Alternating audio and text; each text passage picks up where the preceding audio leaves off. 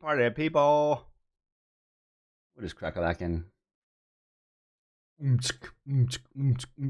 All right. I'm a little fired up today. It's been a crazy morning. On the day trading front, that's what I like to do every day.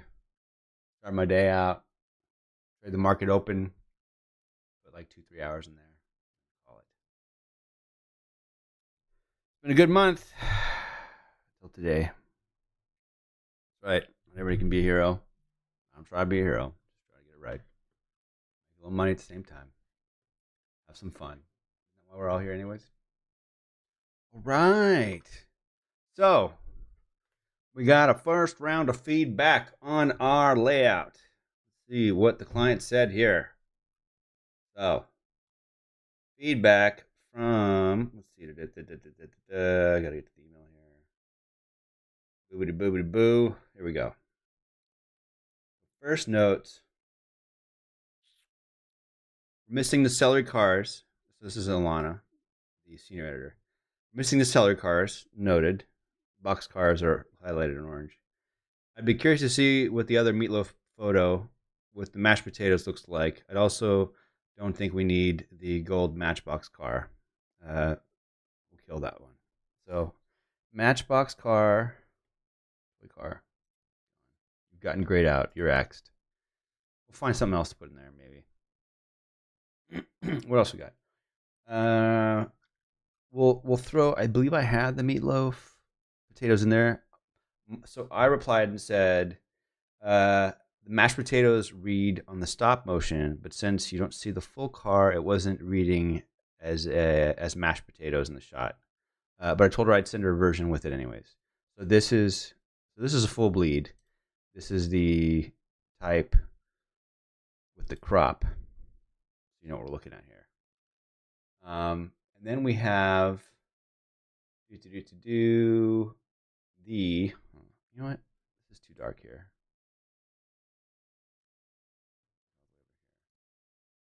Make this default. There we go. I get the feels up in here. Okay. I said it wasn't reading that well with the mashed potatoes. Looked more like a mistake, but we'll give her version with, not a problem. We gotta add in our box cars here somewhere. Move this. A few versions. What is it? Oh yeah, that's another. So we had a few versions in here. I mean, I feel like this could fill up some of the holes in here. Maybe something down here off to the side, maybe. We probably play with the scale of the celery-ish, but we'll see. So that's a thing. Then we got our. Other than that, she said it looks meaterific. No complaints. Hey man, thanks Rob. It's getting there. It's certainly coming together. I'll zoom in so you guys can see the full shenanigans here. These cookies, I need to go to town on those. So that's going to be a thing for today as well. We're going to finalize the look on those. The meat loaf is looking delicious. We did a serious... Why, Photoshop? Calm down. No, I didn't want to close that. God, today.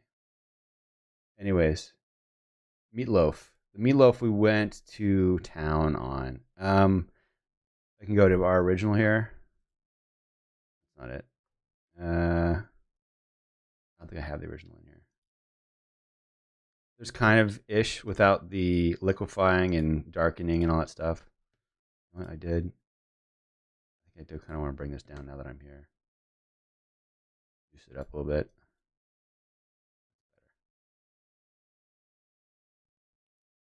Juicing up our meatloaf. That's good. Okay, perfect. She wants mashed potatoes and meatloaf. Dude, Rob, we have the burnout pie as a stop motion that we're doing. I'm going to rush over to that since there's some people here that are new. That's fine. Let's see. We'll go to our Lightroom here. I have to go. Rob, you got to see the burnout pie. It kind of came out amazing here. Day 2, burnout pie. I'm gonna actually color those since we're here. Since we know we got to make we're gonna make some stop motion with that. With our burnout pie. Where'd it go? Here to go. Here it is. Go to develop full frame here. Let me just go F, full frame, zoom in.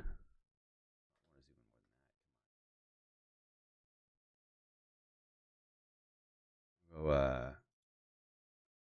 I think 33 was 50, 60, 6. Perfect. We'll go full frame here. This is the coolest thing ever, Rob. You missed this one. Oh, it was this one. The car's on there. It starts turning its wheels, right? We go full burnout up in this M after. It just keeps getting crazier and crazier and crazier until next thing you know, I was just like, just getting nuts. Just get absolutely, sorry, it's showing the JPEGs too, which is kind of annoying. So I will double click these so we get to fly through that. And then I was like, you know what, just top it off. Top it off. I think we did one more, right?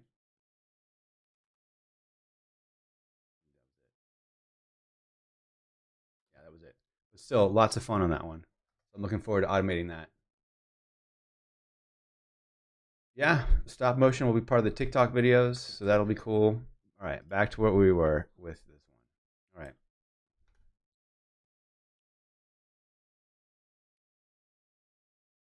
Market is totally nuts. The fact that I made any money this morning is amazing. Okay. And 0. There we go. I'm going to zoom in just a tiny bit there. So, then the creative director stepped in and said, how much cleanup can happen where the rust spots are, and how dark can that go? That's all too busy for that typography to read. So we kind of came in and was like, this ain't happening. So I had gone back to my, so I think that's the first thing we're going to work on here because it's kind of a major thing here. So I went back to my Lightroom here. I got to go back to my hood images, library, car hood. And I'm just kind of looking for, interesting, I started out with this. I got some of this stuff shot. But I started looking for areas that I could then bring over to the other side to use to cover up. Rather than having to completely make this from scratch, I'd like to grab an area that already exists and just kind of float it over into where we're at. I'm trying to get maybe just a slightly more fuller hood here, a little bit more in the front. There we go. I knew I got higher. I'm not a heights guy, but eventually it was like, I got to step this up. So I don't want to degrade the quality too much. I think I changed the lensing on this. This is at 28. I guess I didn't. Oh, yeah, that's it. There's a lens correction. I forget that all the JPEGs are in here. It drives me crazy. Which I don't know why, but I'm not going back to change it. So here I'm kind of getting some of the foreground in here. If I can just get the entire hood here. Let's see. A little bigger. Oh, can I get all the way to the edge of the line there? Oh, I didn't. You're kidding me. Looks like I did, but I didn't.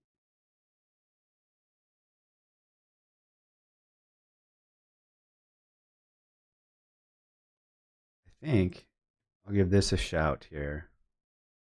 What's the raw image? This is the raw image. It's slightly darker. He wants darker. But I have to match the lighting. So maybe we'll process both these out. Let's see. This is a JPEG. This is a RAW. And this is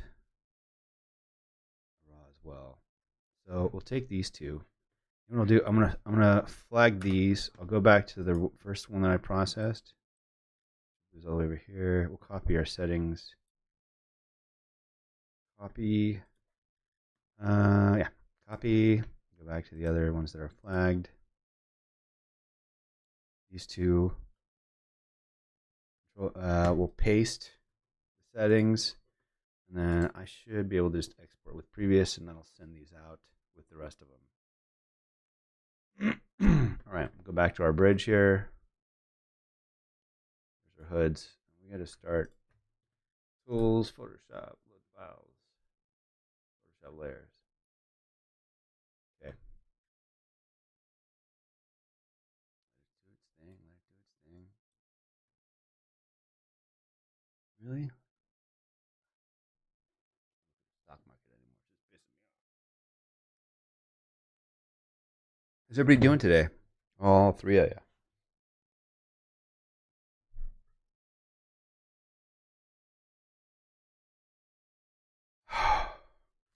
I have the cookies here with me if I get hungry, which is also great. I feel like I'm at that point where I have to just start losing weight because for some reason there's like a weight gain.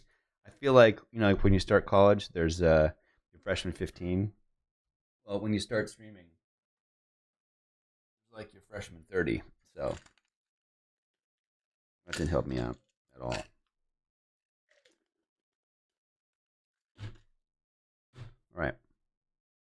So I'm looking here, kind of feeling it out. I think we can grab that lower section there of the hood and start to use that.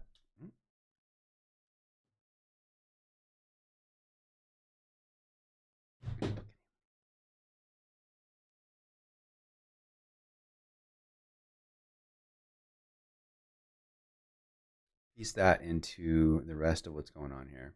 Trying to figure out which one I want to use. I feel like we can get away with the one that's not lit.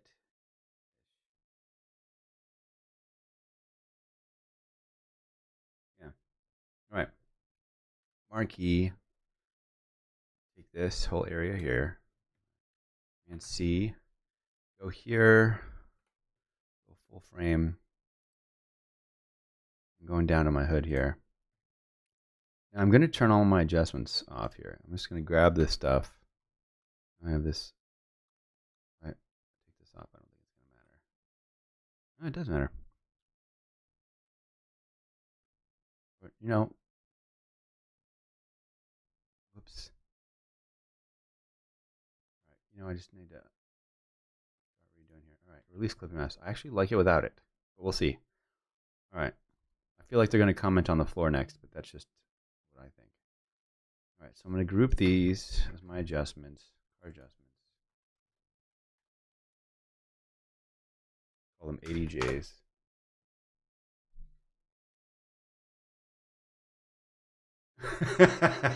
Dude, Patrick, I feel you.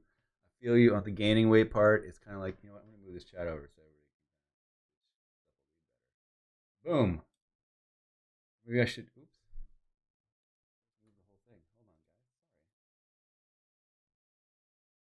Sorry. Hey. Now you guys can talk crap right over my head. There we go. Dude, it's so crazy. Now I gotta lose weight. No, I just have my new baby. I'm like, I gotta lose weight now again. My life. All right. So where were we? Cars, adjustments, turning it off. What's this here? So, yeah, this is part of our gummies. I'm not worried about that. Car adjustments are off. I have to see if there's anything else overall that I've thrown on here. I think I'm not sure the command keys on here. Command Shift closes them all. Alt Shift selects stuff. One of these Control Shift opens everything. Yeah. Oh no, it didn't. There's a key. There's a command key for opening and closing everything. Anyways, waffle toy car. Make sure everything I need to be off is off. Turn that off. Gray, gray, gray, gray, gray. Wrench, gray. Use the wrench. Car adjustments. All right, we're good. What I'm going to do is just turn everything off and make sure that nothing is affected. Yeah, okay, we're cool. So I'm going to take car adjustments off. I'm going to come in here and then Control V. start to work this area of the hood into part that's causing the issues. So normally when I scale things up in Photoshop here, I'm not into like, hey, let's buy all that stuff to fix everything and blah, blah, blah, blah, blah. I like to do it in tiny amounts so I don't lose as much image degradation by scaling up all at once. Another thing I like to do is, and we'll do this right now, is I'll go here, I'll make a new layer, fill it with gray.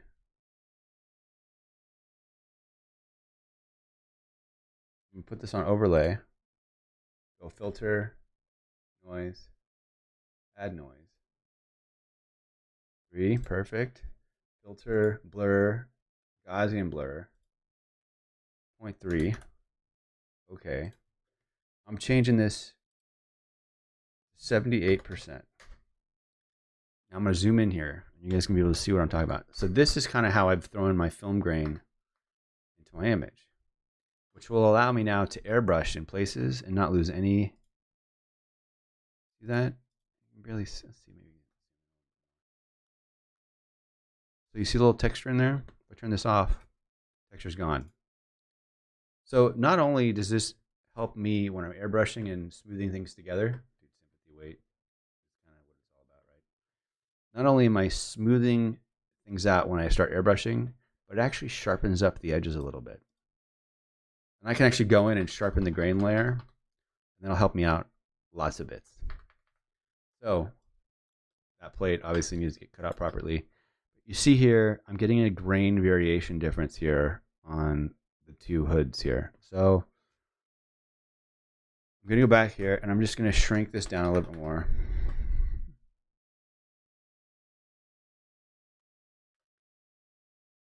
Let's look. Let's see a major difference. Ish. It actually looks slightly out of focus, to be honest. I'm going to go filter, sharpen, unsharpen mask. You know what? Let's duplicate this first so I don't ruin it.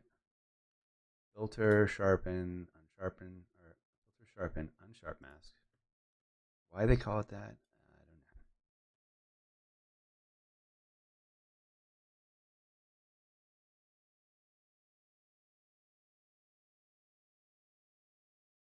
Just making the grain bigger.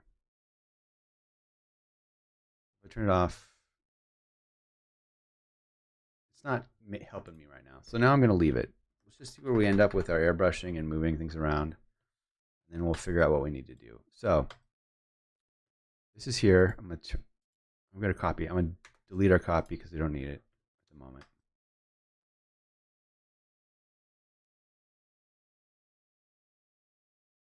Okay, see where that's at. I'm going to come in here. I'm going to put a mask on here. I'm going to fill it with black. And I'm just going to start brushing out some of the issues we're having here.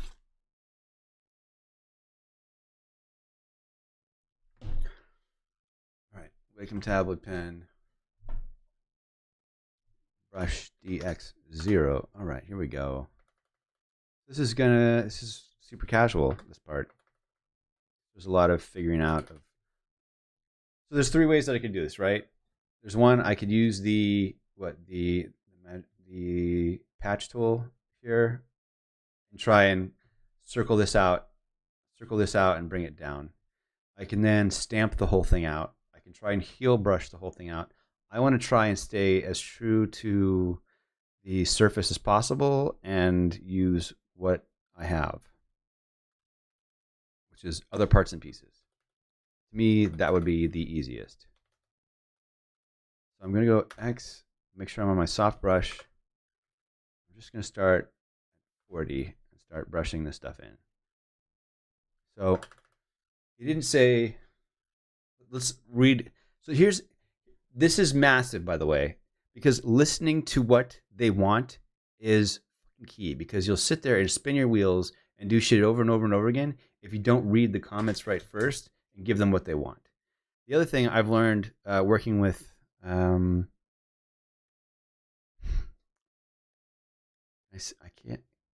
guess I can say that I've worked with him, but not what project I worked on, right? Okay. I've worked, we'll just say Mr. West, because that could be anybody, right? Is that you also don't want to give people too many options. When you give people too many options, they then come back to you with even more revisions. So there's a fine line between giving them what they want and what you know that they need. Because a lot of times people don't know what they want, and they're just searching. And the last thing you want is them to be searching on your dime, right? So now we're just kind of brushing this back in. It's almost like we're painting out the oxidation, which is kind of what I want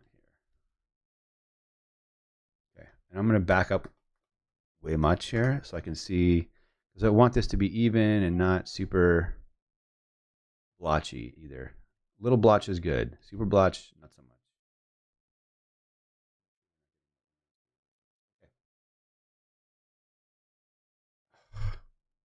much. Another great thing about having insurance for when you hire people as a photographer is the audits. Just got another audit information, audit notice. Those are fun.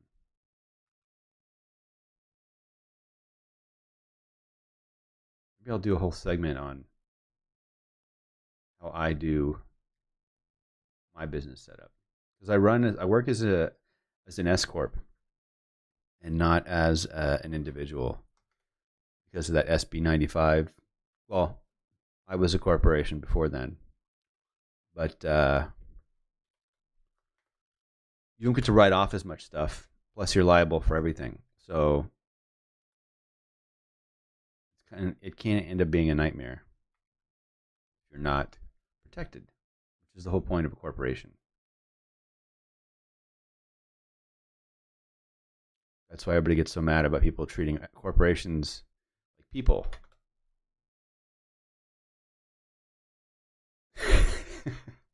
Dude, Wes has got a lot more than that.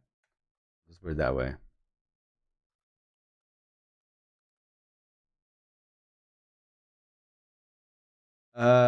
Yeah, so the creative brief was super straightforward.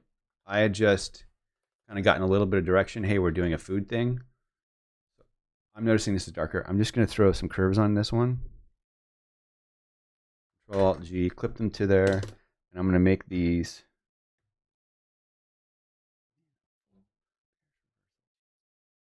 I'm going to make this kind of match up there, and then I can kind of brush in the rest of this. And then I know that he wanted it darker, but we can do that all together. I like that one. I kind of want to keep that one in there. All right. Oh, don't want the cement in there. So I'm just kind of looking at this. All right, that's the other part in there. I don't need to brush that in there. I'm going to come back to this one. I'm going to brush this area. You know what? Let's keep that. I don't think we need it. But it is a little darker than the other areas. So again, I'll go curves, Control-G. We'll just kind of bump this up a little bit. Market just loves to give back everything. All right. I've noticed it's affecting everything. I'm going to bring it back up again. I'm just looking at this area here. And we'll fill it with black. And just brush in the area I want lightened.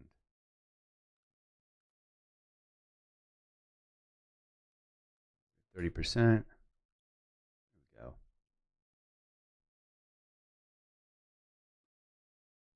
And once he approves the brightness and everything that I've done to it, then I'll go back and kind of clean up this little stuff. I don't want to put time into something if they decide altogether they don't like it, which happens. People change their mind. They'll probably kill that one. They probably want it clean. Maybe what we'll do is we'll move our oxidation up here. That's what we'll do. We'll give them what they want and what I want. Everybody wins. I'm going to go marquee, select this, Command C, Command V. We'll turn this back on. I'm going to bring this up here to the top. There. I win. He gets what he wants. Everybody's happy. I just want some oxidation in there. It just, to me, it looks so boring. I feel like that texture, that's what I fell in love with. There were 3 hoods I got to choose from, and I was like hooked on this one. You know what? Screw curves. We're going brightness and contrast on this biatch.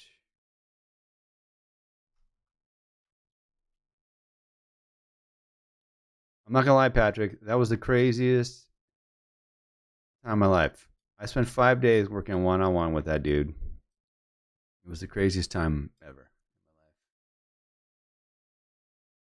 So, Rob, if you look back, I think a few episodes back, I actually do my initial brainstorm for this project before the actual meeting with Ilana, where we talk about what we're going to do. And I have the meeting on up there as well. So you can check all that stuff out.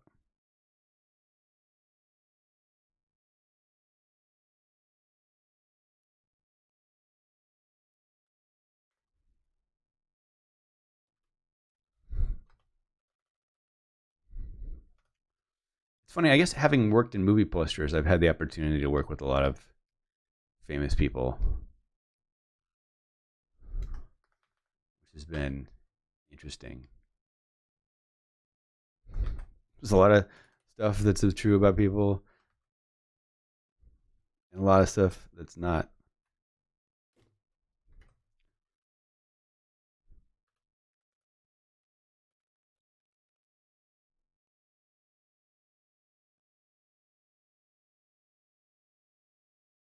Go clean that up. Cool. All right, so we've got that oxidation back in there, so it's not totally gone. It is a little hotter than I would like. Bring it down again. I'm just going to take it off this area there. Brush DX30.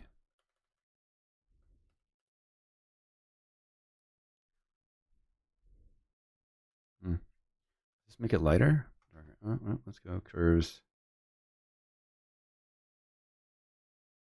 Turn it way up. DX, Alt Delete, Control Alt G, brush 30X, paint it in. See? I just don't want certain areas. Again, it's supposed to be blotchy, but I don't want certain areas sticking out. Drawing its eye to it. Now I'm going to go to the whole thing here. Go curves.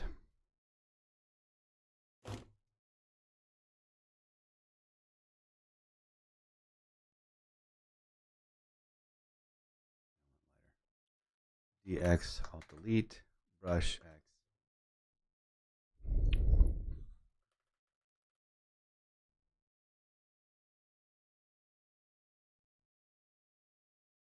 Kind of lightening this up here.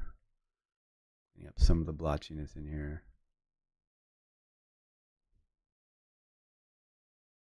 I can just bring this up a tiny bit more. So like another thing to do is just kind of blur your eye a little bit and then make sure it's all kind of coming together.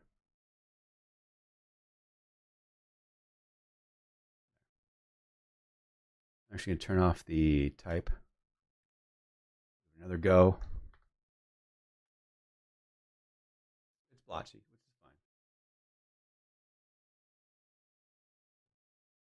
All right.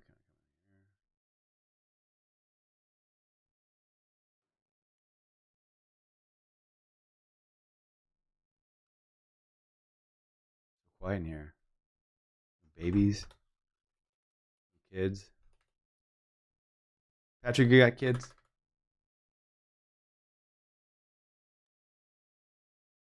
Swear to God, one kid's fun, the best. When you got two, like I was saying yesterday, I at one point at night thought or felt like I was at like Coachella and I had lost my friends. And that was just me hanging out in my own bedroom with my kids. 4 kids, bro. Congratulations.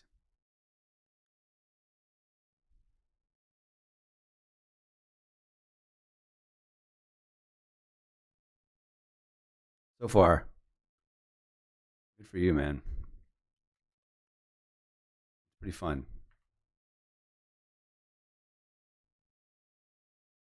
Scary and fun. Mostly fun. Just kind of evening this. Evening this out here. I'm getting rid of some of the blotchiness. It's an oxidized hood, so it's going to be have some blotches in here. I'm just trying to I think I'm going to throw up that hair masking tutorial that I had talked about. I got some model stuff. I just got to okay it with the model. But, I think she'll say yes.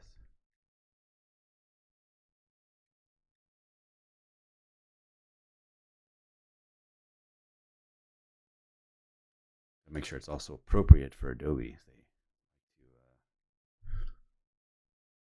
There we go. We're even. Turn on our, ooh. That got blotchy. So I'm going to turn this on. I'm going to take off my mask. Turn it off completely. All right. Got this in here. I don't want it anymore. Got this. Got my hue and saturation.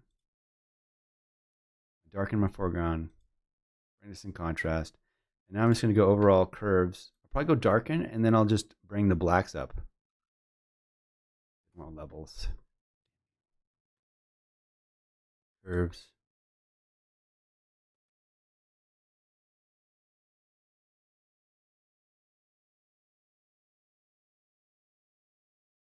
We want it darker.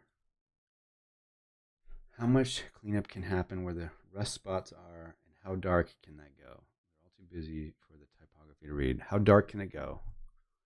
I think if we get, to me, let's see, if we lift the blacks, I'm going to take this here, that way the highlights are down, but bring this back up.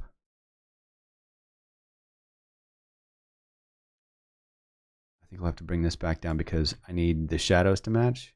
It would be weird to have a shadow in the front when all this is going on. So now I'm just trying to find a happy medium between everything.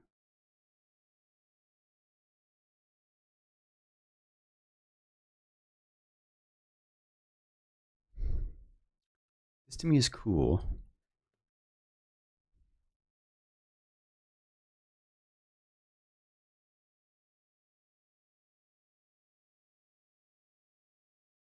I'm going to play with this. So I'm going to duplicate this because I like the curves. I just don't like the mask. So I'm going to go delete.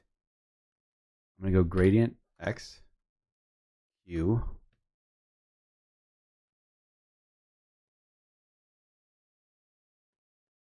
I'm going to go hue again, mask, and T. Control I, Control T. Oh, it does this every time. This used to not happen. I'm trying to be able to just transform. I want to delete the whole layer. Delete layer mask. Mask. Gradient. X. Shift. Control T. There we go. That's what I want to do. I just want to be able to control the entire mask here. So I'm going to come in here. Make this bigger. And have it so it's basically affecting more this side, so the type will read, and less the food area. So it's kind of like a win-win for me, and they get what they want. Because before it was over to the top left. Control 0 here. Moving in. All right.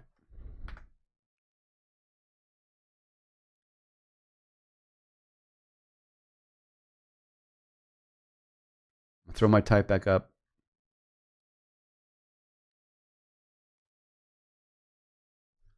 I'm read the type. It's a little, I see what he wants up there. This is still could be a little darker. Let's see.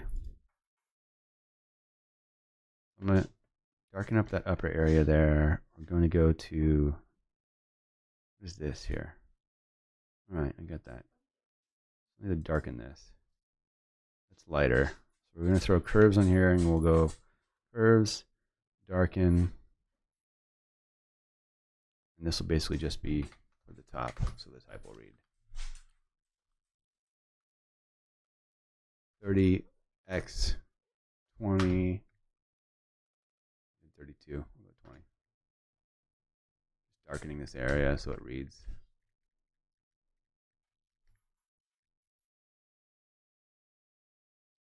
No, I've worked with them before. It's not dark enough. If I go to type, I threw a white on here. I'll duplicate just so I have it. Control G. Actually, if I just go this one, go darken.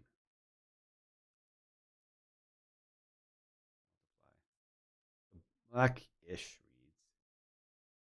And the white reads too, so win-win. I'm not the graphic designer. I'll give them this version. To me, I feel like if it gets too heavy, it's just not going to be practical. So I feel like this can move over a little bit. So we'll go down just from looking at this. We'll go to our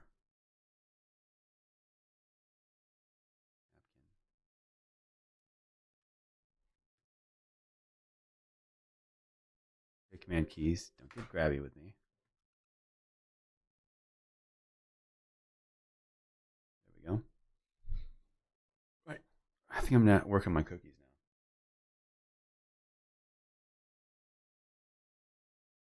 I'm going to go to the actual cookies file. This thing, we're going to have to liquefy the absolute S out of all these in order to make this, to me, somewhat. Again, like I've said before, and I'll say it again. When these are done, and people are like, oh, you're photoshopping them. They look fake. They're not fake. We're not making them look fake. If we had, this isn't a person that we're making look different than they actually would have been photographed.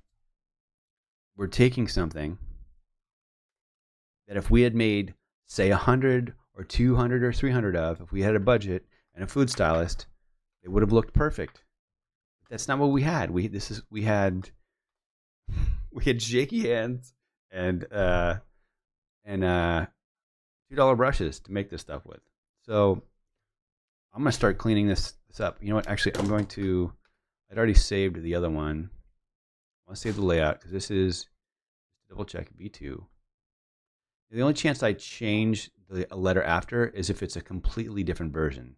So I'll go 2A V1, 2A V2 when I save these with and without the mashed potatoes. So that's saving right now. Go back to here. And I'm not going to cut it out until I've fixed all of the cookie stuff. So I'm going to duplicate this. I'm going to save it as layered.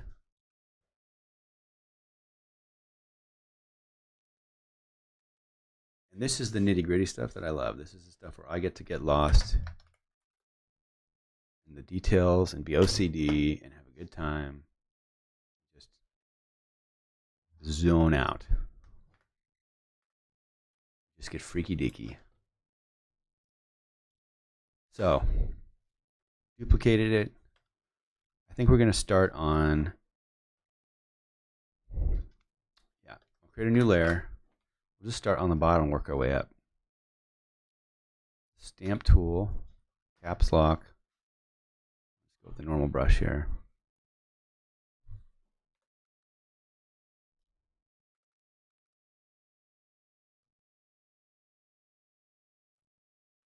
I still haven't bought that new Wacom tablet yet, or pen. So we're going to suffer through this portion of this. This is all just clean up. So we all have some cool music to listen to, because this is what shit's going to look like for a while.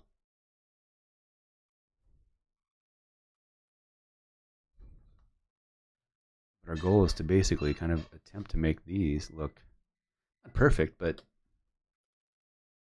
semi-decent. So one thing we can do here, to kind of hopefully save us some time on the black color. Let's try color and see what that looks like first. DX, Alt-Delete. Alt-Delete. Brush, DX, 0. I'm going to pick up the color of the car here. Okay. Let's see if this gives me what I want.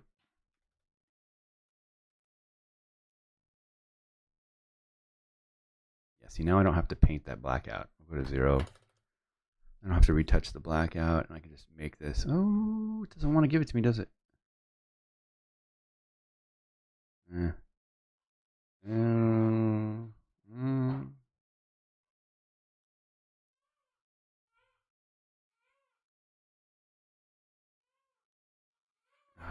I don't think it's going to give it to me. All right. I'm going to have to retouch this out then.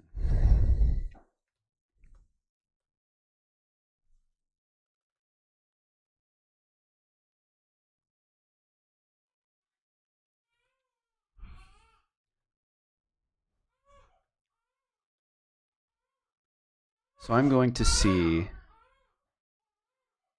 going to kind of take this as far as I can get it cleaned up. And then I'm going to see what we can do with our liquefy here. I'm going to harden up this edge a little bit. We'll go 40.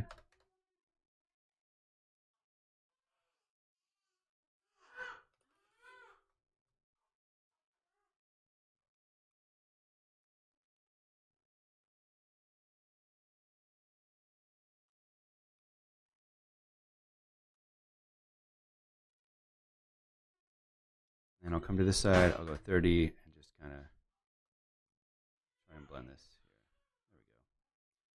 There we go. All right. Black bleeding over. Again, don't want to go too crazy because these still need to look like a human made them and not a computer or a machine or whatever. These would have ended up being made. Would I have liked to have shot these individually and put them together on the plate? Yeah. Did we have the time for that? No. I'm just going to kind of clean this up, and then I feel like the rest of this stuff I can kind of get away with fixing and liquefy.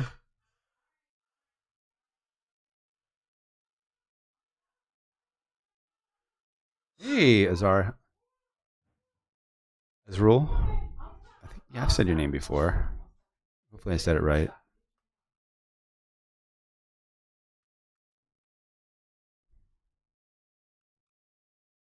Man, poor kid Patrick. You're a machine.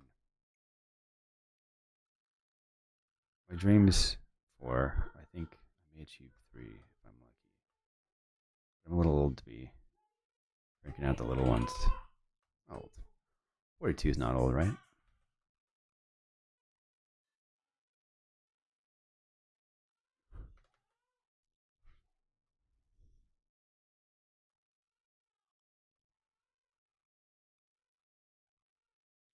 So I'm stamping, trying to keep the light to dark that's going on here.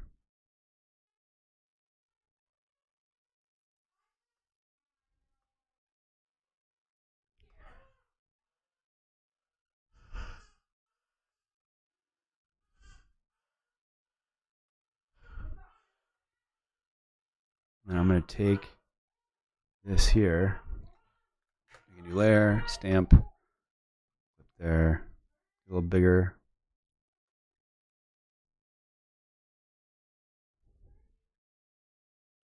And what I'm going to do, I'm going to take this, grab this here, do this like this, and then scale it down to fit the area that it's actually in. We'll do warp here. Come on, warp, work for me. There we go.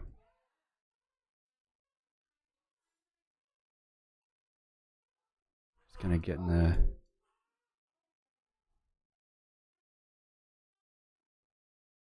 I did want to go crazy on the retouching on this, just for enhanced purposes. I thought it would be fun. Do tons of work. Something that probably didn't matter as much.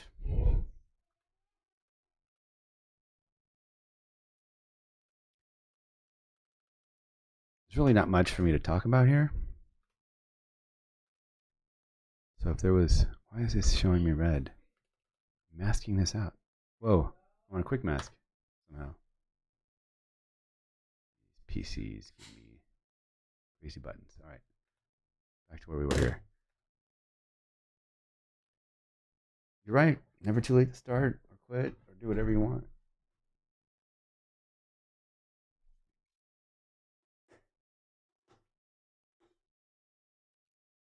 What am I looking for here? Fluids.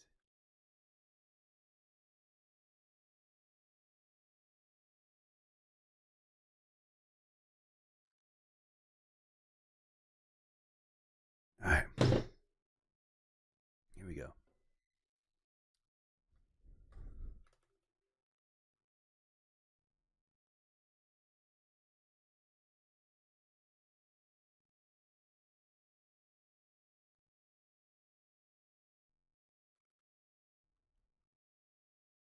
One thing, since we're doing this, might as well do it.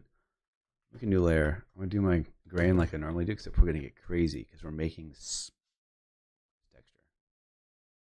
So edit fill 50% gray. Overlay. Filter. Noise. Add noise. We're gonna get crazy. Here we go.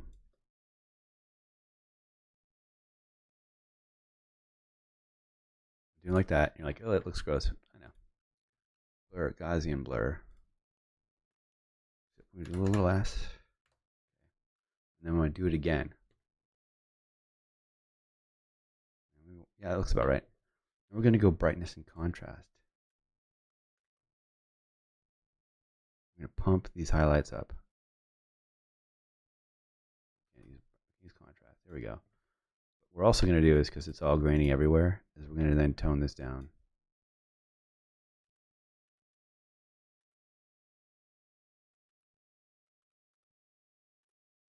Looks like a good spot to me there. Now,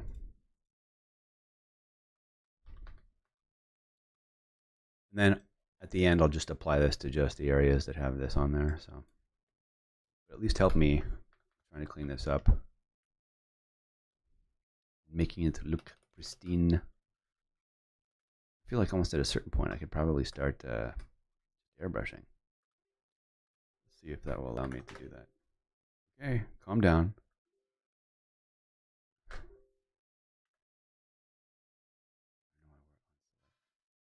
we go. Make a new layer. Brush. Go to our main soft here. Squeeze this up a bit. Put the angle of everything. Let's see if we can start. Ooh, yeah, we can.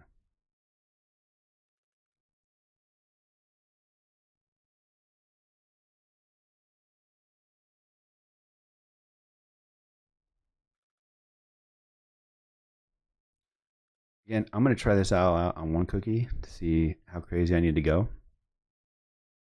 If I had to go too crazy on all these, it may be something we just clean up a little bit of everything. Because at this point, you know, with this particular work, you have to figure out a happy place to what this is going to look like versus client expectations versus how much you're actually getting paid to do this. So the post-production part is really kind of locked into the overall fee. So I have to divide my time up wisely here. I still have to make stop motion animations.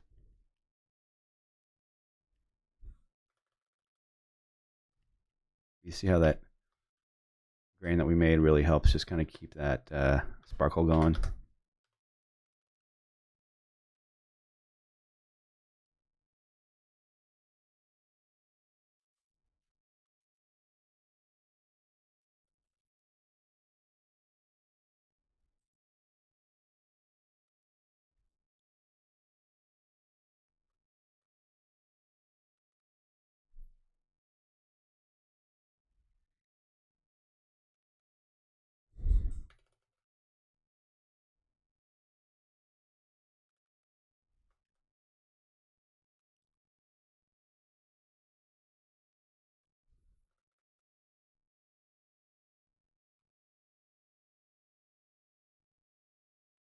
Super quiet. So if you guys have questions, now would be the time to ask. I'll tell you whatever you want to know. I don't have any secrets. I mean, I do, but pretty lame.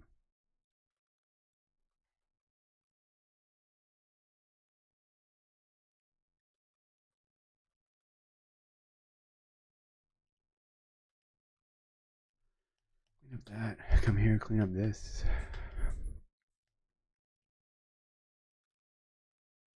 You're gonna see how fun brushing can get. So I'm gonna recreate this edge here just by airbrushing. Go 80.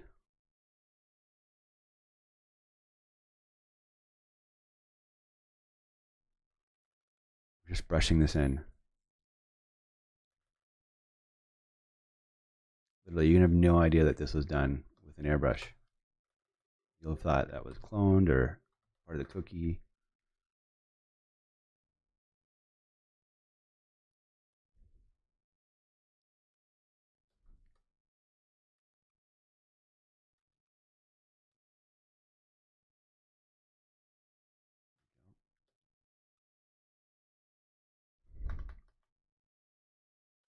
coming together nicely here.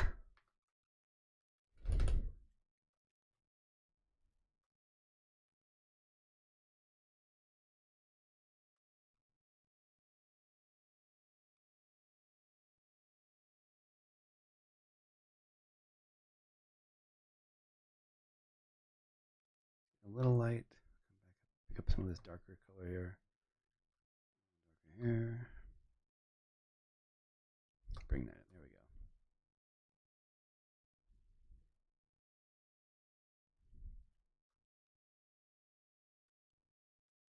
Some of the stuff I had done before I actually got into this was I had been an illustrator. Tried to get into college as an illustrator, and they were like, negatory, good buddy. Probably not going to happen. All right. You know, and I was in junior college at the time, so I was like,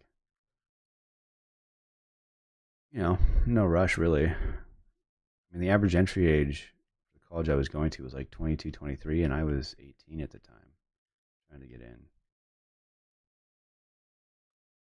So they didn't really accept people that were super young unless they were really good. Oh, the college I'm talking about is Art Center College of Design. If anybody's interested, reach out. I can glad you put in touch with people who can help you with the administration process.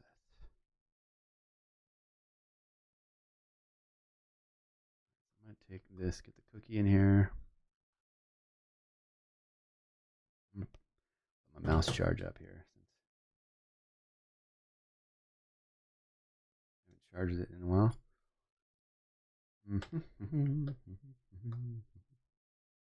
Take this here. A little bit of a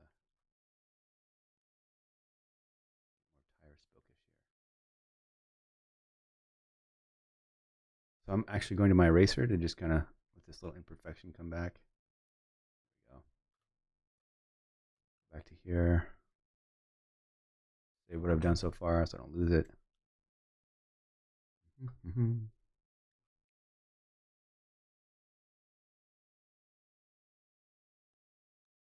Take this part out.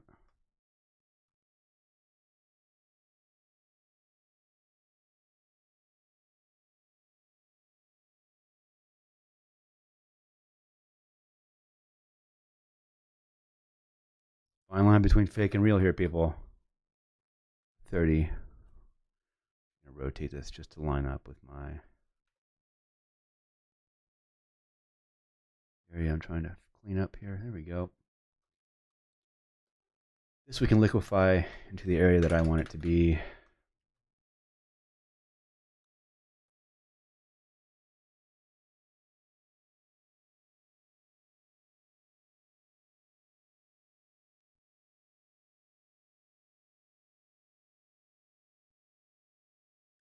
Pull that area in there. Pull that area in. That'll get all pulled up.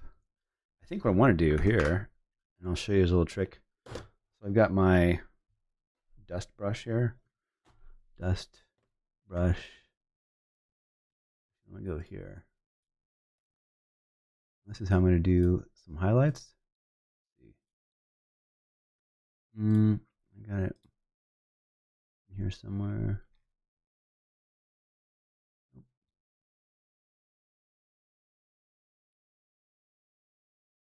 I want it to be slightly chunkier. There, grass, dunes, leaves.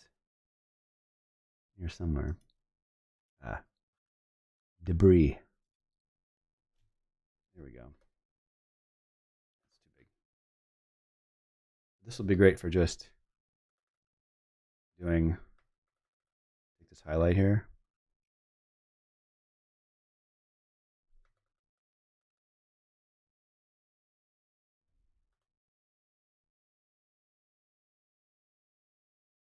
Yeah, we just brushed that highlight back in. Pretty cool, huh? I think it's cool.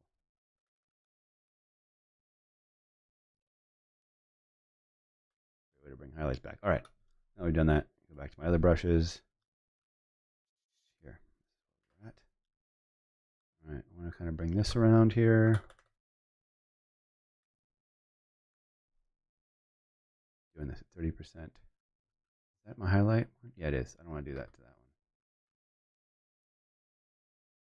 Go to my 4 here.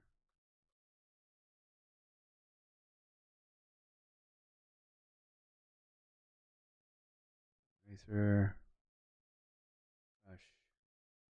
Back here. Continue this around here. 80%.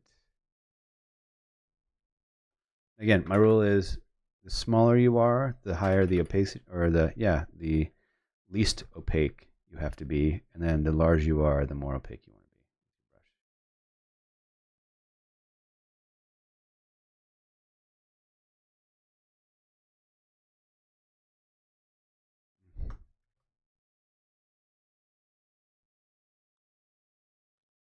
Got heavy-handed here. Didn't follow my own rule.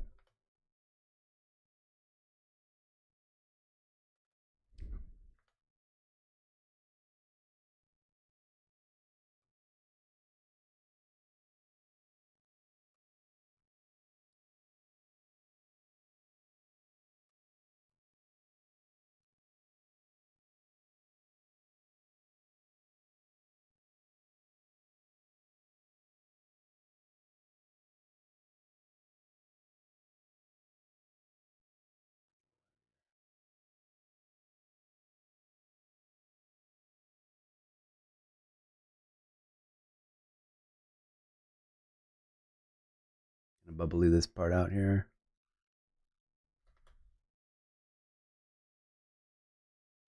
I'm gonna sample this color. Go to 40. I'm gonna get a little bigger. Just start kind of blending this area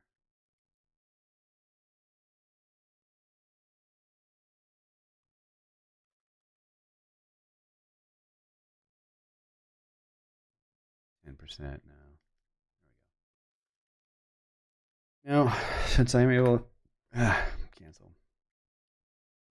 Create a new one here. I want to do just this area here. Kind of clean up the edge of this thing.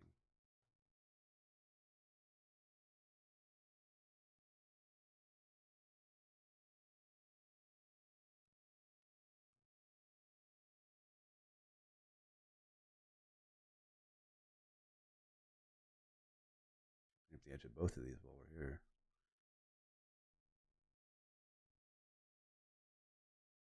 Highlight.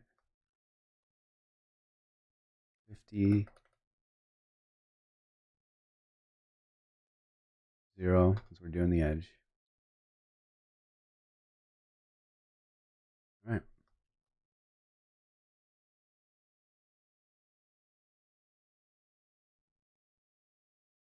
It's going to look pretty nice.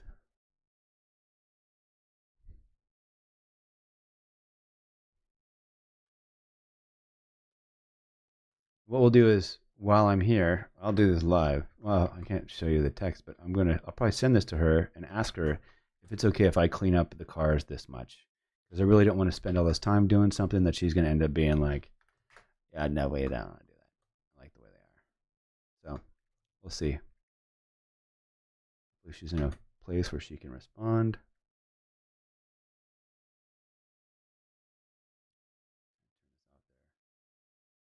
I'll still have some noise in the other one, so I'm not too concerned about cleaning this up. I can always clean it up after pretty easily. Actually, take this down a tiny bit. Whoops. Paint it on the damn thing. Right, we'll keep going here, cleaning this up here. So this is my dream, is to make these cookies almost perfection, right? That's just what I like. You know, it's not just what I like, right? It's continuity, it's consistency, it's making this stuff appealing.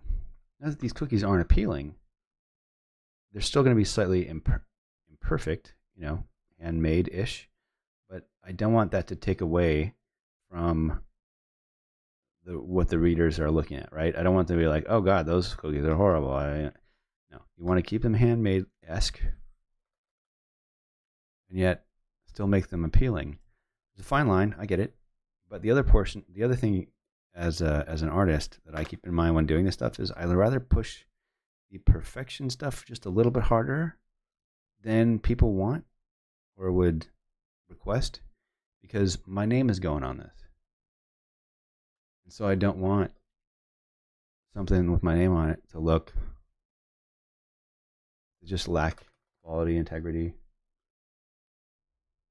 things like that. I can't do it. Come on, Amazon.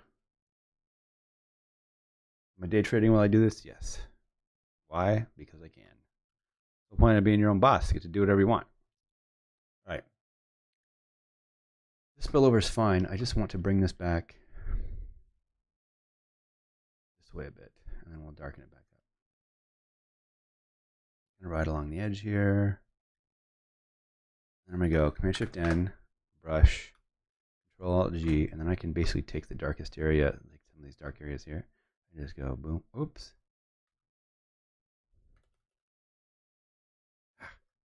30, 20%, 20, 40. Yeah,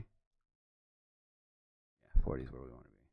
I'm just starting to darken this edge up to just kind of match all the other stuff that's there. Again, this is going to be freaking tiny, so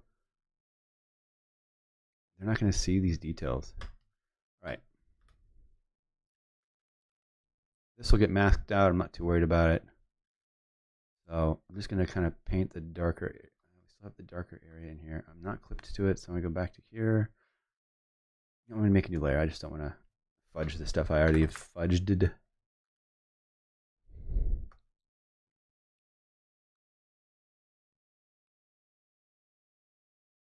think we'll keep the cookie here. Keep cookie with the glaze on top.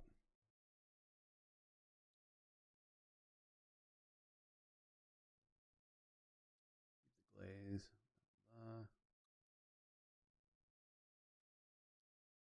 Like this whole area here needs to get reworked-ish. Not too much. 20%. There we go. All right. Make a new layer. I'm gonna kind of work this stuff through here. Go to 80. This is all airbrushing. I'm not cloning nothing. I'm just purely. So I have my grain layer on top.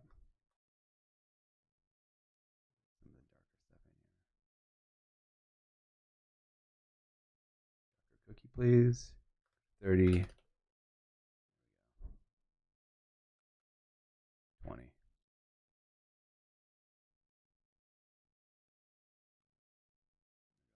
60. Clean up this. It's a little bit more rounded. I'll go into here.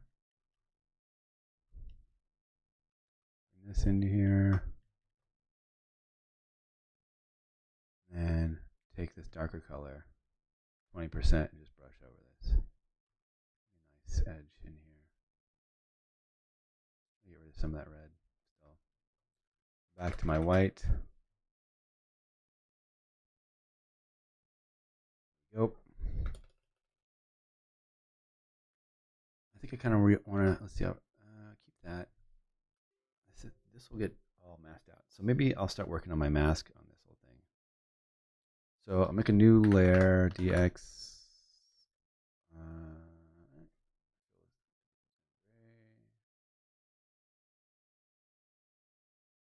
Okay.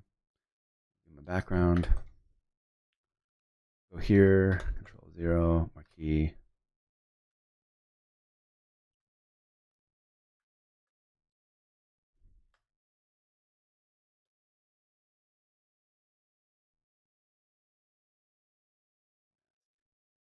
Brush DX 0, Control plus.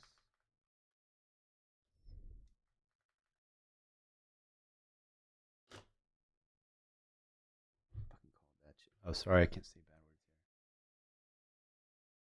here. Did you see the work I sent you on Instagram? I have not had a chance yet. I've been in the thick of it, unfortunately, Christina, but I will when I'm done with this. I should have some time today if I don't spend too much time on main hard.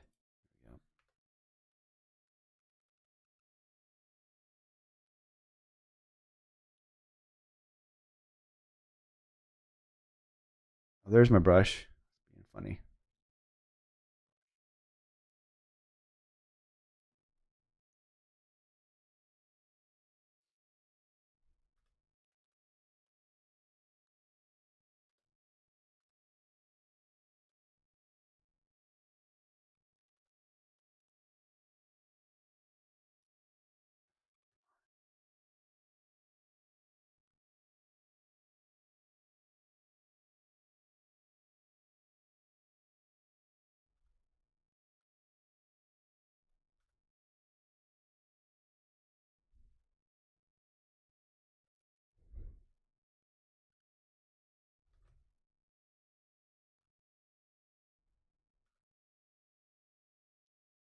This will get cut off.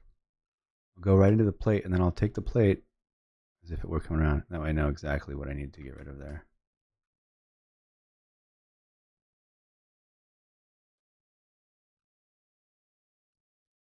I'll go over a few inches here. Usually the width of the brush when shift clicking on a circular edge, a rounded corner. You don't want to go any further than the width of the brush because then you end up getting flat edges.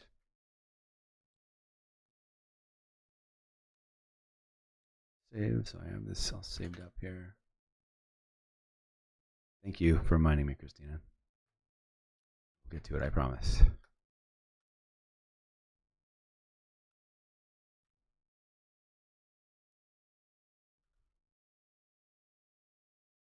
I encourage people to subscribe. I will, at the end of this, have this as a layered file for people to be able to work on for themselves along with this video. And as a subscriber, you can reach out to me directly for questions regarding projects that you're working on. And I will gladly give you feedback via messaging. I can't do it directly. I do plan, once we have a certain number of subscribers here, the plan is to do subscriber day, where I basically, you guys kind of throw your work my way or stuff you're working on, and I can give you feedback and whatever, and we'll start doing sessions like that, which I think will be more rewarding. But I just want to get the subscriber base going before we offer up stuff like that. But yeah, so there are benefits to subscribing. Feedback, help, questions, answers, all that fun stuff.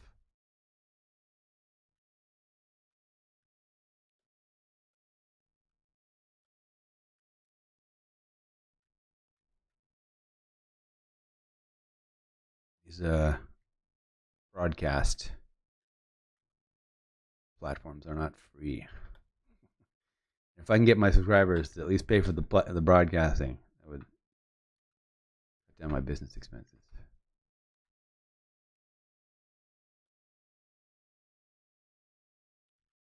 That's what I'll do one day, is have my accountant on. That guy's the best.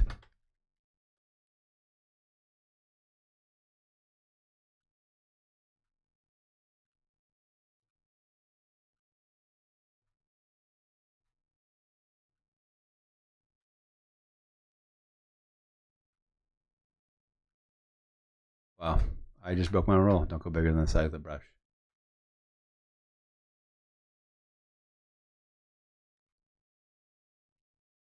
Wish there was more fun stuff we could do.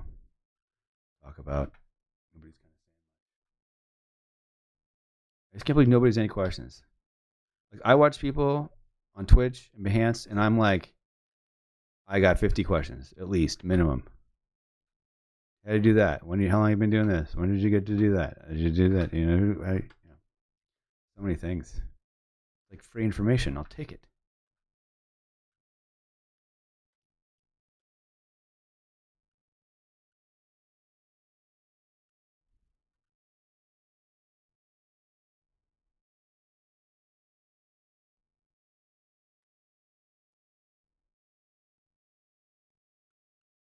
Let's see where I want to get this car rounded out.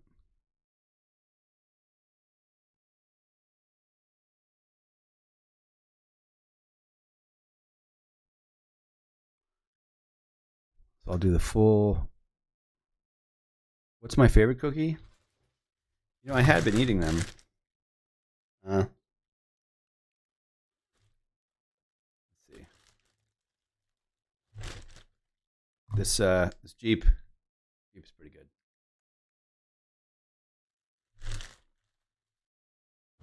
Mm. Mm.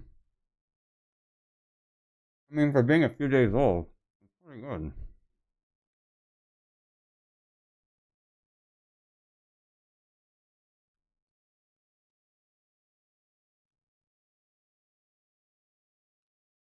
So, Christina, I'll answer your question as soon as I'm done chewing this cookie. Thank you for the question, by the way. I appreciate questions during monotonous activity, such as masking things out, cleaning up edges, and/or airbrushing. All very important to the process. So, what got you inspired to get into this career? Okay, what got me inspired? So it was kind of a series of events that I wasn't a car person per se. Like my dad bought a '66 Mustang from a friend. My dad was always kind of into cars ish. Like he liked his Cadillacs. He liked his. He had his nice car that he liked. He'd get new cars, not often, but maybe every 3 years or so, do a lease or something. He's just he's really into his vehicles. Um, I went to Art Center College of Design for photography. I got in there. I was an illustrator, trying to get in as an illustrator, and they wouldn't accept me. They thought I was technically not good at illustrating. My idea stuff was great. So I had accidentally, believe it or not, back at community college, you called in back in the day and you entered a course code. And that course code you entered was aligned with what class you were going to take. Well, I think there was like a letter or a number I was off or got wrong on my course code for my illustration class, and it ended up being a photography class. Well, junior college and whatnot, I didn't care. I was already signed up. I showed up with my easel and my art, and they're like, "Where's your camera? This is a photography class." And I was like, "Well, I was kind of curious how you got from a click to an image." At the time, this is going to throw you for a loop. At the time, I was also acting.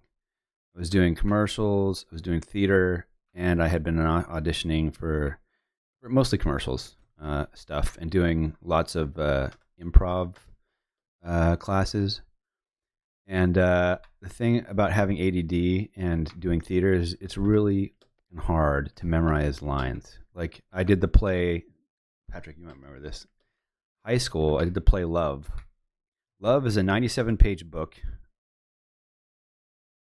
acted out by two people. And this was a summer class. I was not going to memorize a 92-page book. I know we're kind of drifting here. I was not going to memorize a 92-page book in the summer. So, long story short, I wore like headphones or something. But anyways, that wasn't the point. Someone fed me the lines. The point was, I had found this photo class. I got in there. I was always curious.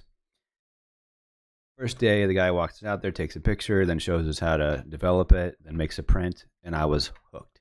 The second you're standing there in the dark room and you see something go from nothing to something you created, and as an illustrator, it would take you days to not only just come up with something, but then,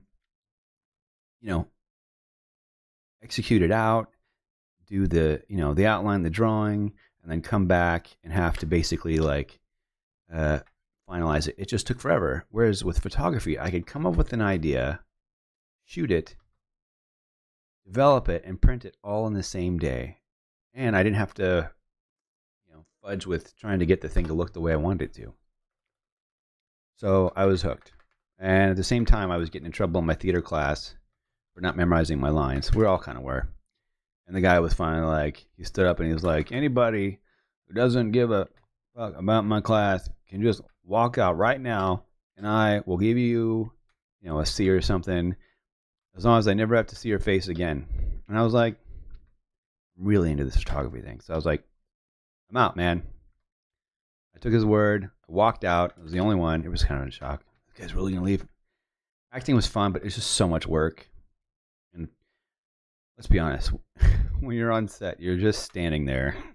And then you go in there, you act for 5 minutes, and they're like, all right, send you back to your trailer or wherever. And, it's just a lot of work and not a lot of reward.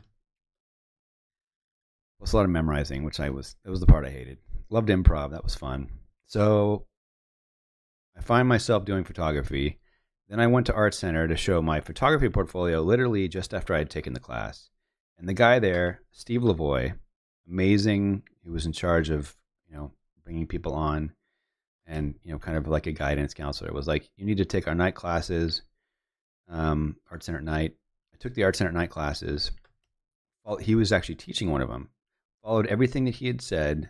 I applied to Art Center the very next semester and got in with scholarship.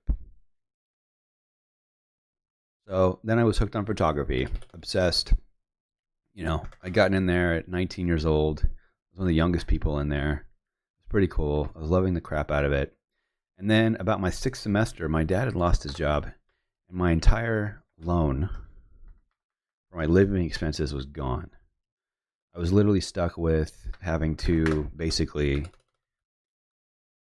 carry out my last semester with zero money. And if when you're shooting film, back then, I'm old, I guess. Back then, it was literally all, look at my brush. Back then, it was literally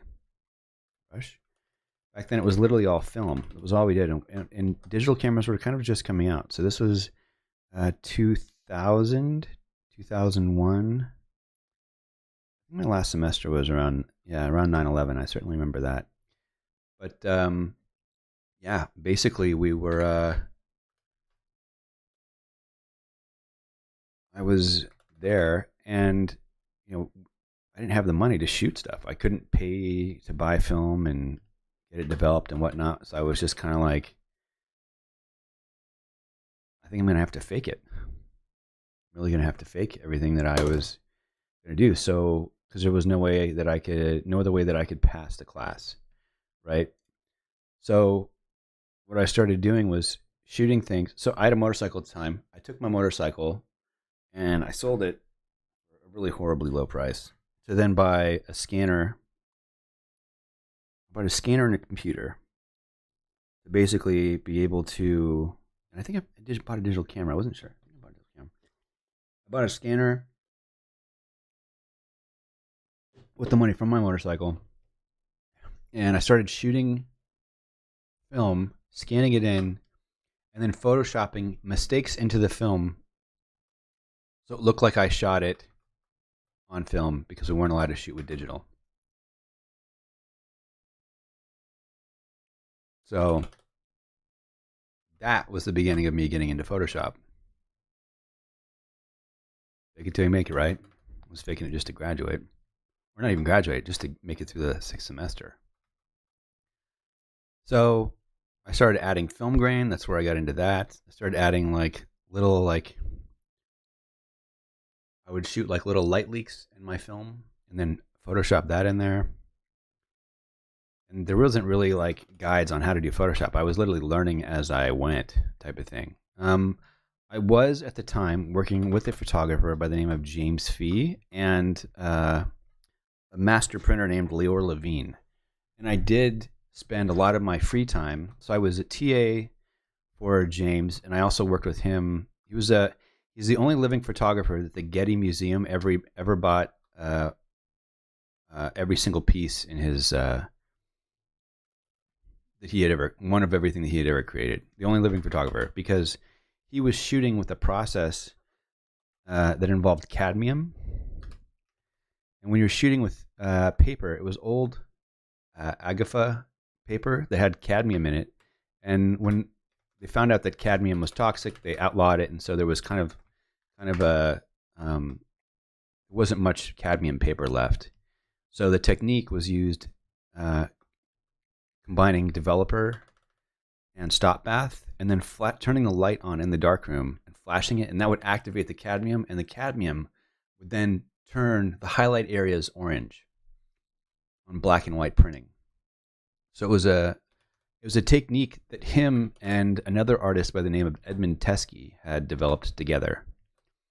And they actually used to send prints back and forth, and then Edmund would kind of do illustrations on top of them, and James would print the stuff that Edmund was shooting in the darkroom, which was pretty cool, or shooting it in studio.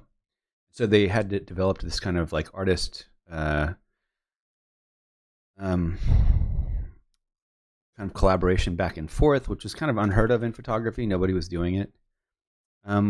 James's perspective on life and art was very cynical, and I didn't. It actually took me a long time. Like people are like, oh, they look at Jackson Pollock and they get it, or they look at certain artists and they're like, oh yeah, I get that. I get what they're trying to say. They cracked it wide open, but I never got James's work until about the time he started to.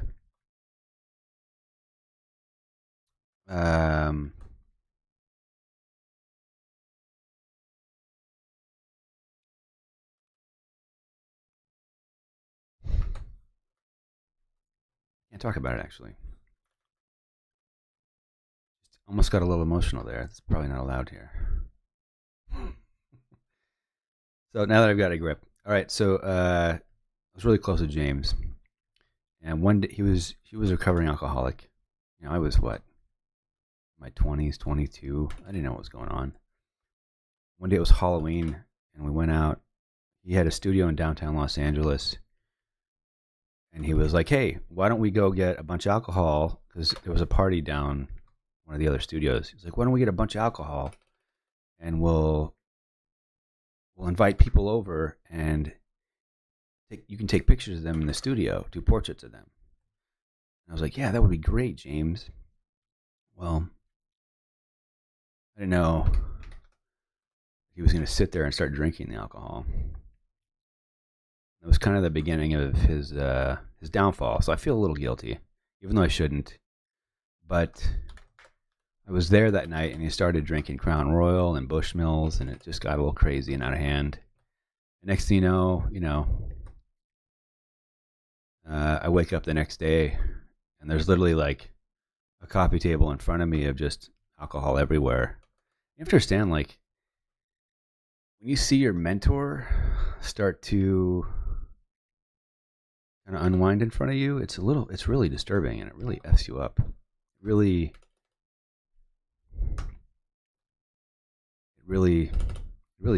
It bothers me today. But basically, he was supposed to have a shoot. Oh man, I just been painting on this layer on the noise the whole time. He was supposed to shoot the next day, and I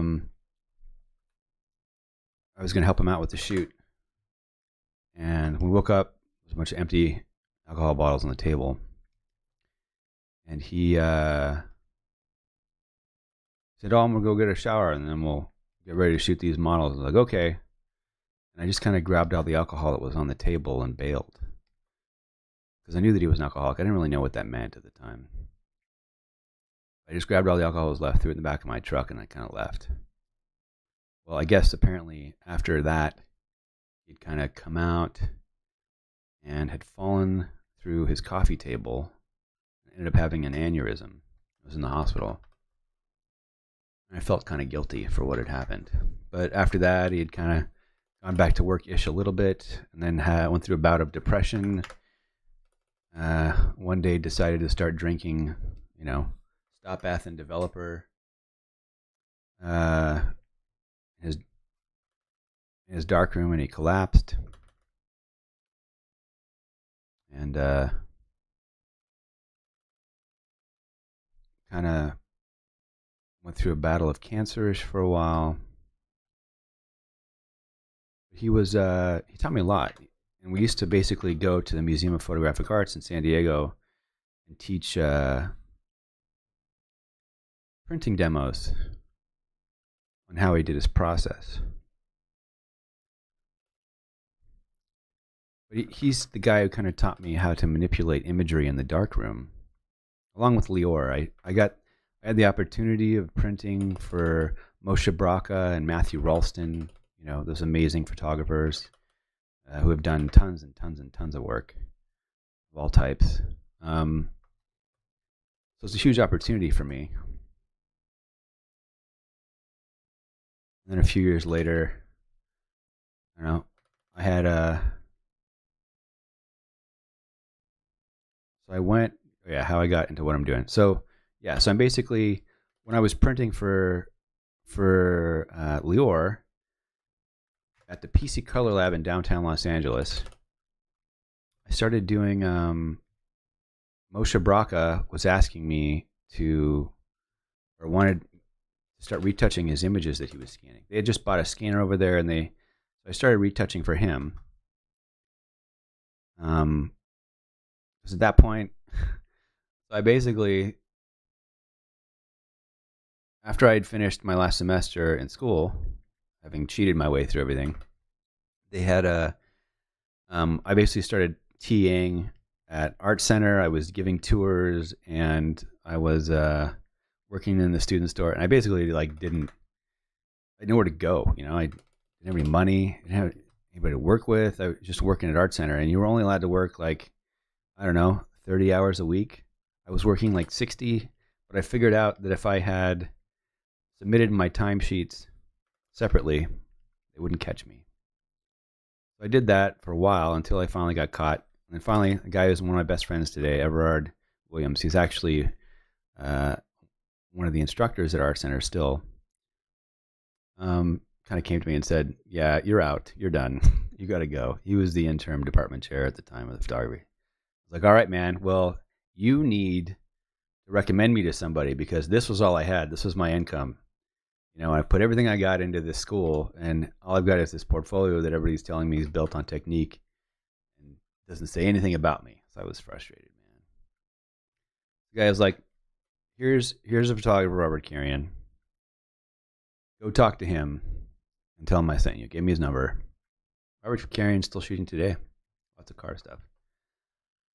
I went to go work for him as a retoucher. And he kind of and as an assistant, I started assisting for him back when people allowed me to assist for them because I suck at it. And he he would go out and shoot jobs. And on the bigger stuff, I didn't really go with him. And he kind of left me at his house and was like, yeah, I can give you $100 a day or something. Here's all these images. Do whatever you want. So that's when I started taking stuff he had shot and started turning things he wasn't going to use. He had a scanner there. I started turning things he wasn't going to use into ads. He shot this old Nissan Xterra, and there was this burnt out forest. And I put the Nissan Xterra in this burnt out forest with the big giant title that read, "What would Satan drive?" Because it was during the time when they launched the Hummer, and it was what would Jesus drive? And they're like, he wouldn't drive a Hummer, that's for sure. Everybody was really mad about, this gas guzzling vehicle that would, blah, blah, blah, blah, blah. So I created this ad for him, and it actually got him some work. And then I just started kind of reworking his entire portfolio. Not that I made him take off, but a lot of the stuff I was doing kind of got him some work. So then after I'd been doing that for a while, I'd gotten a job working for photographer Jill Greenberg. She is synonymous or well known for a few things. One is making babies cry. She would give babies candy, take them away.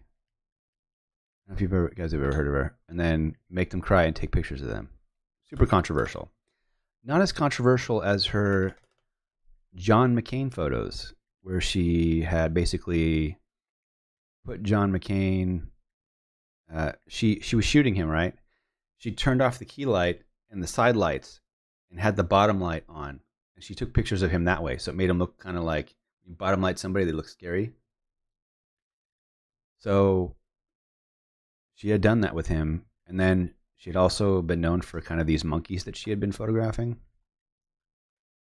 So she decided to Photoshop the monkeys flinging poop at the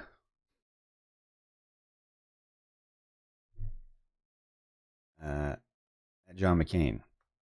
And then that opened up a whole ball of wax a whole thing, and it was like she was shooting for the Atlantic. She waited till the embargo had ended on the images that they had published, and then was like, "I'm going to do whatever I want." She posted them on her website. Well, all of a sudden, it became a thing where she literally effed every single photographer out there, because all of a sudden, you could no longer try and get this. All right, let me get a highlight in there. So we'll do this. Get the really hard edge.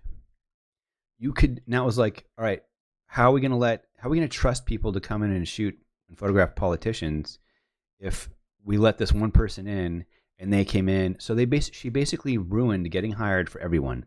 So now everybody had to go through this long, laborious background check in order to be able to photograph a politician, to make sure that you weren't going to do anything crazy, and then put in crazy, like, who owns what and all that other stuff. So it was kind of a really controversial at the time. So I worked for her.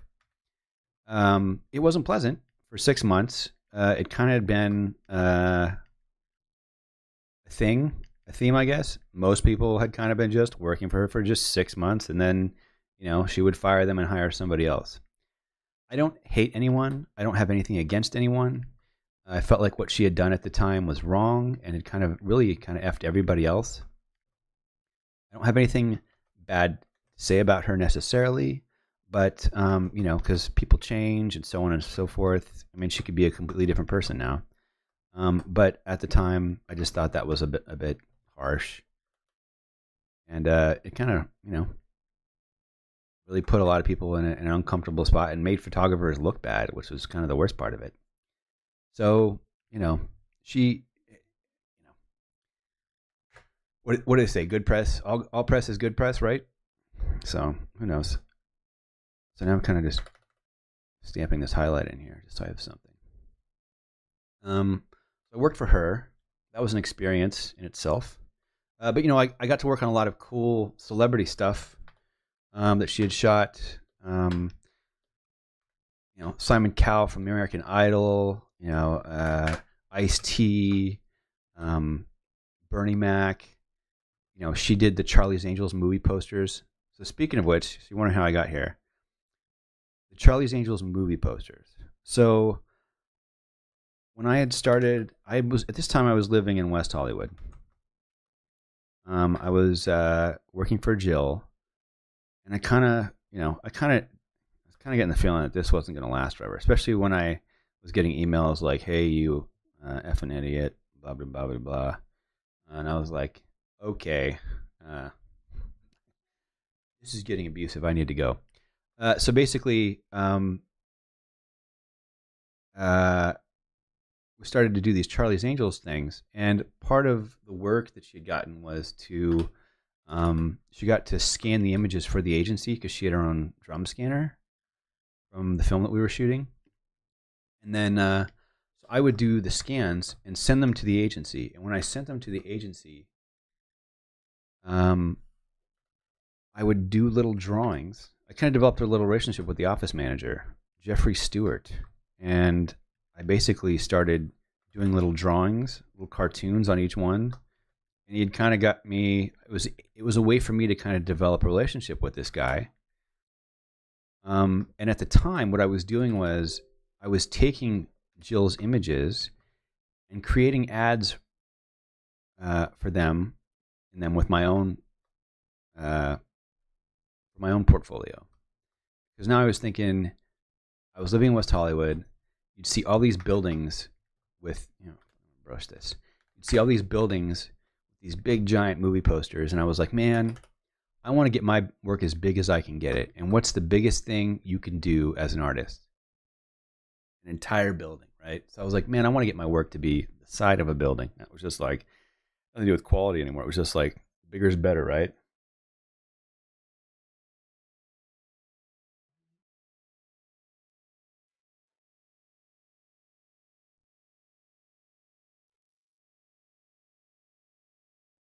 So I wanted to get my stuff as big as possible.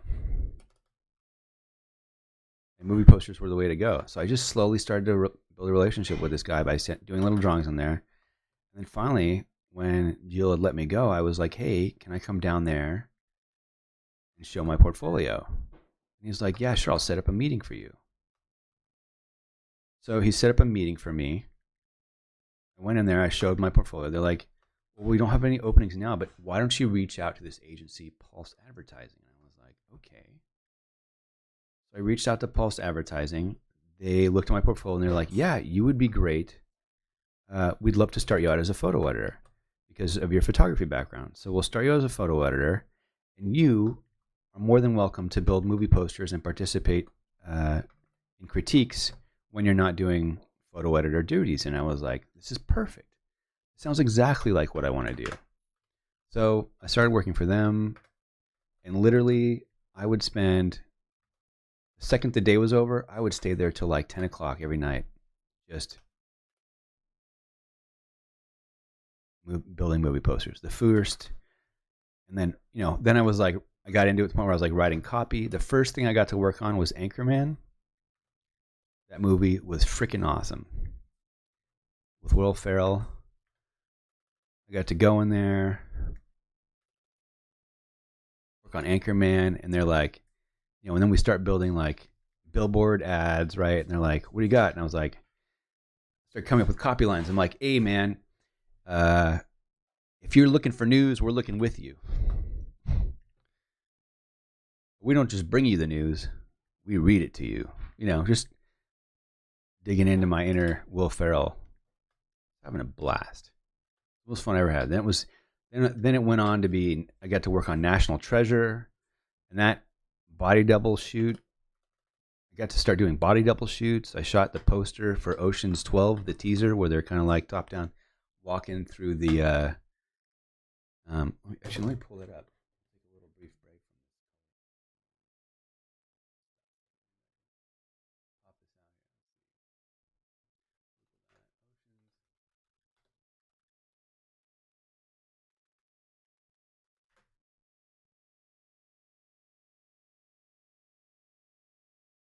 Let's see if I can find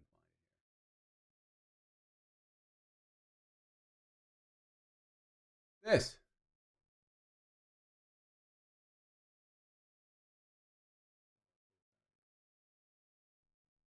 I got to shoot this.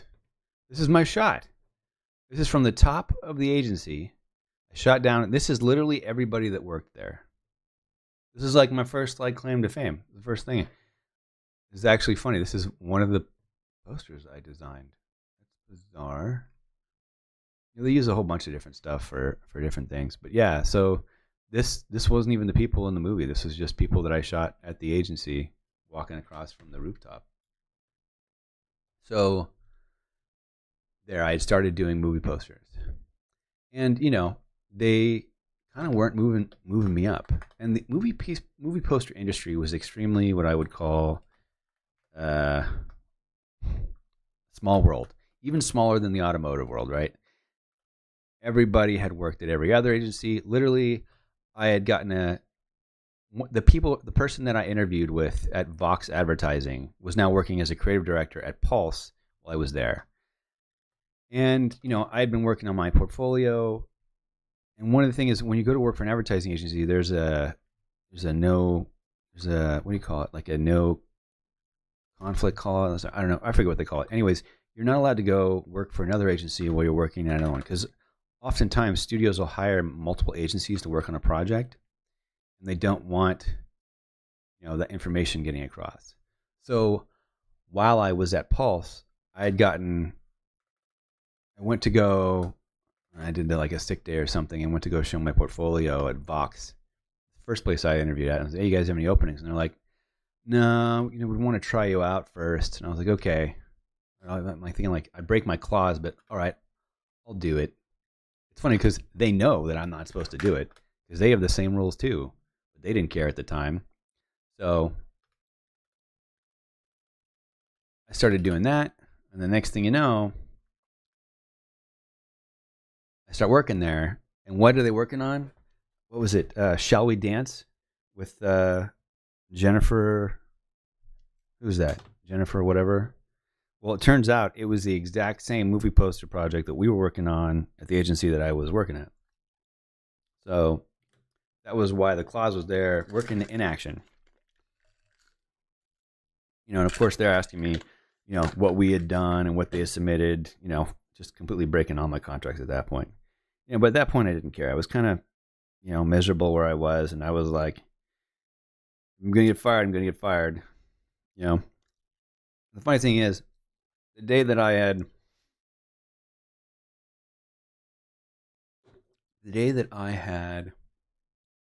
gotten back from my quote unquote freelance working for the other place vacation, I was supposed to move my office that day.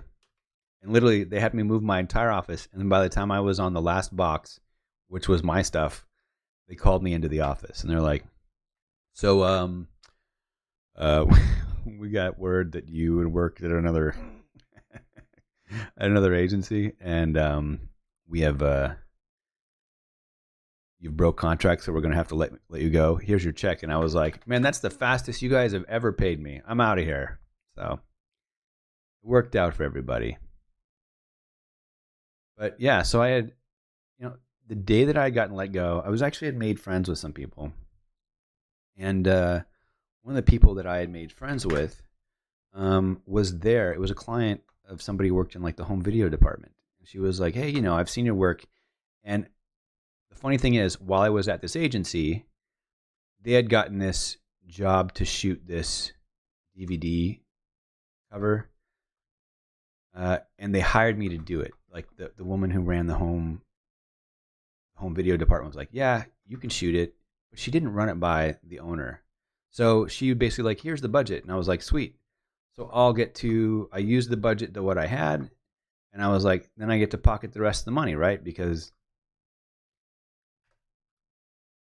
I figured, it'd be great. Little way for me to make a little extra on top of what I'm already doing. Well, the owner got wind of what I was doing and was like, yeah, he can shoot it, but he doesn't get that extra money. And I was like, what the F? So I was basically getting my photo editor salary to shoot DVD covers. I set up the whole shoot. I did the casting. I used my friends. I got the makeup artist, the stylist, the food, the studio location, everything. The shoot was amazing. Nothing. That's when I was kind of like, I'm out of here. I got better things to do. But the client that was there knew of the work that I had done, and she knew that I was a good art director. And she was like, hey, let's talk. Let's meet up for lunch. So I went to go meet up with her for lunch. Short story long, she had connections at a few studios. And she's like, I can get you some home video work. I said, I don't know how to do mechanicals or any of that other stuff. Like, I was just a photo editor at this place. She's like, it doesn't matter. I've seen your stuff. You do great. Sure enough, I started my own advertising agency called Photographics Creative Services at the ripe age of 25 and a half years old. 25 and a half years old. The first thing I worked on was, let's see, I think I can pull it up here. Category 6, Day of Destruction. It looks like I've already searched it. Here it is. The best version of the poster, but I'll take it. There it is. This is my first movie poster home video DVD.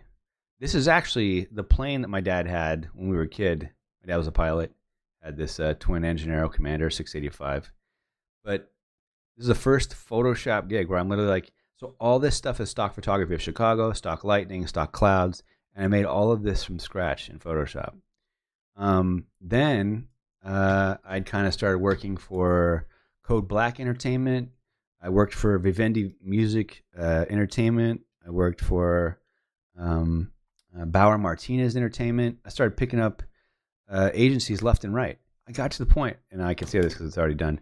I got to the point where I was making literally one day, we were about to go out to lunch, and I just pulled my mail out of my mailbox, and I walked into my house, and I opened up the mail. I had $60,000 in checks.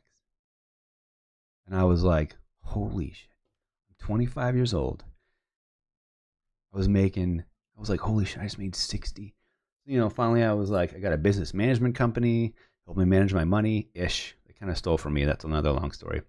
But, at the same time, and it's funny because I would do body double shoots for posters that I was working on, and I would hire other Scott Counsel. Let's see if I can find Scott's website. for number one girl.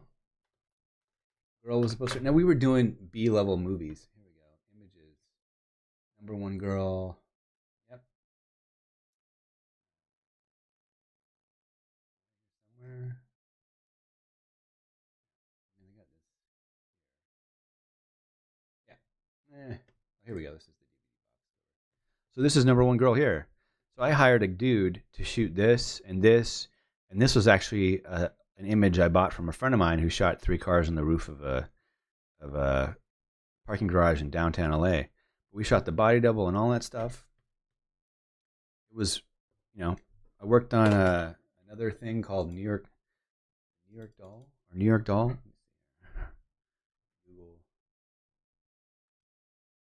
This was one of with Arthur Mendelsohn, one of the people from the New York Dolls. New York Doll.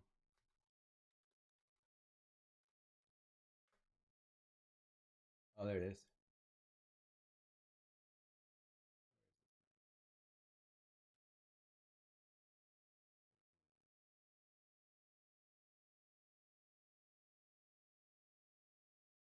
This thing was awesome. So literally, the dudes. So we went through 173 rounds of this thing, which was absolutely insane. Right. We literally took forever. I think we were up to like 30 grand in rounds, but this was the coolest thing. So this is the story.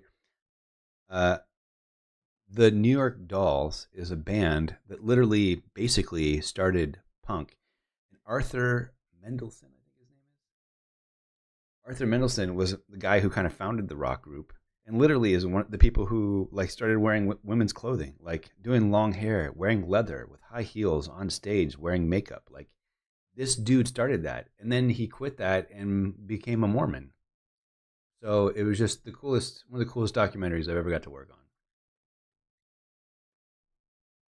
But yeah, you never know where things are going to take you. And then, at that point, I'd done that for 3 years. It was going great, but I'm not going to lie. Like, I'm 20 years old, 20, 25, 26. I did that till I was 28. I bought myself a Porsche. I was making wicked money, but I was 28 years old, so I didn't save anything. I was just blowing all my cash. I lived in West Hollywood, right behind their Standard Hotel. I was going out partying all the night, doing concerts, getting limousines. Like, I didn't save a dime. So, then what are we approaching in 2008? The crash, right? The craziest thing ever. The stock market crash, the housing crash, whatever it was. And basically, all the movie poster companies were moving all of their design development in-house. They weren't doing anything. They weren't hiring any other agencies. I had gone like 6 months without a gig. And then a friend of mine had called me up. And we'll liquefy this after. A friend of mine had called me up and basically said, like, I'm going to move this. This is all red car. Just so I got this. Red car.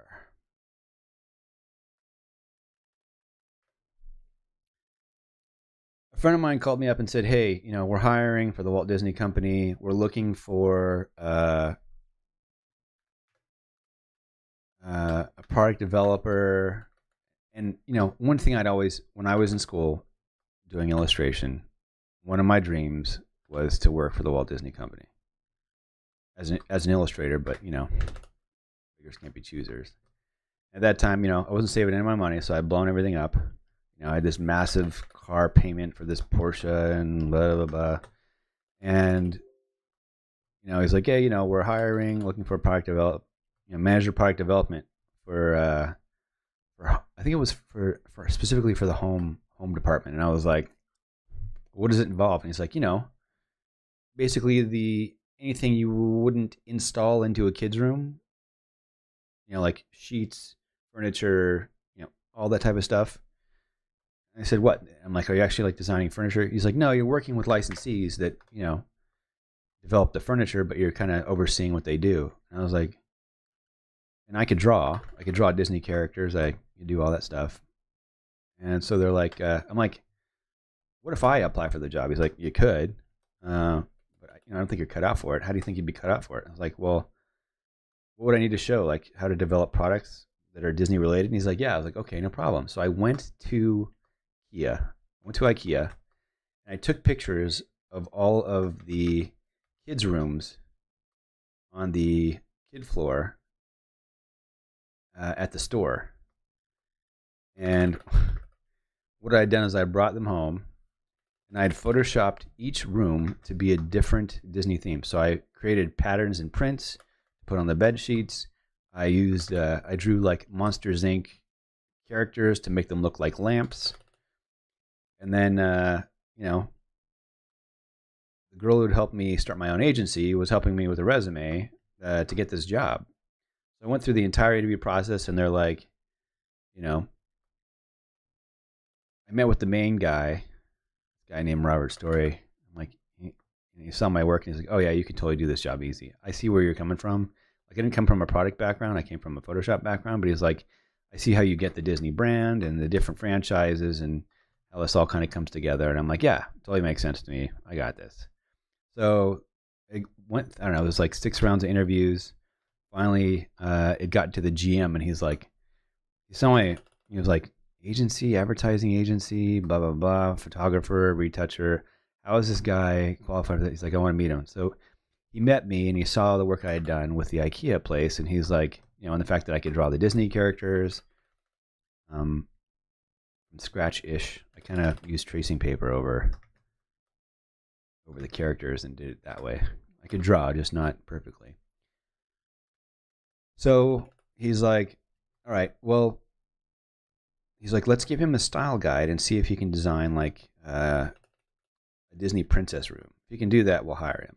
So I took the style guide home, went online, looked up a bunch of kids furniture, and just went and photoshopped applied the art from the style guide to the product. Went back to them, and they're like, yeah, you're hired. Worked there for 3.5 years, which taught me a whole bunch of stuff like that I'll never ever work for another company ever again. I'm horrible at company politics. Because there's stuff that I wanted to do, like Tron came out at the time, and I literally went. I reached out to the executive producer of Tron, and I said, "Where did you get the technology for the light up for like the light cycle?" And he gave me the name of the company. I reached out to the company, and I'm like, "I want to do light up shoes." So we had a contract with Adidas. We were doing Disney shoes, kind of like experimental Disney shoes. It's cool. At the time, we were doing Toy Story, and I came up with this idea where I wanted to take Green Army Men and have them molded into the outsole of the shoes. I just thought that was the coolest shit. Like, how cool would it be to have Green Army Men like in the bottom of your shoes? Of course, there was like they didn't own the rights to the Green Army Men. I know there's a lot of stuff we couldn't do. It was around the time of Toy Story 4, which is cool. So we had all those like big stuffed animal characters to bring in there, like the Big Bear and Baby Boss and all that stuff. So I wanted to bring this light up technology to the thing, and and they hadn't been a licensee. So I went to my boss, and she was like, "Yeah, we can't do that." What do you mean we can't do that? Like, this is the coolest shit ever. Like, this is the technology they're using. This would be awesome. And she was like, yeah, I just don't think that's the direction I want to go. And I was like, okay. So then, we have these like Disney town halls where you go in and you basically everybody sits there and they jaw jab about what they've accomplished in their department and so on and so forth. I was always horrible at this stuff. And I'm there and I see the GM and he's like, oh, what are you working on? I'm like, oh, just the usual. I wanted to do this Tron light up thing, but apparently it's not. It doesn't work with the objective. And he's like, what do you mean Tron light up thing? I'm like, well, I found the company that did the technology on the light up stuff for Tron, and I really wanted to do like light up shoes and backpacks and cool stuff. But apparently that's not what I should be focused on. He's like, I think that's amazing. He's like, let's meet and set up a meeting with that company, and we'll bring them in. So I was like, oh, this is how you do it. You jump over your boss's head to get stuff done, and then you get to do what you want. So I tried that, It doesn't. And it turns out your boss does not like it when you go over their head. Stupid. I wanted to do what I wanted to do, and that was it. Nobody was gonna get in my way. It's kind of where I'm at now. So I kind of got in trouble-ish. It was not paying. By my boss, why did you get over my head? I didn't. He asked what I was up to. I told him about what I didn't do and what I wanted to do, and blah blah blah. So brought the Tron company in, or this light up company, and the technology was so cool because they were also working on kinetic energy and to be able to power things through the movement of the foot, which would have been awesome. Adidas at the time was totally into the idea, and so on and so forth. So then they had like a company-wide meeting with the company to then be able to use the technology across all businesses. And that's when I was like, I'm kind of a hero. So the main creative director, this is where it gets nasty. The main creative director, I'm not naming names here. Main creative director had kind of gotten, here's the other thing I didn't realize about corporations. Everybody kind of has their groups of people that they work with, and those are who they like to work with, blah, blah, blah. And then when they want their people to kind of succeed, this is things I did not know about. When they want their people to kind of succeed, they put them in places and take things over, and they quote unquote call them reorgs. And they had brought in, so what they did was, first of all, I was kind of in trouble because one of her people was one of the people I'd kind of gone over the head on. So they had done a reorg right before I was ready to launch these Adidas shoes, where basically what we were doing to launch this product was do an underground, like Twitter treasure hunt, where we were offering like one of a kind products. You had to find out where they were, and they were like in this underground warehouse, like kind of like how Tron, the story of Tron, had been formed. Anywho, they brought this other dude in because I didn't work well with others. They brought the creative director, or a person, the VP of creative, brought her person in to take over my department. They put me, get this. Well, this is, they were doing layoffs at the time, so I don't blame them. And I'm kind of amazed that I made it through the layoffs that I made it through. They put me in home improvement. So I was in charge of garden, anything you would install in a house, and paint chips. Life is crappy. But that's all right. I made it through 3 rounds of layoffs, and by the time I got, and I'm literally, it's funny because, we have these town hall things, and I'm literally, and the GM knows I got squeezed out because we were kind of buddy-buddy at the time, because he was like, he was into, but he didn't have anything to do with creative. It was all about sales. So I got moved out of footwear, headwear, and hosiery into home improvement, which basically for me was kind of like purgatory. They were basically sending me somewhere to die, to go away. They had a 3rd round of layoffs. Sure enough, I was in it. But it was interesting. It was almost like they felt bad because I got a layoff bonus, and then another, or severance package, and then and they're basically like, oh, you're here for 3 months. We'll give you, placement help or whatever. And then they gave me like a bonus. So I took my bonus and my severance, and I bought a new computer, and I was like, it's time to refocus what I'm good at. The movie poster stuff was fun, but I don't know that I could get back into that. But the one thing that I had done the entire time was I had always worked for Car and Driver. Or not necessarily Car and Driver. I think it was always Car and Driver. I'd always worked with Darren Johnson retouching the covers, Car and Driver. So this relationship I've had since 2002 that I'd gotten through Robert Carrion as a retoucher. So I had always retouched for Darren Johnson over at Car and Driver. I decided that that's what I wanted to do. So I'd gotten really, I know this is like a really long answer to your question, Christina, but this is kind of how this goes. I'd gotten to I've been getting to shoot stuff. So it had been getting to the point, let me see if I can find it. MPH Magazine. So Darren also was in charge of MPH Magazine that they had started. It was kind of around the time of Maxim, so it was really big, really popular. But a lot of people were kind of like, the company was kind of nailing or condensing all the magazines they had 33 magazines, and they decided at the time around 2012, I want to say, that they were going to cancel the 3 most recent magazines that they had started. And MPH, even though it had just become profitable in its third year, was getting axed. If I look up MPH magazine, just kind of show you some of the stuff. MPH magazine.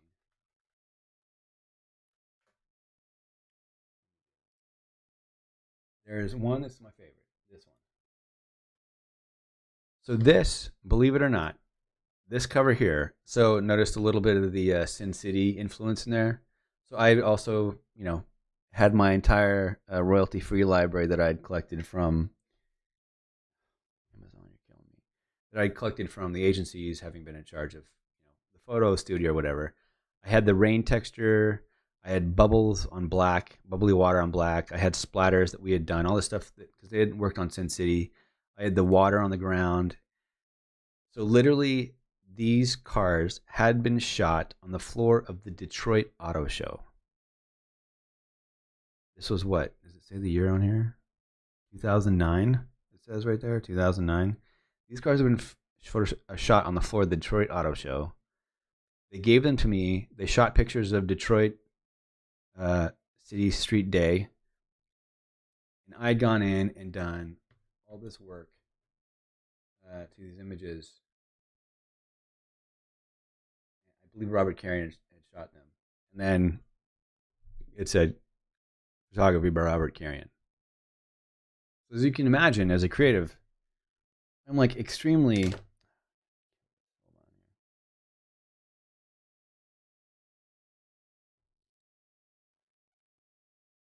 Sorry guys, I gotta redraw a trend line here to decide whether or not I'm getting out of a trade. I think. Oh, it doesn't bounce here. I'm out. Basically, I'd done all that work, and my name didn't go on it.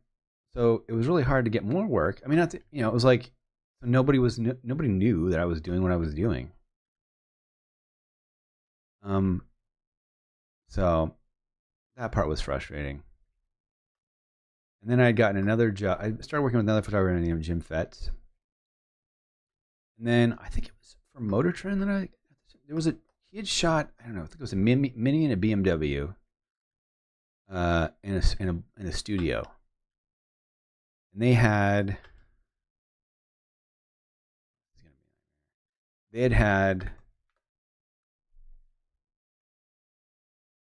sorry, I'm just trying to get this right here. Soft brush. They shot in a studio, usual parts, pieces, blah, blah, blah, blah, blah. Put this on its own layer. Yes. They had shot these cars with the strobe, by pieces in a studio, which is fine.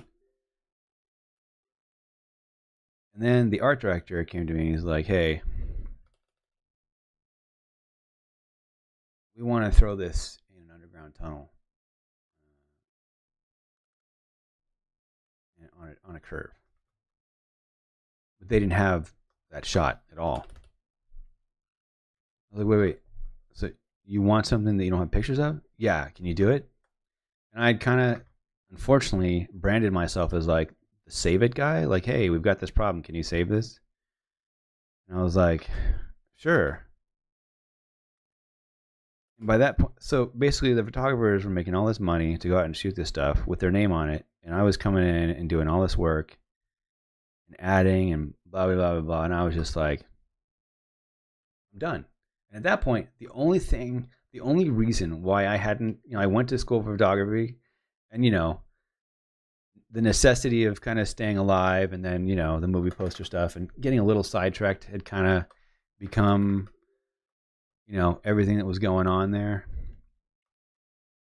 And I really just realized, I had refocused on the retouching.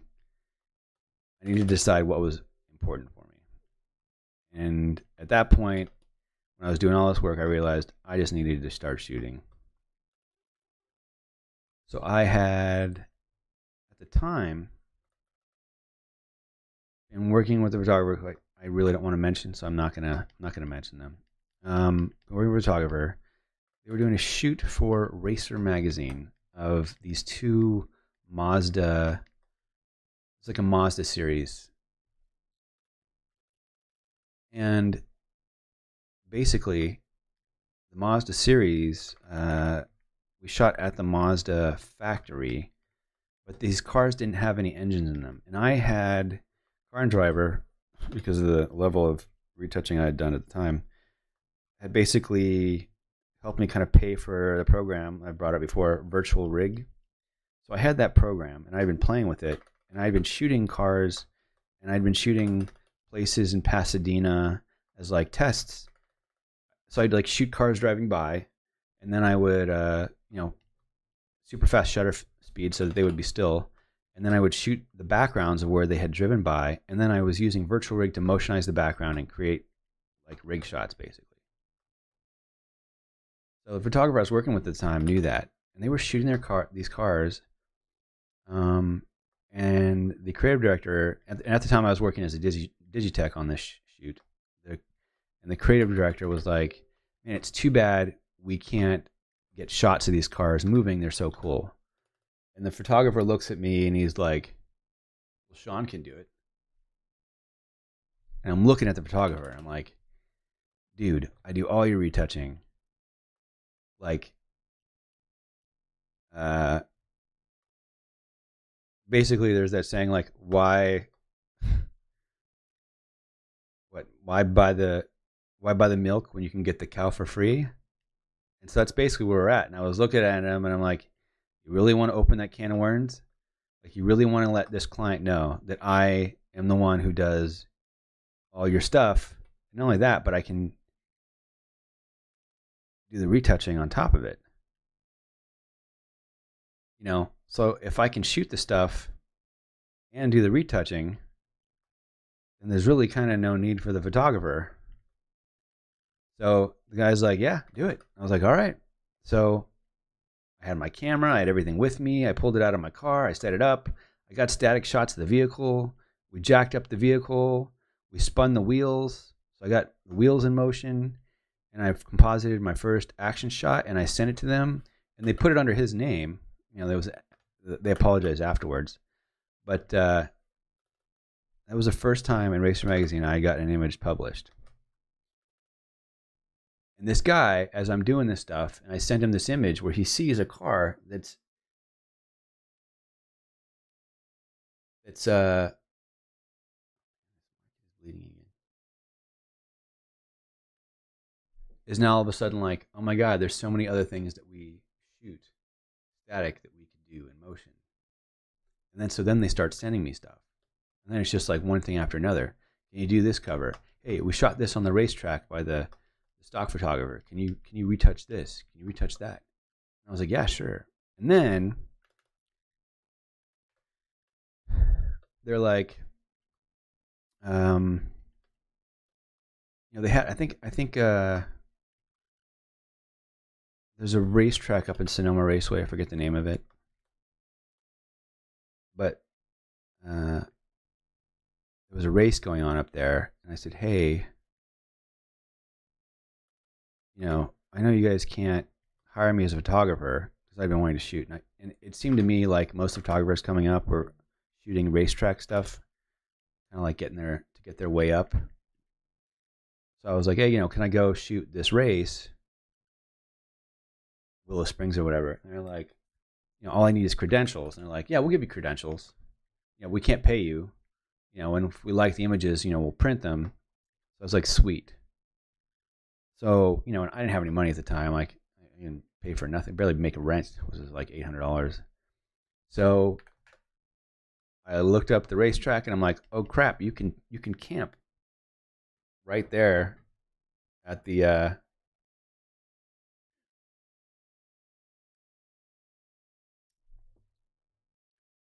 racetrack. I was like, sweet, I'll just do that. So I literally brought my car and my tent, set it up, and I would just use the press room to like download all my images. I shot 18,000 images a day. I shot as much as I possibly could. And you're damn right I got some good stuff. And I would just shoot for an hour at one corner, and then I would go to the next, and then shoot for an hour at another corner and go to the next. And that's how I started learning how to do action shots. It's funny because I'd reached out to Jim, and I was like, man, I can't get anything in focus. Because I was shooting, and I was like, I can't get any of the cars in focus. And he's like, rotate at the hips. Dude, I made everything. All of a sudden, everything I was shooting was tack sharp. The backgrounds were nice and blurry. Because when you're shooting stuff on a racetrack and the cars are going super fast, you can start getting artsy, where you're shooting at an eighth of a second, where you're shooting at a second, and you're letting that shutter drag, and the background's getting blurry, and that's just looks so cool. And then you're getting artsy fartsy. If you're looking for people who do really good car stuff like that, like racetrack stuff, Camden Thrasher is the greatest motorsports racetrack photographer the world has ever seen. Camden Thrasher, look him up. The guy is amazing. I'd love to have him on here, actually. The guy's amazing. That guy gets shots that people dream of. He's gotten shots where you can literally see the aerodynamics of the wind come off the back of the car. Like, you can see the visual compression of the air leaving the vehicle. He's fantastic. He gets shit you've never seen, which is amazing. So I've done that. I've been doing the retouching for them. And then they also had this, SCCA had a magazine called Sports Car Magazine. And, they had these things where they'd hire you for like $1,000 and you'd go out and shoot a story. Well, there was this guy who was, I think, an engineer during the day and raced karts at night. So I was like, oh, that's kind of cool. He's like Superman. So that's what I came up with, this like Superman idea where he was wearing a suit as like an engineer, and then he'd pull a suit off, and underneath the suit would be a racetrack. It's like racing suit underneath. So I wanted to continue kind of I think having come from movie posters and whatnot, I really kind of wanted to continue the conceptual photography aspect of stuff. Like Jill Greenberg had done stuff like that. Moshe Bracha was very much like that. I think that just kind of where I'd come from lent itself to what I wanted to do, what I wanted to shoot. So I feel like Racer had kind of made me, given me that opportunity to do those things. Mr. Lawrence Foster over here is one of the greatest of all time. Unfortunately, he's bogged down with so many things to do. Things for them have changed since the pandemic, but I love every single one of them over there. So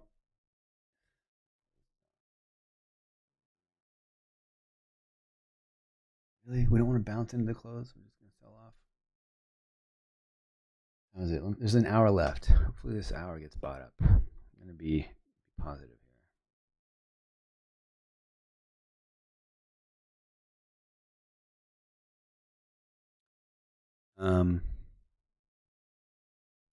Yeah, that was my first shoot.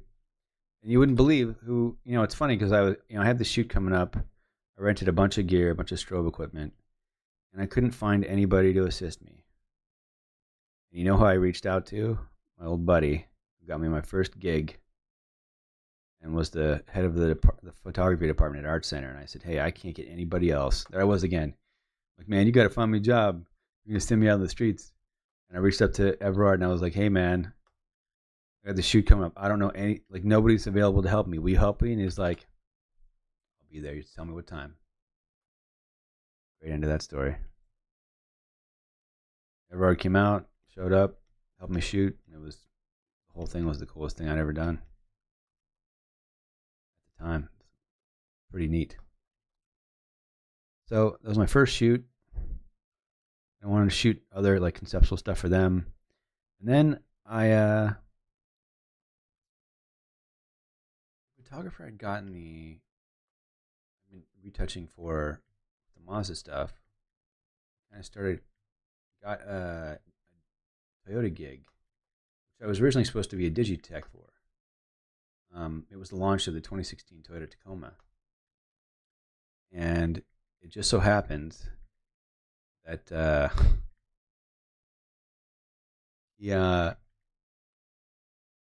thought he was going to shoot and direct. And it turns out it was a teaser spot. So the truck was, the way they were launching the vehicle was, because it's a new edition, it was invisible, vehicle driving through the desert. There's a lot of CG involved. He was pretty consumed by that. And they realized that he couldn't shoot it. So he then recommended me to be the shooter. And that was the first time that I had shot an advertising campaign for the 2016 Toyota Tacoma for Toyota.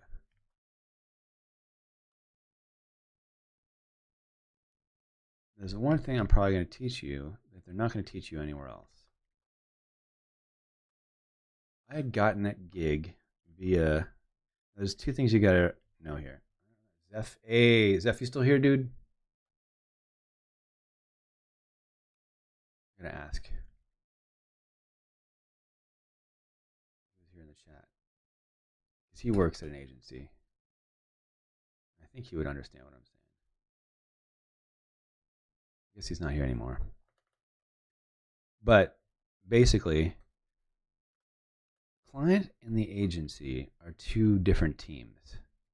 The agency hires the client hires the agency, and the agency likes to do whatever the agency wants to do.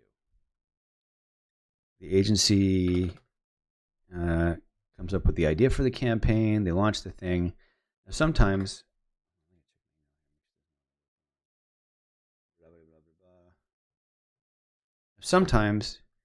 the client will get a special project where they only have a certain amount of money to do an ad buy and create content. So a lot of times they'll get companies like Racer, or the client will hire a creative directly, which is very rare nowadays. Will hire a creative directly and then force the agency to work with the creative that they've hired to create the content, because they're getting a deal on the ad buy and they only have a certain amount of money for this quote-unquote special project. I didn't know this beforehand. So what happens is, when you get hired by the client, and I don't know this to ever been any different, you get hired by the client and the agency is then forced to work with you. It's what I would call an arranged marriage, right? And we all know how arranged marriages turn out. Not very good. So for a lot of the projects that I started out doing, I had been forced upon the agency to be hired to create the content, which the agency doesn't like. I would say it's being backdoored, if you will. The agency kind of is then forced to use you, and they don't want to. So that's the politics of that situation. You know, short story long, you're better off getting hired by the agency directly rather than the client, because when the agency's hand is forced, you kind of become this somewhat of a, I guess you could say, blacklisted special projects character, and now you're the client's photographer, not the agency's. So if you can avoid that situation in your shooting career, I would recommend that. But, you know, I get work from all different types of walks of life, so I'm going to save this. These cars are looking pretty good. I'm kind of happy where this is going. This is a lot of work indeed. Get some of these colors cleaned up here. But we'll make our way through all the cookies. They will look delicious. No one's making you guys stay and watch this stuff. So let's see. The time I went to college in 99, and I started working as a photographer in 2012. But I went through the whole process of owning an advertising agency, which most people don't go through. College is different now. The attendance at Art Center is about half of what it used to be when I was there for photography. If you're looking to do photography for work at the moment, as much as I recommend going to Art Center, in terms, if you want to get, I don't think you can learn technique anywhere else in the world better than at a college, right? There aren't a lot of YouTube videos on. I mean, there are a lot of YouTube videos on technique, but you're not going to get feedback from other professionals. You're not going to get access to people that are currently working and things like that. Although you have access to me, and I do this, and I don't teach stuff per se. I just kind of do what I do online. But I think it's great. If you're looking to get your feet wet and learn, there's always that mentor type of situation. I have one of the kids that graduated from there, I use a lot as a first assistant. Maybe I'll have him come on one day and kind of talk about what he does and how that works. And that's kind of one of the ways I would recommend getting into this, is kind of finding a photographer that you really like and reaching out to them about assisting, as an intern or for free or however you are comfortable working. That's how I found my mentors and got into, working in different places and showing my book and portfolios and all that other fun stuff. I was working for different people. I knew the stock market would be right here. 12 o'clock, like a clockwork. Almost ate that loss right there, but I was patient.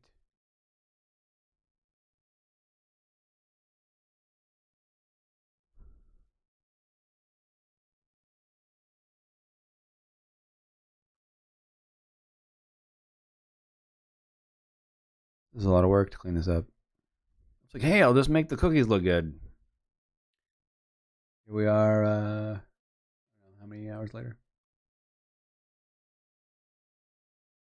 Yeah, a lot of the photographers I know didn't get a formal education. They just started shooting or working with photographers that they knew. There's a lot of stuff I didn't mention. Like I worked for another photographer named Mark Adelman, doing design layouts for his portfolio. I'm trying to figure out who else I kind of came across and worked with. It was a few different people.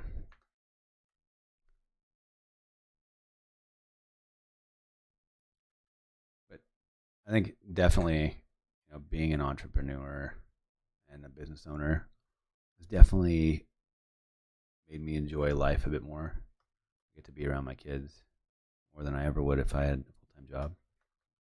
So I don't have to wake up every day knowing that I'm making somebody else rich, which is nice. Which to me is the main reason.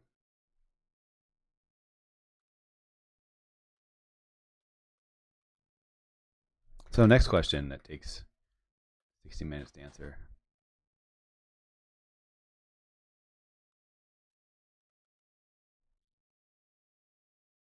I think that's kind of everything, isn't it? I don't think I left anything else to the imagination. Let's clean up this. You know what? I just want to separate this a little bit better here. So I'll kind of do a little before and after here, so you get a little. There's a thing that I call. It's really a bad word for it, but I can't really think of anything better to call it. I call it the cocaine. People go crazy. Like people can look at an image and it can just be okay, right? Like this is all right. When you show them the before and the after, they're like, wow, look at the difference. The feeling you get, epinephrine that's released. How many hours would you say this layout will take you start to finish? I don't know. I mean, normally,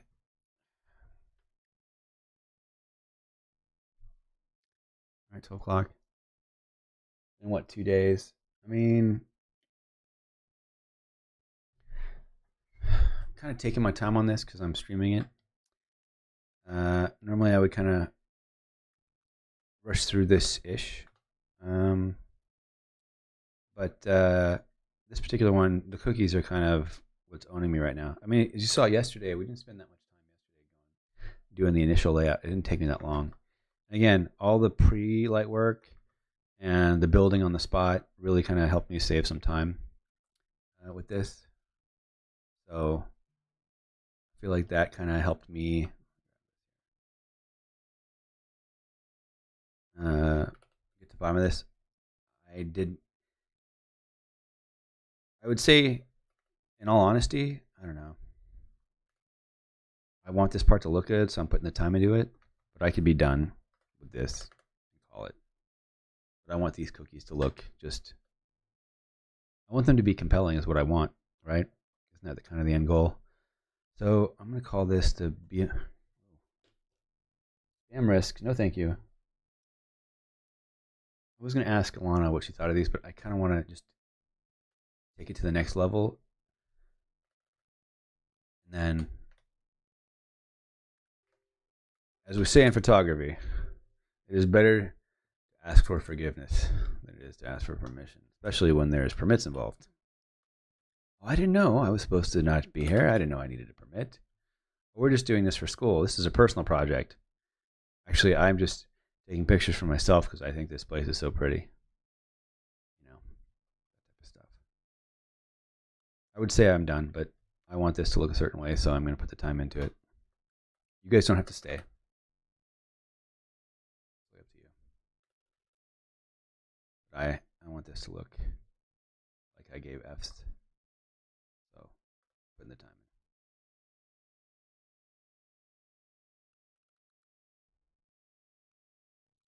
There's actually, I'm going to pull up a Bronco cookie here for reference, because I know that there was one good one in here somewhere.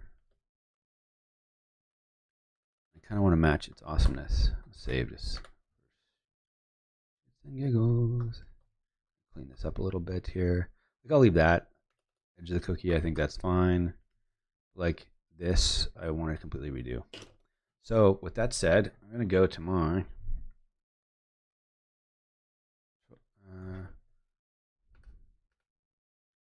go to bridge here. Go to this cookie, which is this processed? Processed it is. Of course, bridge doesn't want to work because NVIDIA has messed with it. Oh man. We can do this here, close window, bridge again.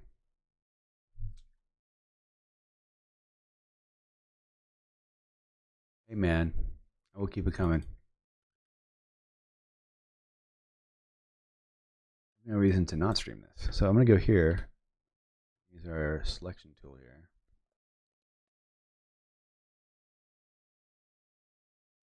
I mean, this is stuff I would be doing. That's not the selection tool. This is stuff I'd be doing anyways.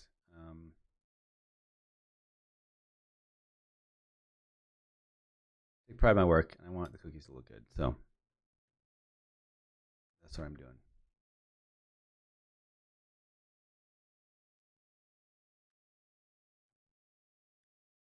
Here's the Bronco cookie. I'm going to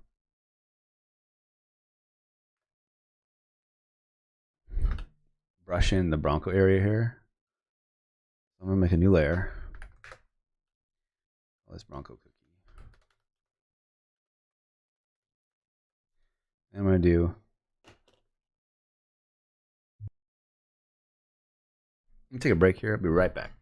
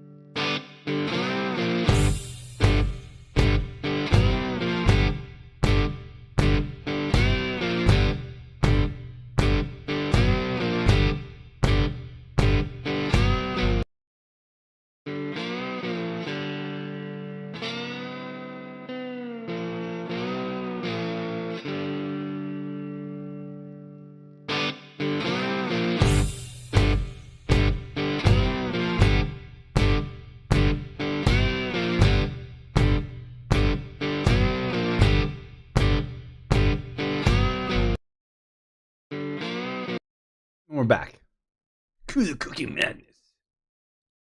All right. So, and when I shrink this down, it will look. Okay. When I shrink this down, this grain won't be as intense. Let's see. The CMYK RGB stuff. So, I always turn over RGB unless CMYK is. Usually, sometimes they have their own way of converting things to CMYK that they like to do, or a process, or an automated action, or whatever. So I usually leave that to them, unless they specifically ask for it. So I'm gonna sample this color here. Come to the Bronco cookie, and I'm gonna go. Is this color? What's going to be? Anything here? No, so there's nothing in there. I'm gonna delete that. I'm gonna go solid color. Maybe we'll get into layer styles here, and I'll give that a hoot.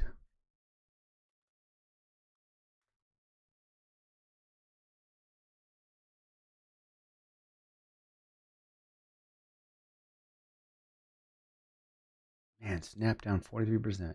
Good grief.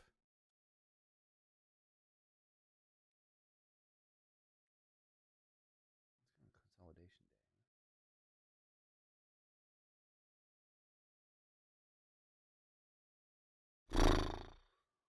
All right, so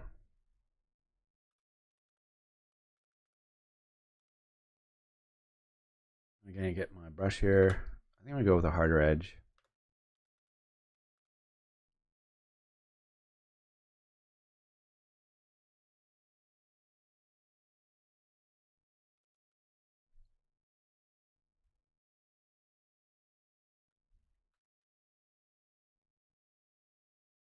Get a little closer in here.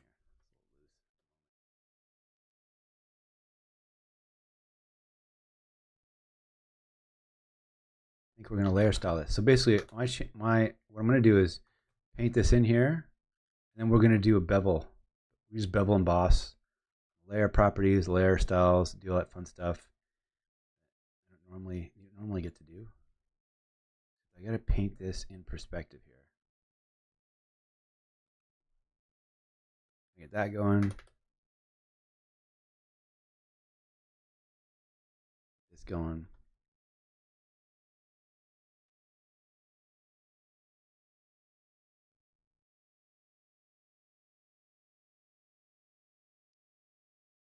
I'm using my Intuos Professional or whatever. Intuos Pro Wacom tablet. Paint this in here with my tablet pen.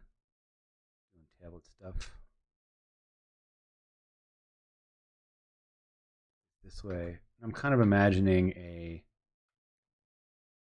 depth that this is going into here. Spilling over and stuff. Kind of be this way into here. Kind of looking at where matching the shadows a little bit. Using them as a guide to how deep this would go.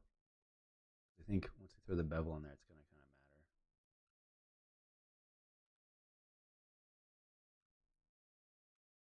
One thing I want to do is I'm going to turn the opacity down on this Bronco cookie to make sure. Well, I mean, I don't even need the whole thing. Good to know.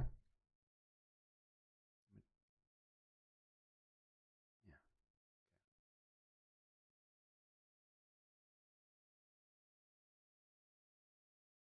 There. Mm-hmm. Thicken this up here.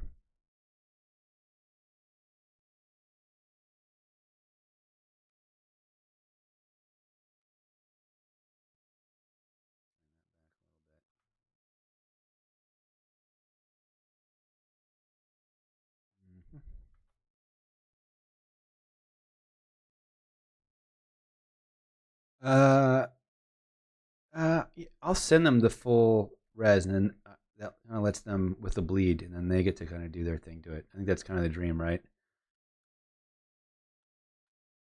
They had given me the dimensions, but I was kind of like, oh, I'll just work at size, at the same perspective of what they're doing, and then they'll have the opportunity to scale down or add or whatever. So that's the way I'd kind of plan this out. And the creative director had kind of given me.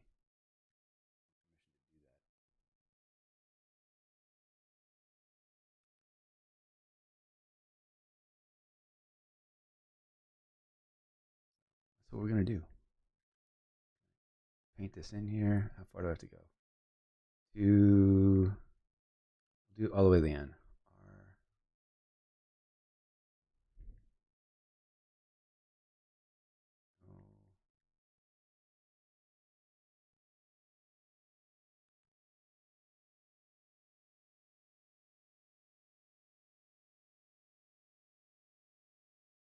I imagine I'm gonna have to transform this once I complete it.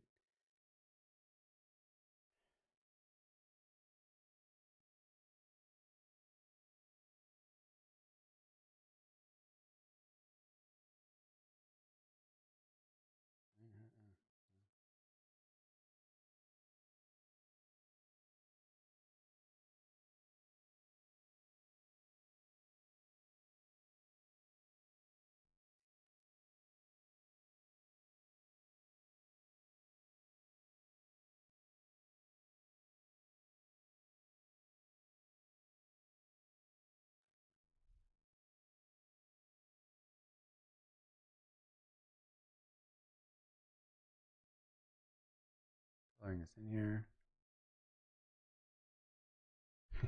Yeah, I mean that's the idea, right? Is to kind of give the art director all the elements to work with.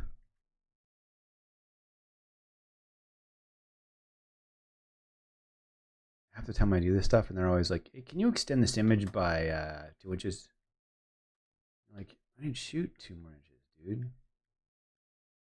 And then you're like retouching, forever adding, extending, all other fun stuff.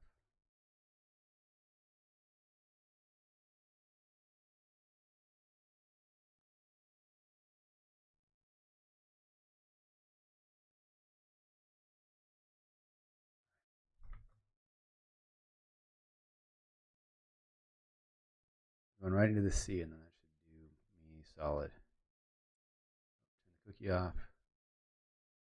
I don't think I need any more. We'll just clean this up. So, Rob, where do you work? What is your? Are you allowed to say what your forte of work is?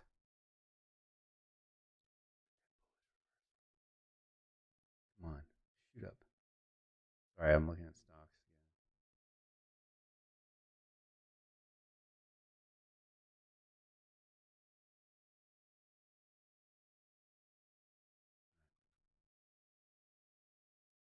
Almost there.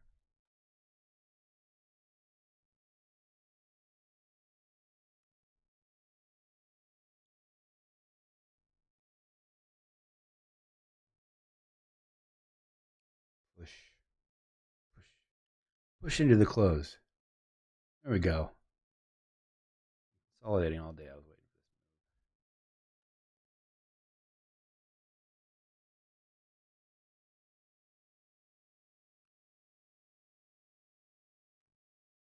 The go with Rob is not at liberty to tell us.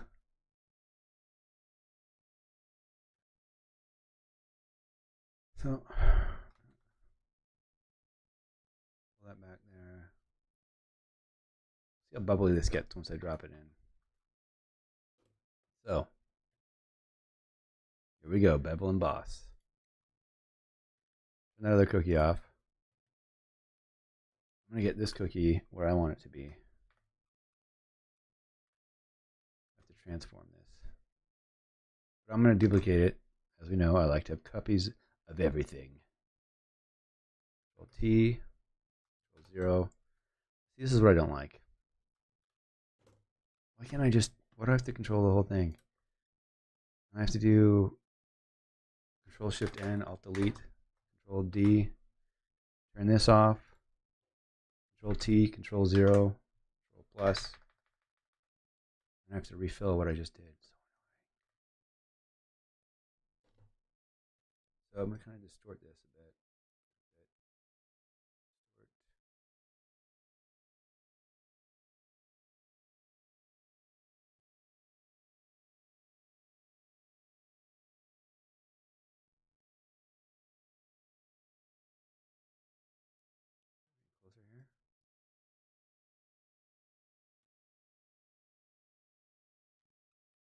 I'm gonna actually change the way I did this. Control T. So I'm gonna rotate this like that. Bring it in.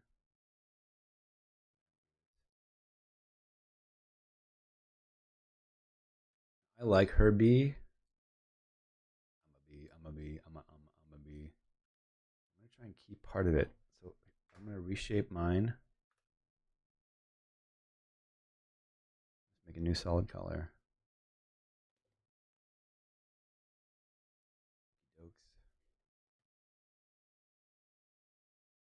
Turn that off. I'm just gonna work this here. Fit more with the cookie. The cookie's going.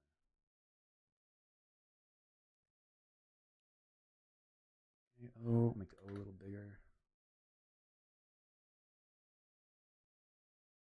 In there. That. It's up a little bit.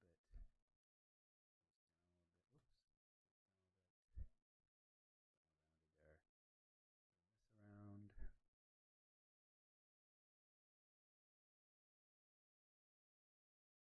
Glacier Farm Media up in Western Canada. We publish weekly farm newspaper. That's awesome.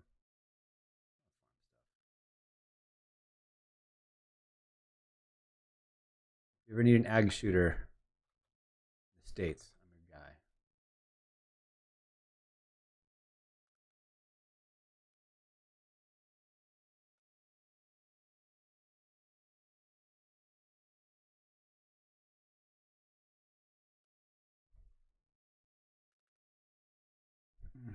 Lost a little bit too much of that.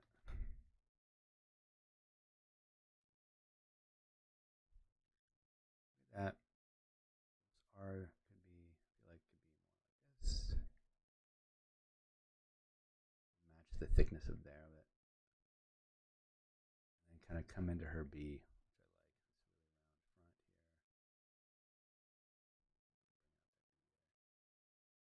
which I think is more like truer to the actual this area fat. Shall we say puffy?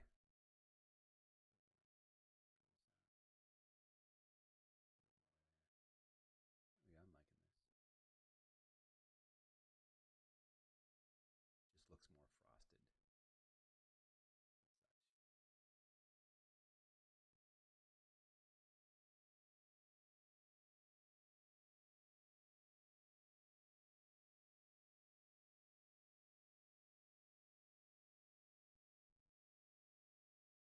Oops. We're getting warmer here on our B. I think I'm kind of at that point where I wanted to start making this thing beveled and embossed. We'll get too crazy, and then I'm like, I gotta change that. But what I want to do now, you know what? Before I cut away at things, like we'll bevel this, do a mask on it, and then I can cut away as needed. So I'm gonna turn this stuff off. I'll go back to my cookies here. I'm gonna start brushing this stuff out again. Make my brush a little narrow. This bigger here. I'll just start sampling and spraying. 60%.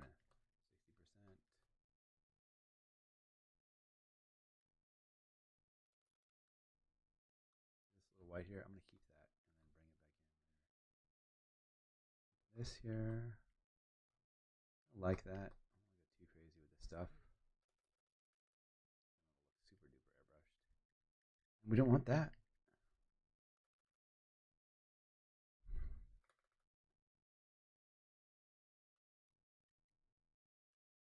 I'm gonna kind of bring this close together here.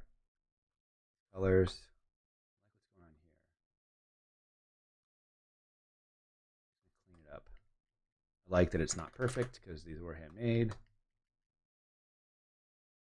Want a little bit of the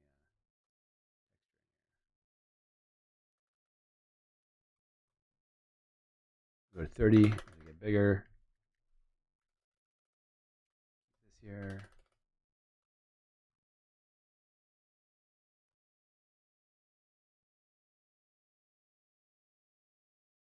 We do, it's crazy. We have a crazy food. I've spent a lot of time shooting agricultural stuff in Chico, California. That seems to be they have a really big ag college up there at Chico State. Lots of very unique. I did. The reason I got this food job, I tell you guys how I ended up shooting food for a car magazine, even though I'm a car shooter. Did I get into that at all?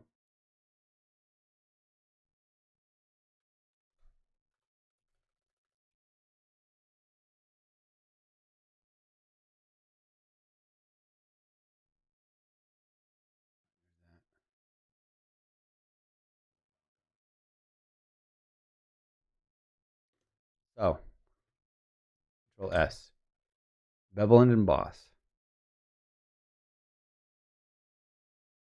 I think we're about to get lit up here in the last half an hour trading. I think we rip. Anyways, bevel and emboss. Hello to my friend. So, how I got this job was, let me pull this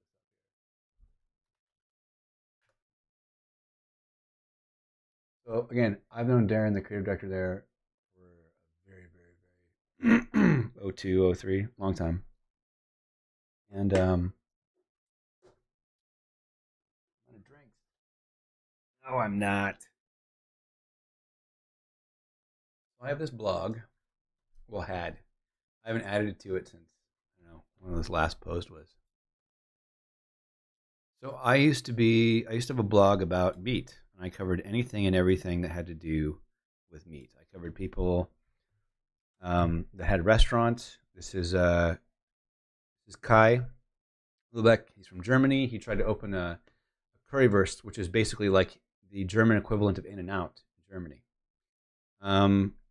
And I would cover these different restaurants, do reviews and write-ups and things like that. I would do how to cook barbecue spare ribs.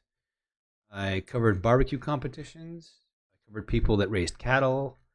I covered butchers, USDA approved halal slaughterhouses, how to cook meat, anything and everything that had to do with meat. So one of those things was this series I did around the time that there was Pink Slime. I did a series called Moo to Mouth Meat, A True Love Story. And it was basically a 4-part series on where your meat came from. So I covered Megan Brown. She was, I think, sixth generation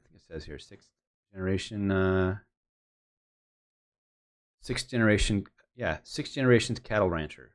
So basically, her family was one of the people who took up the government on the original 1910, original, or maybe 1890s, the land grants. Where basically they were telling people, if you picked up from the Midwest, this is kind of why the whole Donner thing happened. If you picked up from where you were at and moved west from the land that they acquired from Louisiana Purchase, that you would be able to set up a perimeter of 10,000 acres for $100. You'd send in your land markers, you get it certified and send it over, and then this was your property. So her family picked Table Mountain Ranch, a place up in Chico, and she's the only daughter in her family, and she's taken over this entire cattle ranch. Megan Brown, pretty cool story, this lady. So I covered her. Then her meat then got sent over to Jenny Dewey, who owned Chico Locker and Sausage Company, and they processed the meat that they were USDA approved slaughterhouse up in Chico, and they processed the meat that Megan raised. So I kind of go over that entire process.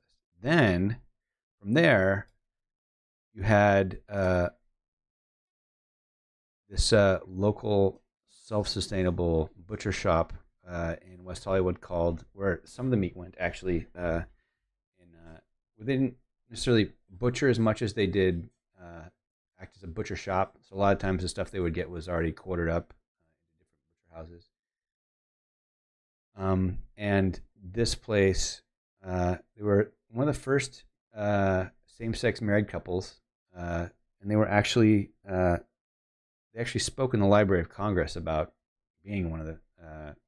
They were highlighted as one of the every year the government highlights the top 100 entrepreneurs for the year, and they were one of them.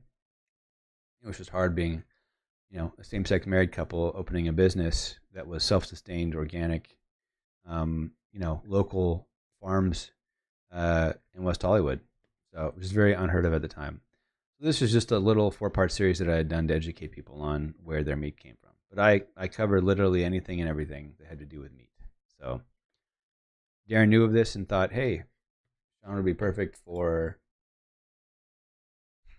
shooting this food stuff. So, bevel and emboss. Look at that. Now, we want the light to match the direction that we had shot in. I'm going to make money today. That would be nice. So, we're going to change the light to be like this. Now, I want to change the shape to be rounded. I think just this to look more like what we were doing. So, we need to put contour on here. Contour helps me kind of decide where the shape is going. I'm not going to need a texture, but what I'm going to do is play with the depth here. I just kind of got this to look right. And then I want to change my shadow color to be this like darker version. What's there because I'm not getting full shade on these shadow areas. I kind of got that color in there. I kind of want this to be a bit more rounded, I guess. I'm going to play with this. I'm going to change my light direction here. Getting closer.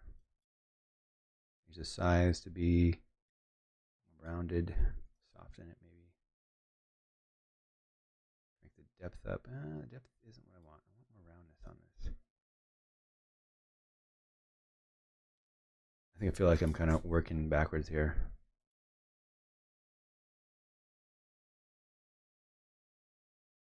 The softening is a little better. Kind of bring this over the top a little bit more. We'll go here.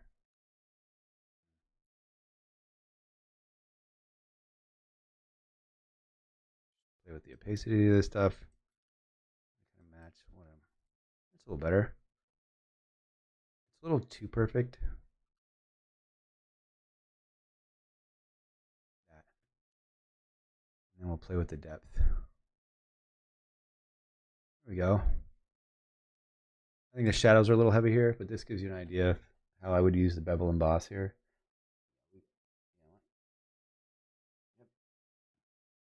Trades are printing. There we go. To the moon, Alice. To the moon.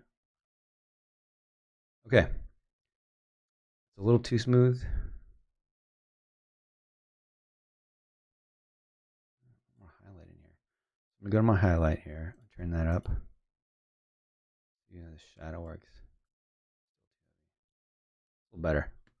More fluffy air. But I kind of want this on a curve. Take the curve. Bring this back here.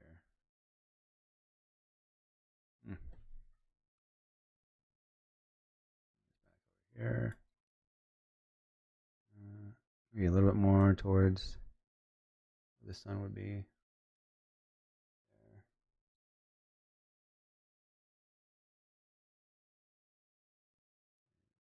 These are all just like subtle adjustments you make. There's not like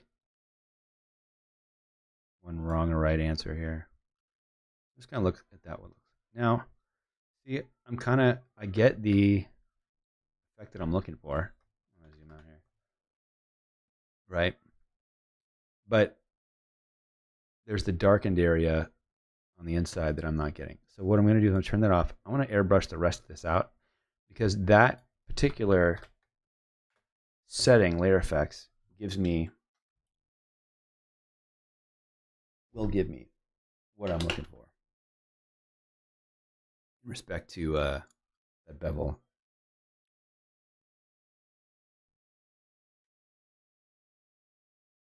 What are we doing today? You guys hanging in there?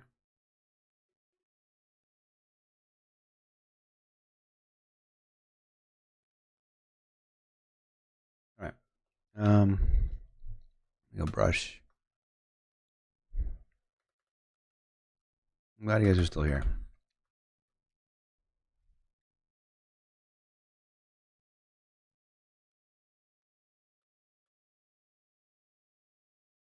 Picking up some of this stuff here.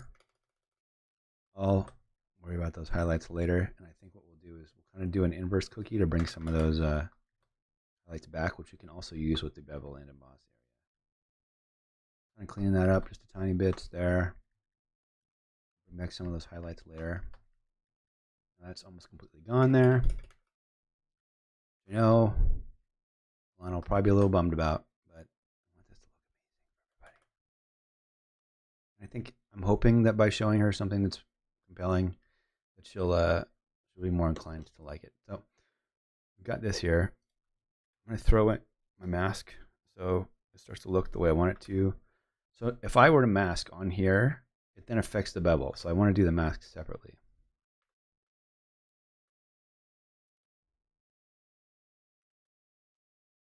Also, there's a weird thing about how small on the plate this is. There's a weird thing about clipping adjustments to stuff with layer effects on it. It doesn't work. It's just the way Photoshop has it programmed in there. I do that. Now, I'm going to create a new layer, and I'm just going to, because I want it to just affect this, I'm just going to command click that. I'm going to make a mask on that.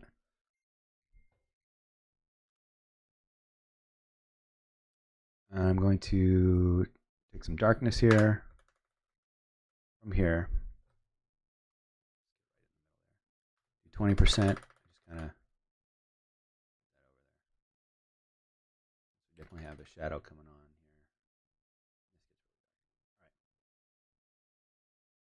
here. All right. So if I go back to bevel and emboss, there's a way to make outer bevel,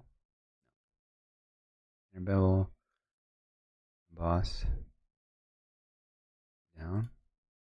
We're close. Bevel emboss. I think that's in my mind what I had.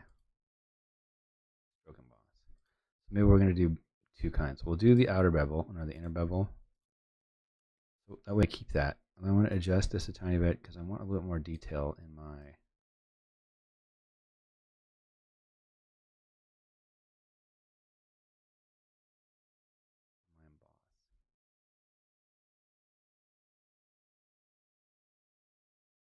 Probably good there. We'll fix the B. I'm not too worried about it now. Click OK. I'm going to click. I'll duplicate this. This way I keep the emboss that I want, but for underneath it, I can then choose the one that affects the cookie behind it. It was a pillow emboss, right? Let's see how this looks here. Now we're getting warmer. It's like too perfect. I think there was smooth, chisel hard. The smooth one is the one that's got like the least amount of. Supposed to be the softest. Play with the depth here and starts to look a little. There we go. A little better. I'm not doing this throughout the whole thing. I'm just kind of getting it going a little bit. I can kind of brush in where I want that. But that's kind of giving us the look that we want. Essentially, I'm just going to play with this part, look down, move this around. Oops.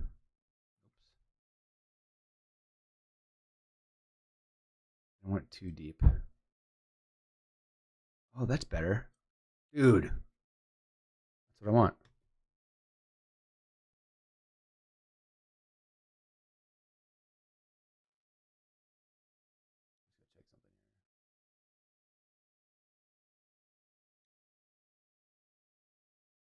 Mm.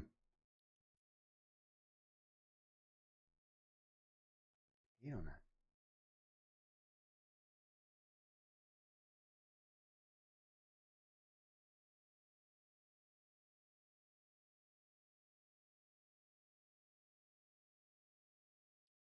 See what happens.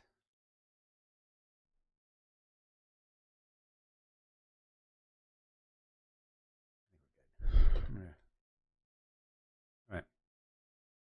So now I'm gonna put this. All right, it's in its folder, right? I'm gonna start chipping away.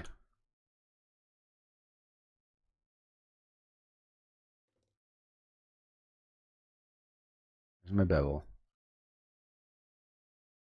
There's the darker area, which I'm gonna kind of just have see where I can figure out where this. It's too heavy there.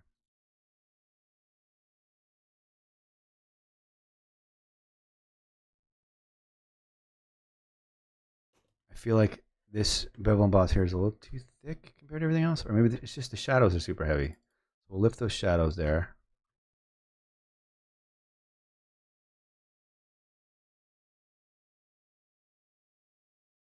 So close to everything else that's there. And we'll lift the shadows on this one.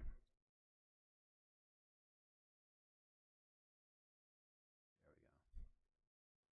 That's cool. Now I can just fix my outline here. What I can do is I'm gonna turn this off. I'll go this one. I'm gonna just kind of figure out.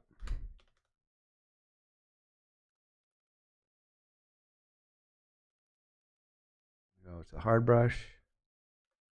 We're gonna start making this thing look the way we want it to. Get it up.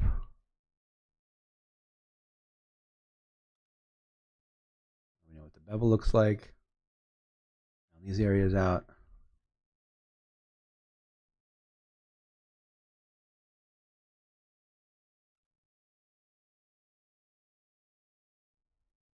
And then what I'll do is I'll command click on this and then apply this one to the other one. So both masks are exactly the same.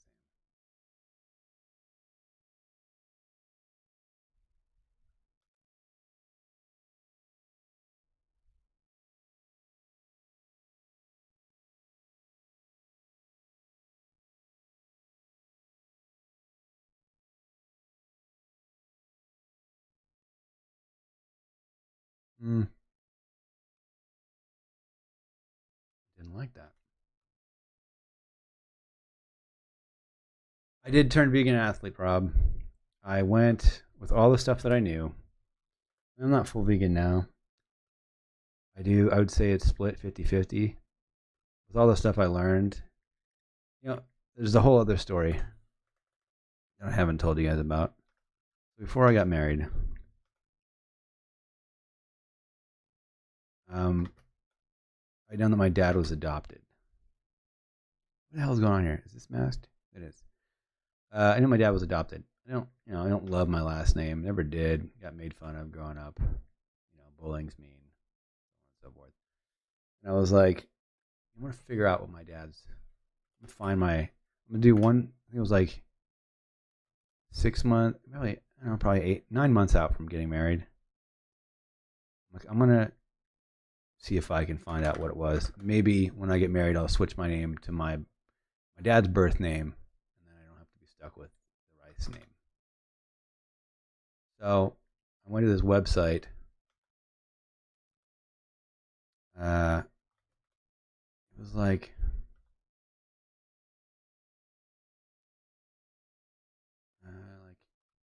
Jay's Adoption Registry or something like that.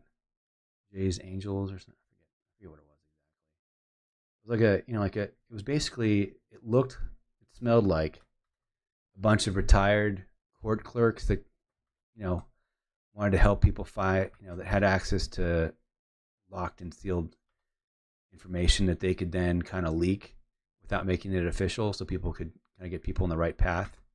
Because they didn't keep track of that stuff back in '49. So this ties to the vegan athlete story, I swear. So basically, I'd gone back and looked and filled out this thing, and I was like, "There's no way, I'll probably ever find out." And I think it was like 9 or 10 o'clock at night that I was doing this. I filled out all the info that I had known about my dad and my grandmother, and city, state, blah blah blah blah. Went, got up the next day, looked at my email, and they're like, "Oh, this should be easy. We'll have something to you by, in a few weeks." And I was like, "Okay." I get an email that night. It's got the name of my dad, or my dad's dad, my dad's mom. She's still alive. It's got a link to her Facebook page, the name of her 2 sons, which would be my dad's stepbrothers. Then it's got her name and address, my birth father's first initial, last initial, and all this information, right? And I'm like, there's no way that this is real, right? So I look it up, kind of like in disbelief. I'm just gonna save this old one just because I have it. I'm gonna gray all these out here. I'm not using them. Was I using that? Yeah, I was using that. Delete this layer mask.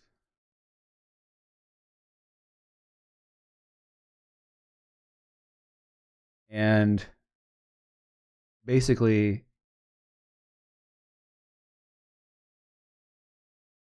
I went to the Facebook page. It looked like she hadn't been active in a long time. So I messaged her. I didn't hear anything back. And I was like, "Hey, did you put a summit for adoption on your kid?" Didn't hear anything. And I found his step or half brother, I guess it would be. And I might change the depth of this. It's a little deep here.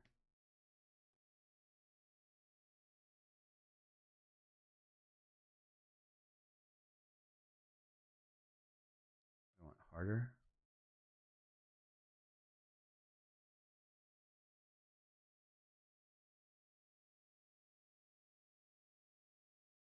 So I'm like, looks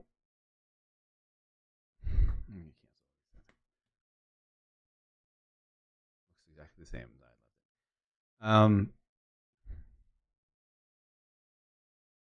For a little more detail.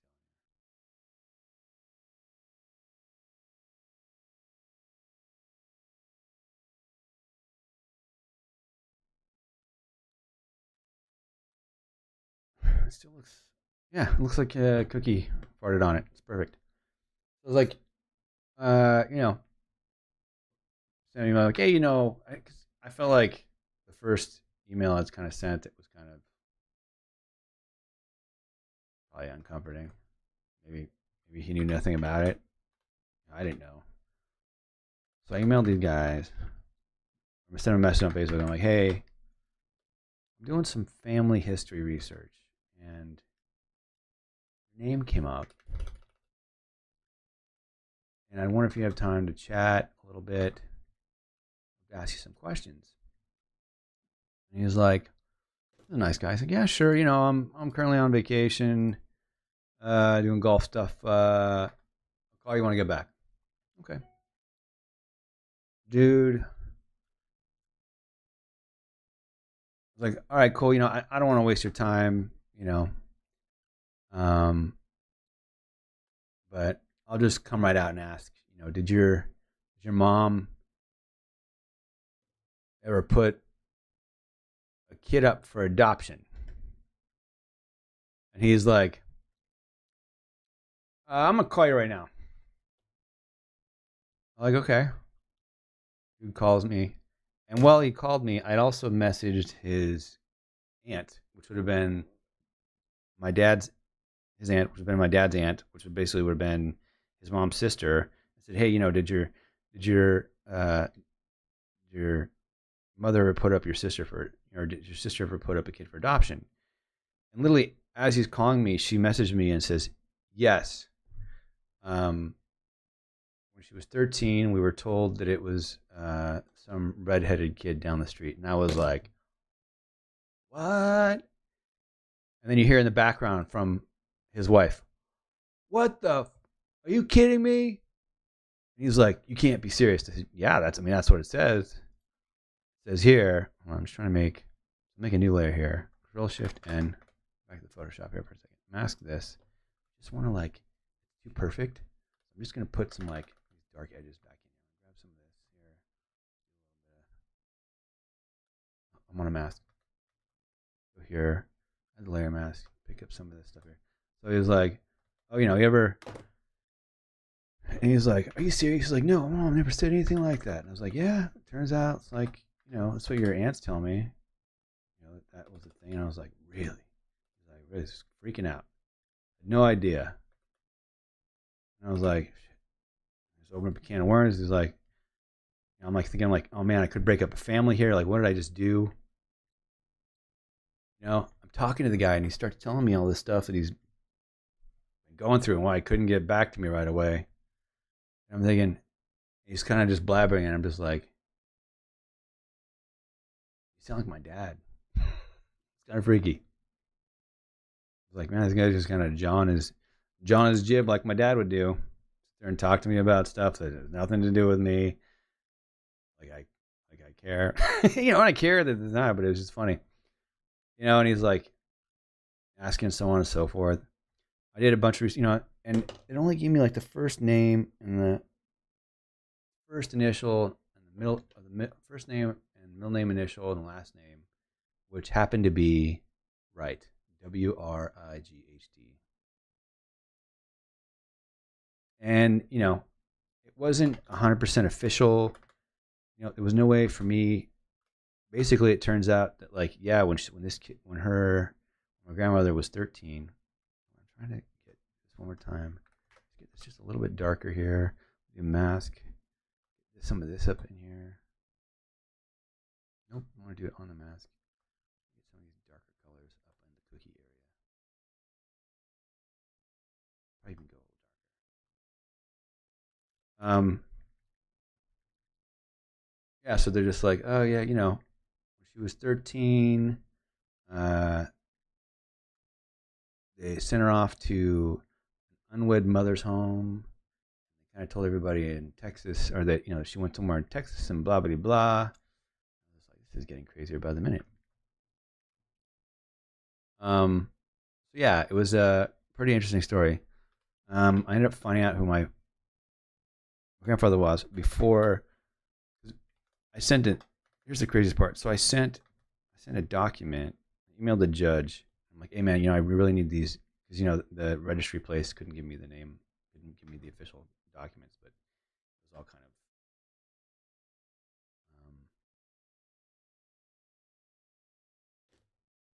under lock and key. That I need like a doctor's note. So I had both my dad and my dad's new half brother or whatever send doctor's notes why they needed this stuff unlocked. I basically got the information unlocked. Long story. But yeah, the judge had sent me a letter back saying that he needed a doctor's note. And in that letter, he said, oh, and by the way, your father was half Irish, half Indian. Like Indian feather or like Indian? That was it. And I'm like, so I get in my car, I drove up to San Francisco, and I'm like, I'm going to find out what in the actual F happened. Like, there's no way that the judge can just drop this information bomb on me and then and not follow up with any other information. Like, come on, you got to give me the information now. You can't just be like, so I went up there to the clerk's office, and they're like, yeah, you need a doctor's note. We can't just give you. I'm like, you gotta be kidding me. You just told me this information about who I am, and I can't find out about it? No, we can't tell you without a doctor. So the doctors now go through, and then they send my dad everything. It turns out, my grandmother was older. She was on a waiting list. Well, she'd taken her name off a waiting list to get adopted. She worked in a doctor's office of the doctor who happened to be the doctor of my father's mother when she was 13 years old. And they sent her off to the Salvation Army unwed mother's home when she was 13 to basically, from when she was 3 months pregnant till when she had the baby. And they had said that they wanted to put the kid up for adoption. And the doctor, this is how crazy it was back in, the 49. The doctor was like, interesting. You know, I don't know if you know my secretary here in the office, but she's always wanted to be a parent and has had trouble with having a kid. Would you be all right with her being the mother? And I'm thinking, this sounds like some like Rite Aid story, right? Like this is the craziest shit ever. You just ask somebody if their secretary would be a good mom for your kid's unborn baby. And she's like, yeah, I remember her. She's like, well, is she Catholic? She's Lutheran. She would grow up, in the right religion and whatnot. I'm thinking, this is so crazy. And she's like, yeah, she would be a good mom. And I was like, that's so crazy. So, they let my grandmother know, my stepmother, hey, they would love for you to be the mother of this child. And I'm thinking, this is the craziest shit ever. So the whole background story, but this is all in the court documents. So I find out in these court documents the name of my grandfather, who by this time it was after I'd gotten married, so I couldn't really change it. Plus, when I found out it was Wright, it would be Right, and it wasn't like, and I did some more like DNA stuff, and it didn't trace back to like a Wright brother, so I wasn't going to be like, historically, which is funny because my dad was a pilot, so I was like, how funny would it be if he was, but the Wright brothers never had kids and so on and so forth. So that wasn't a thing. Even though in my head I was like, it'd be so cool. My dad would love if he was related to the Wright brothers, even though he was a pilot. Anyways. So, yeah. So that had happened. I found out that whole story. And then when I found out that, who his siblings were and all that other stuff, it turned out he had 2 brothers on his mom's side, and then 7 siblings on his dad's side, and his dad never even knew he existed. How crazy is that? She had the kid when she was 13. It turns out that my uncle died when he was young. So they were actually in, I believe it was Chicago. He had some like serious lung issues or something. So he's like, oh, you probably want to move to like the coast to help him out or something. And I said some type of lung disease or something. So they moved all the way to San Francisco, and he worked at the Ford plant at the port. More car related, interesting stuff. Worked at the Ford plant there. Well, they had his brother. She was the youngest of, I think, 4. She was the youngest of 4, and when you're the youngest, you kind of need attention, and apparently she wasn't getting attention from the family while they were going through all this stuff with the brother, who was the main attention. It was like, kind of get over yourself and whatnot. We're taking care of your brother. That's why we moved here. That had happened. That was a thing. And, well, she was 13 and wasn't getting attention. She apparently had fun with some guy at school and whatnot. That had happened. It turned out to be, and he had never known. So I had reached out to, and I, even though I got in the court documents for a name, I couldn't really find out siblings. But I had done Ancestry.com and 23andMe. And when I had done 23, I started looking for people with the last name Wright and then the maiden name. People started showing up on the other side of family, and then I reached out to them, and then that's how I found my grandfather, my dad's dad, on his side. The interesting thing was when I had found out all this stuff, I'd gone to my dad. When I first found out about his mom, when his adopted parents were around, he never wanted to know who his adopted parents were because my grandmother was kind of like, she'd get mad over who was invited to Thanksgiving dinner and Christmas and not show up because she didn't get a proper invitation, let alone, you know, she's a very loving mom. You know, she's always there for him. He loved her, and he didn't want her to ever feel like she wasn't the most important thing in the world. So he didn't want to know. He said he never wanted to open up that Pandora's box. So, you know, now that they had passed away at this point, I finally reached out to him and I'm like, hey, you know, I was doing some digging, you know, and I know this is your business, but I kind of found out who your mom is. Do you want to know? And he was like, well, you know, my mom's passed away. Sure, why not? So I gave him the information. You know, got on a call with his half brother. We went up and met them. Actually, you know, he was out at a motorhome. He came out and visited us. He's a fireman, pretty cool. The craziest part was sitting down with all of them. We're sitting there after they just met. They're super nervous, right? These two guys had never met each other for 50 years of their lives, and they have the exact same nervous tics. They're both sitting there bouncing their knees. They're both sitting there, you know, kind of like scratching their arms, you know, doing crazy stuff. And I'm just like, do you guys see yourselves? You're like clones. You've never even known each other. You're doing the exact same shit. It was just the craziest thing. So, unfortunately, he passed away, you know, 3 or 4 years ago from a heart attack. So, to get to the whole vegan thing, once I had figured out all the family members,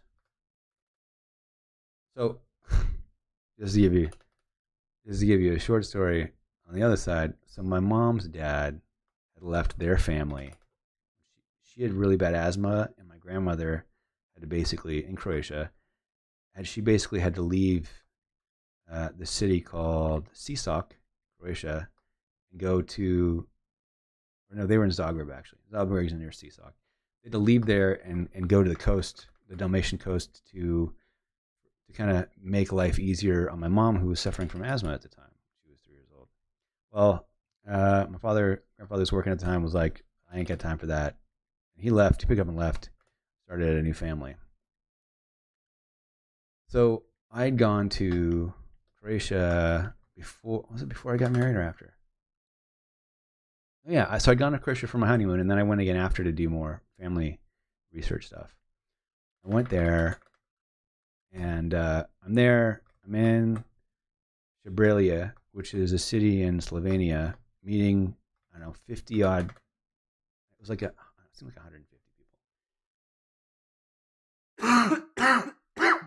150 people that in this town just across from Italy, that were all related to me through my grandmother, and they had all shared the same mother that my grandmother had, which was also crazy. But so I'm there, I'm talking to my mom, tell her, you know, I'm here and blah blah blah. And she's like, well, I have a half brother and half sister who live in Zagreb. Here are their names. What?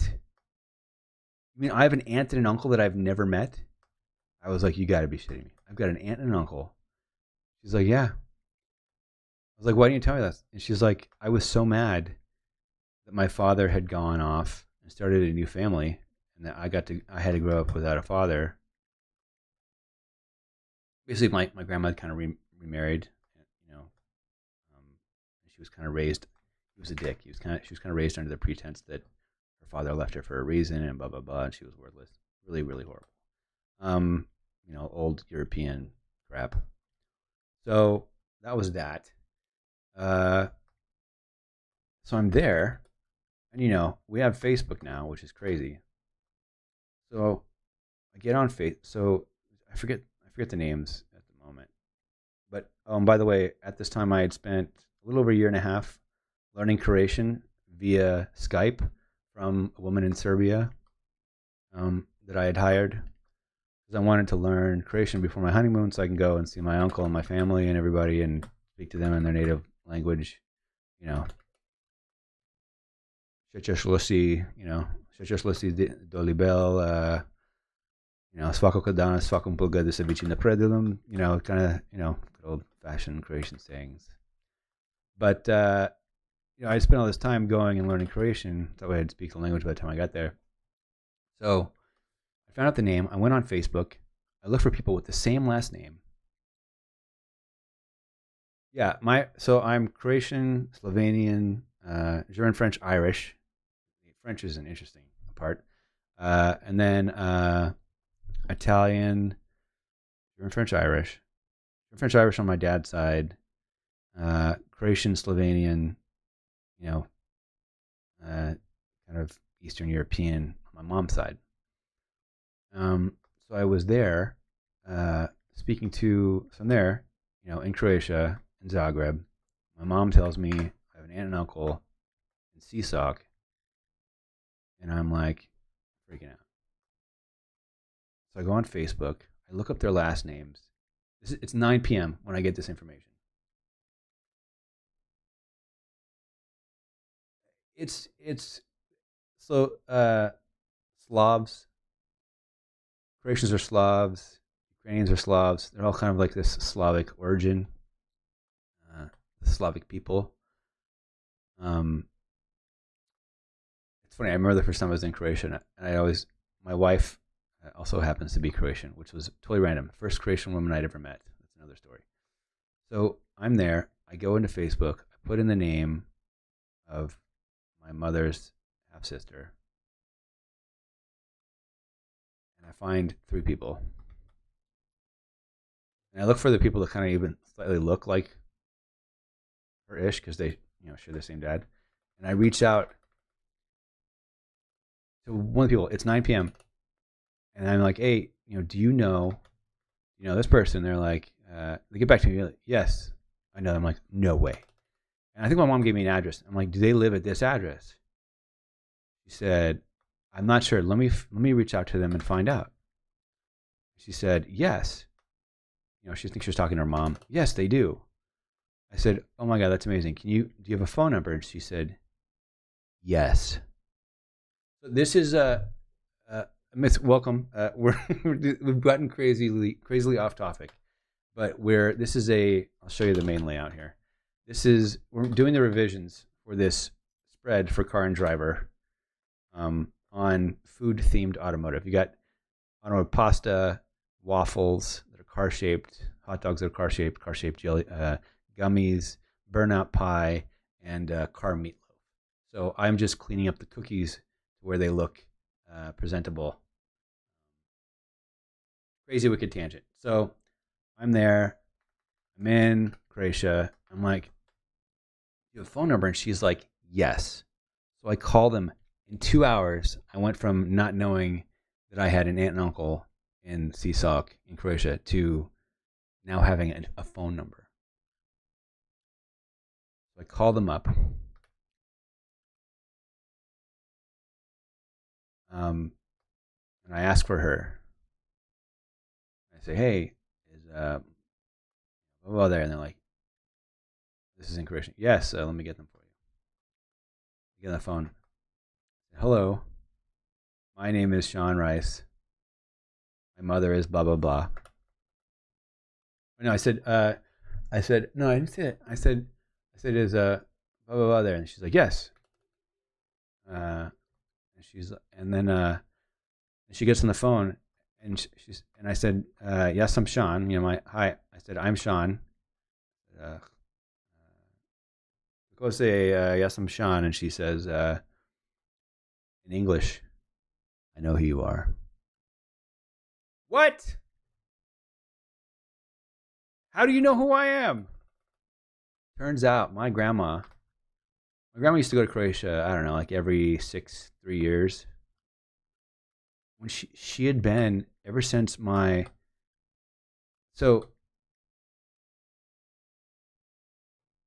grandma passed away at this time. My grandfather was also, I found out from her, had passed away when he was 32 years old, which also happened to be the exact same age that I was when I was visiting there. Dude, and my grandfather was a legend. Like, there's articles in the newspaper about him going out for like 16 days into the forest, hunting bears, bringing back a mom and two cubs, and feeding the entire freaking town of Seesaw. Like, crazy, like in the newspaper.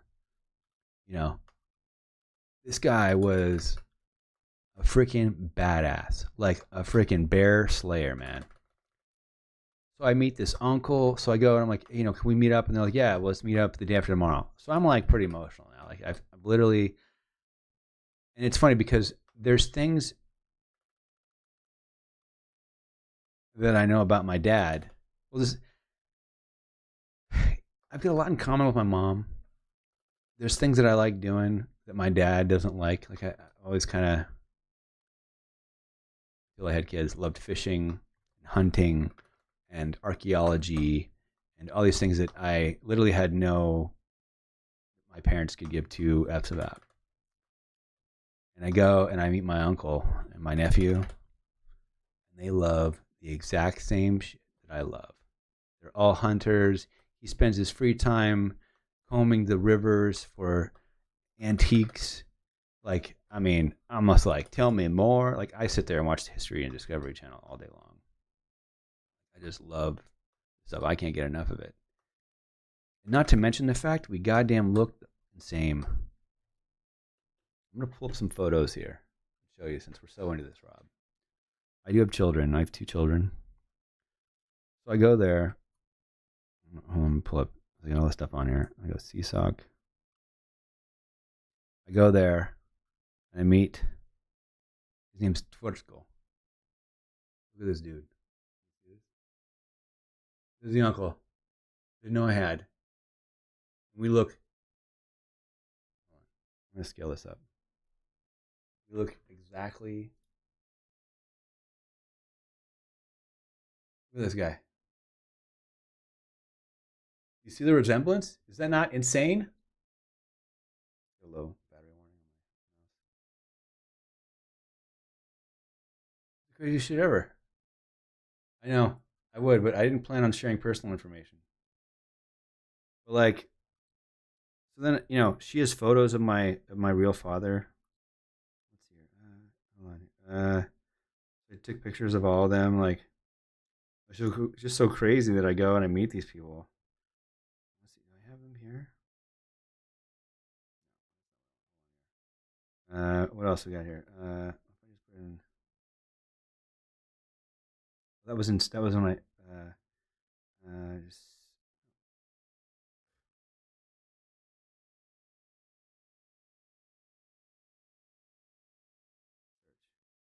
and let's see, Germany, Italy, Zagreb. Let's go to show you this one picture.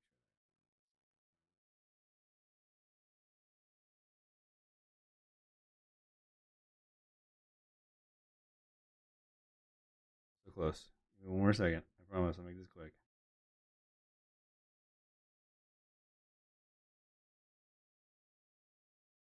I know I took pictures of this stuff because it literally blew me away.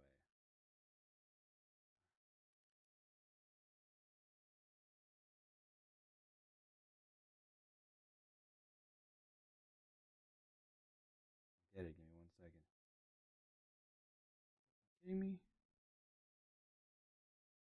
500 photos?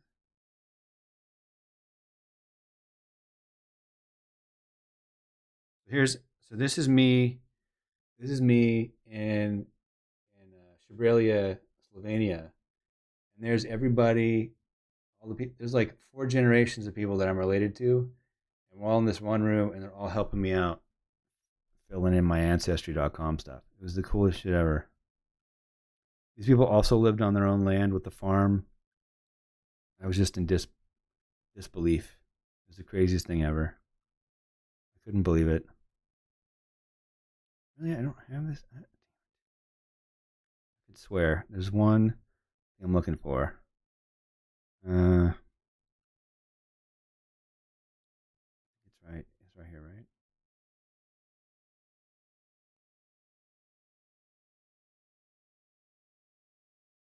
So close. It's here. It's here.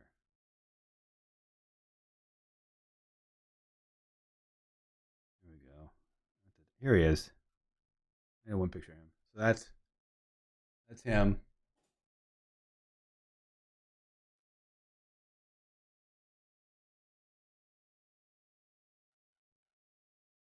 There's a dude,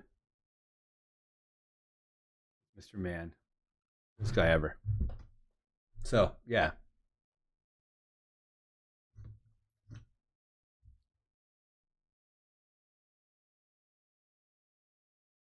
hey man, that's just part of the story. So that's why I always say short story long. But yeah, so my plan is to also stream this. Is to I'm gonna make a movie about it. I'm gonna go back. I'm gonna film some of the stuff. I don't know if you've ever seen. There's a movie on Netflix about like don't don't f with cats or something like that. It's basically it's that particular style where you're basically shooting like documentary style, but they don't actually have you're interviewing people, but they don't actually have footage of anything that happened. The whole movie is basically um, interview footage, right? That's how I plan on shooting this thing. Is using like screen captures. I have the original conversation on Facebook with my uncle. I'm gonna film that. So my plan is to kind of film all that stuff uh, through this stream and make a movie while streaming, which is something I think also hasn't been done yet, right?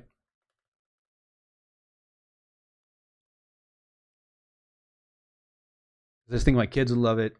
It's a cool story of how the whole thing happened. Oh, so remember I was telling you about the Irish Indian thing, right?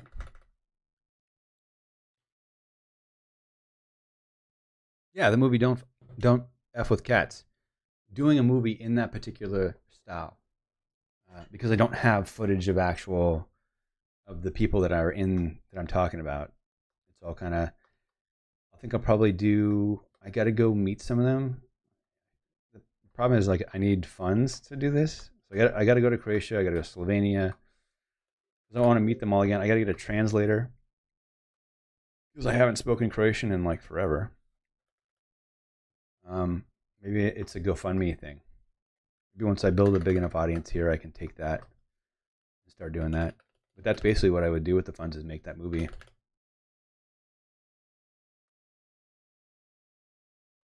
It's funny because and the way hey welcome and the way this whole thing started, believe it or not, the origin of why I even got into wanting to figure out this ties back to Art Center.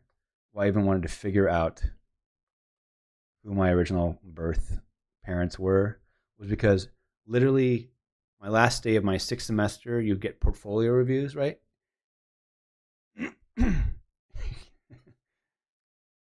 is when I literally showed my portfolio, they looked at me and they're like, "Your work is amazing. You're technically an amazing photographer. But when it comes to your work, I can't tell who you are because my stuff was just all over the place." So I was like, "That's a great question. Who the am I? I don't know. I didn't know my mom's dad. I didn't know my dad was adopted. Like I'd only had roots in one side of my family, and that was my grandmother, who I basically really quick another one more distraction because ADD is what we do. My grandmother. So my grandmother, we called her. Oh my god. Meet me blog. Back to my blog here. My grandmother.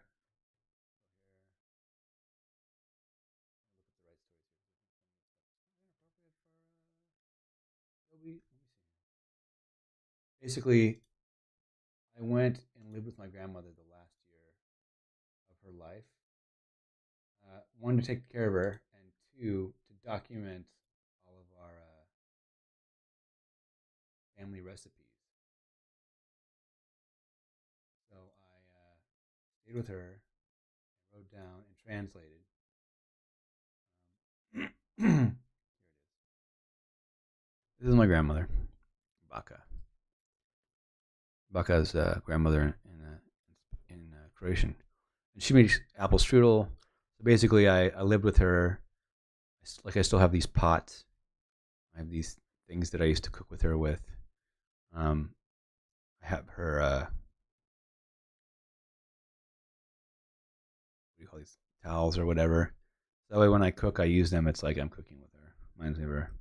Yeah, so I lived with her and documented all of our family recipes. I don't know why I said that, but oh yeah, to get back to the whole. Remember, I got the letter from the judge, and he says to me, "Just know you're half Indian and half Irish." So I got the DNA test. I went to 23andMe. It said Irish on my dad's side, because I guess he was a redheaded kid. There are no redheaded kids in my family. Well, my dad or the other side, but let's save this. So I was like, I got talking with my aunts. I think I saved it. I probably have it somewhere. I did a video call with my newly found aunts to kind of go over the information that we had found and all that stuff. And basically,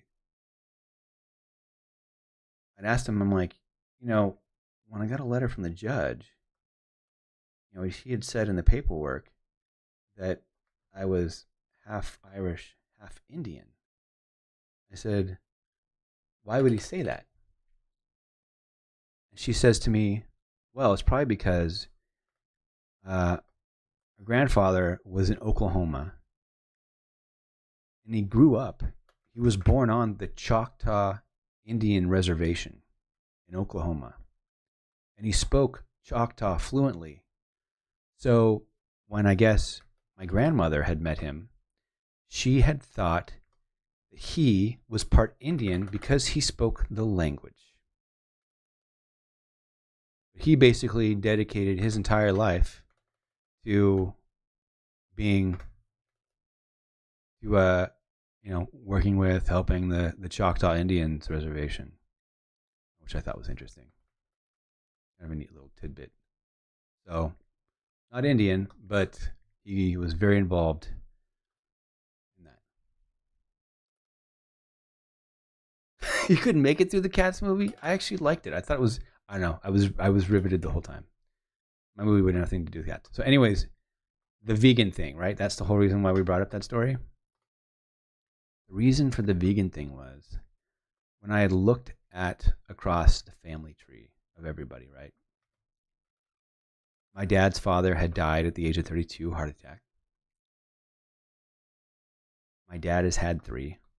His brother, half brother, whatever, had died of a heart attack. And his 5 other brothers on his dad's side had passed away before they were 50 from heart attacks, including his father, who died at the age of 63 of a heart attack. So that's why I was like, I'd gone full vegan, ran a marathon, all that other fun stuff.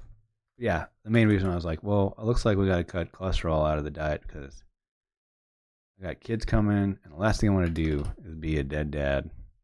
So went from the meat man to the vegan man super fast.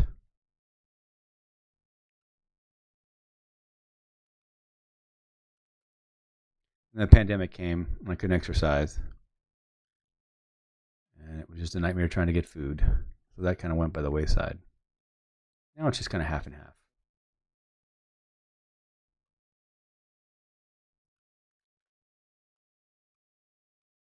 Any other questions?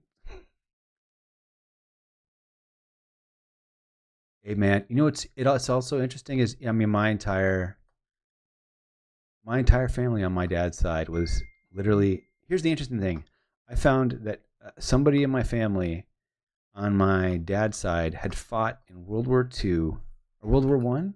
Yeah, World War One in Slovenia was based in Slovenia. And when I was in Slovenia, I had found out that there was a village, not a village, but there was a church that was burned down when it was, because I guess it was inhabited by Germans, but then attacked, by Americans. So the craziest thing, and this is part of the reason why I want to do the movie, is to find out if my dad's family had invaded the town of where my grandmother was born. How crazy would that be? That would be a small world. I think the chances are very small, but it still would make for a great story. I do like that we've, you know what? I think Reddit has also gotten us to believe that everything is literally always about cats. Is it not? Anyways, we're still cleaning up cookies because this is going to take forever. But I'm glad we have good stuff to talk about. Although we got crazily off. I know, right? There's so many ways that this movie could go. I feel like it has to be made, and it's it's funny because I was like, I'll write a book. I have ADD. I don't have the patience to sit there and write a book. I started to. I've done 3 chapters of the first chapter, and they're all different. Because it's like, how do I start? Right? Do I start with the story of how I'm in college, and they ask me like, "This is great, but who are you?" And I'm like, "Well, let me find out." And then I get married. The story of how I met my wife is really interesting. She's Croatian. That's kind of funny. When I met her, I was like, we hated each other. She worked for a guy that hired me to do videos for her. And so he wanted me to work for them for full time because she was the GM. I had to negotiate with her, and I was just like, well, we all know how this is going to go. Like, they're going to ask me to do a ton of work and not get paid enough because they basically only wanted somebody part-time. And I'm like, look, we all know how this is going to go. You guys are going to make me do tons of stuff.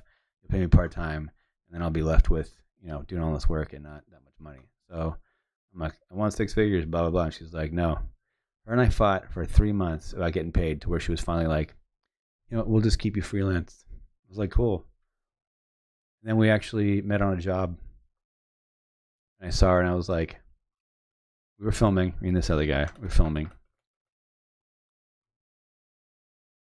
So, I saw her last name. I'm not going to say it, but I saw her last name in the emails, and I was like, I wonder if she's Russian or something. Looks like a Russian last name. We're there filming. Sure enough, this woman comes through my camera view, and I was like, oh my God, who's that? Look over the dude I'm working with. He's like, dude, that's your boss. I was like, I don't have a boss. What are you talking about? He's like, what's her name? And I was like, no way. I dropped my camera and walked away. I needed like a moment to my entire life had flashed over my eyes because I had imagined this person via email to be just completely cruel and evil. And this woman was the complete opposite.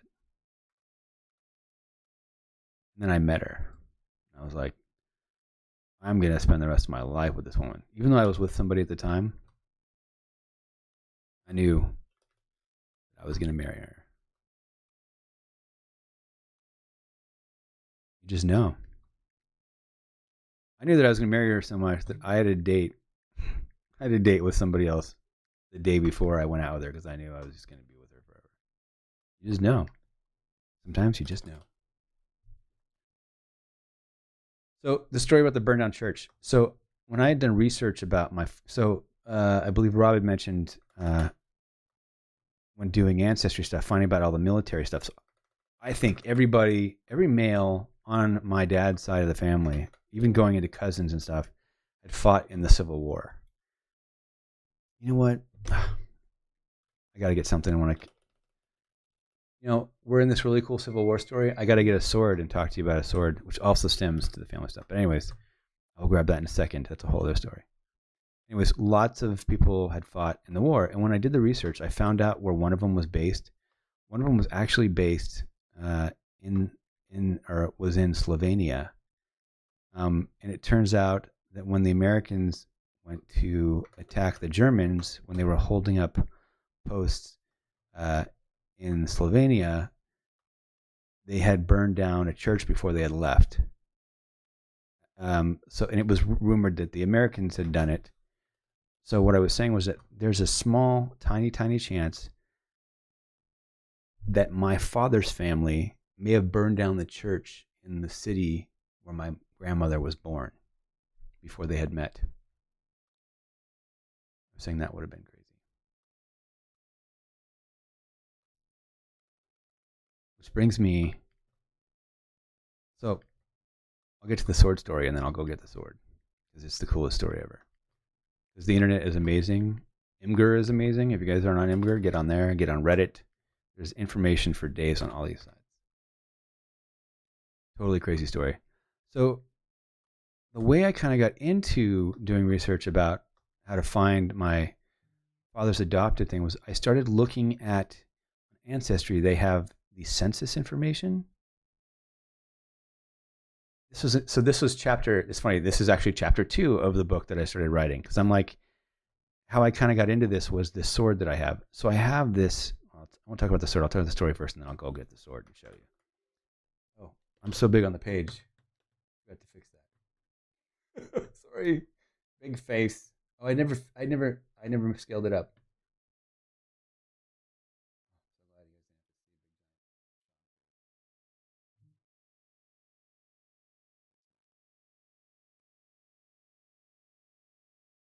Make it personal. There we go. Boom. So, chapter 2 of this book about my family is the Civil War sword that I have. My grandmother has this sword. It says, and I didn't know anything about it until I posted it on Imgur, and then like 103 people came out with the same sword. My grandmother had left this sword to me from her great-grandfather, and all it said on it was J.M. Ferguson. So I started using U.S. Census records to track down a Ferguson, which her maiden name was not Ferguson, it was something else. It wasn't her maiden name. And I was basically trying to like track down where the sword came from to figure out, because basically there's the story of when I looked up the name J.M. Ferguson, there's only one battle that came up during the Civil War. It was fought at Bunker Hill, and he was the captain. And apparently, rumor was getting around town that he was going to be outnumbered at this battle. So what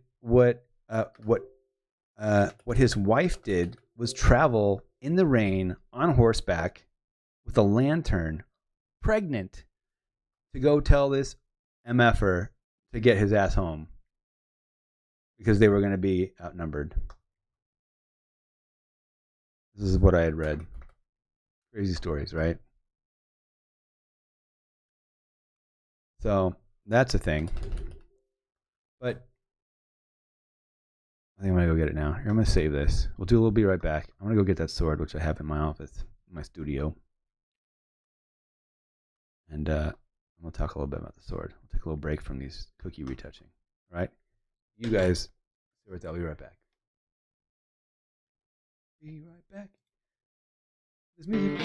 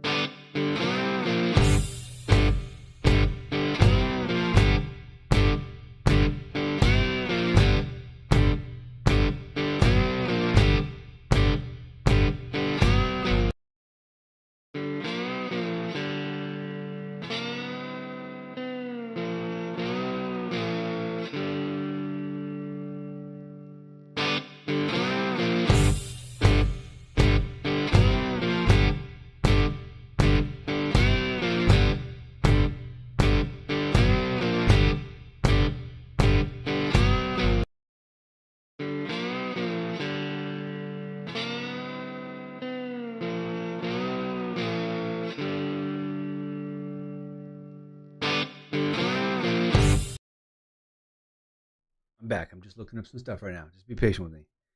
I'm going to grab this thing and some stuff, and I'm going to go full screen. I'm going to pull up pictures because that's what's happening right now. All right. Computer. Copy and paste this thing here. I don't know the letters of the.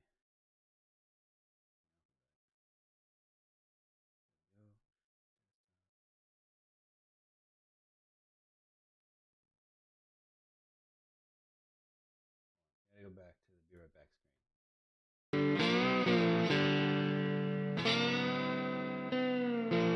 Here.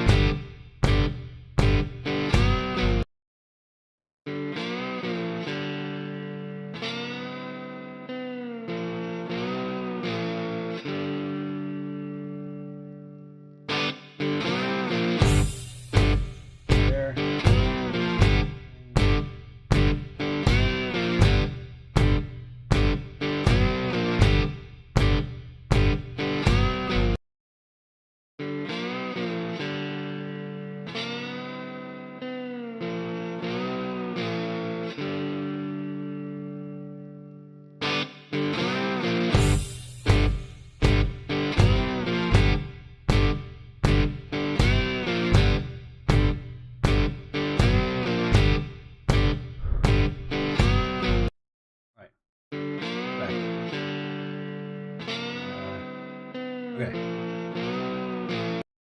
Here we are. Here I am. I'm going to be bigger because I got the sword. So, we're off topic, but that's okay. My grandmother.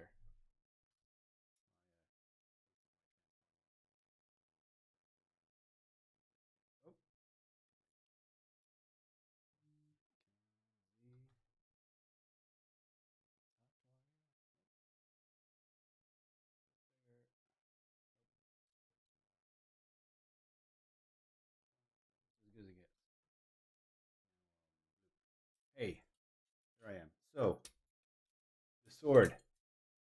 My grandmother left me. Was it backwards for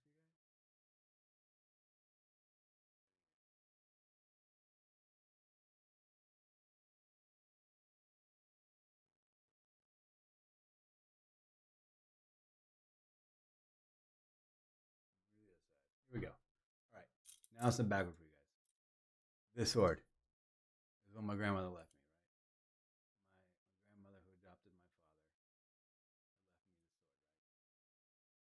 I didn't know nothing about it. It just said on it. It just said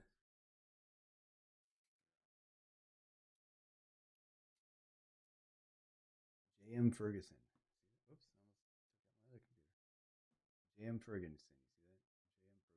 No idea. Still tracking down this dude, but coolest sword ever, right? Look at this. Super sharp edge. Amazing. And it has like, it even has the manufacturer on it right there. You can see. So there's, you got some literature here. There's, you got this UR here. You got FCB. You got this guy here with the thing. And then you got this ornate stuff here. And then you got this lily. So not having to stand there and hold it in front of you. I got into looking up the family history by finding this sword. It's not made in China. It's actually made in the United States. So this is actually has the. So basically, I'd kind of found the sword, right? It's got this. It's got. So this is the name of the company that made the actual sword in Indiana, pre-Civil War. So what I found out was right after the Civil War, when Abraham Lincoln was president, there was a bunch of, there you have the Knights Templar, who were then who then became kind of the Freemasons, right? Who were kind of part of the founding fathers of this country. So within the Freemasons, there were a bunch of secret societies. So within those secret societies, you had the Knights. You see this K right here? The Knights of Pythias. The Knights of Pythias. The Knights of Pythias was one of the first private secret societies that was ever funded by the federal government. When I say funded, meaning they were the first secret society to ever receive federal assistance for their organization. Now, after the Civil War, they realized in order to keep peace in the South, can you hear me now, Rob? In order to keep peace in the South, they couldn't have Union members or Union soldiers just wandering around the South because it would make people nervous that there were soldiers running around uniformed, trying to keep peace in the South.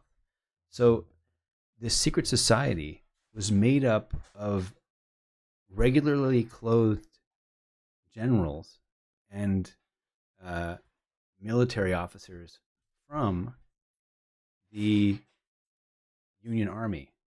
And the reason you know that is because on the top here, this is a ceremonial sword that they would wear. So,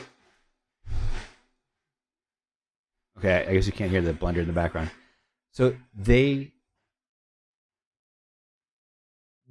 would have these secret meetings where they would kind of document the progress of whatever he was doing and things like that.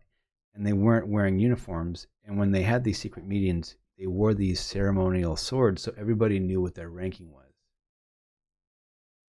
So this UR stands for Union Reserve. The lily stands for peace. The KP on the side here is for Knights of Pythias. This is Solomon holding up the pillars of, I forget that whole story. Right, kind of like the Sword of Trust. So the FCB, so this is Solomon holding up the pillars of, I forget the name of the city.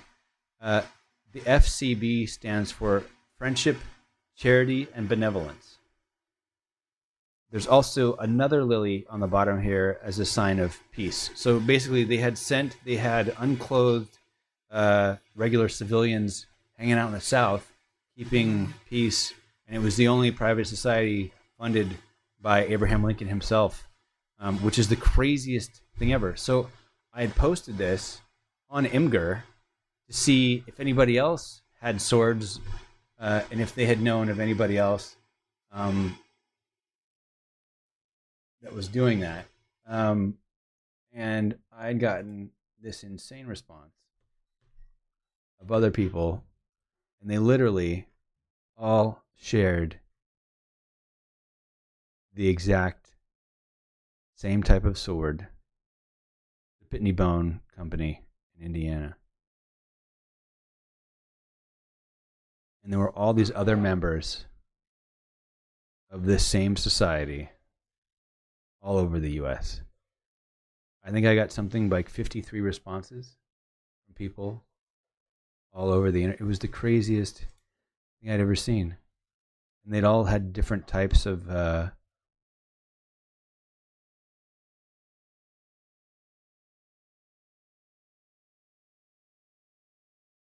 same writing on it, but it was all from the same society, which is the craziest thing ever. They all stood for Union Reserve, Friendship, Charity, and Benevolence, Peace, which is the coolest thing ever. I don't know the significance of the lion head, but it's just the coolest thing ever. So, short story long, little tangent. Yeah. I'll go back to being my small self. Probably better for everybody.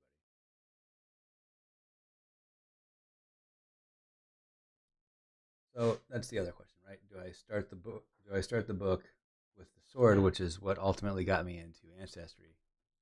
There's no and. That was just so.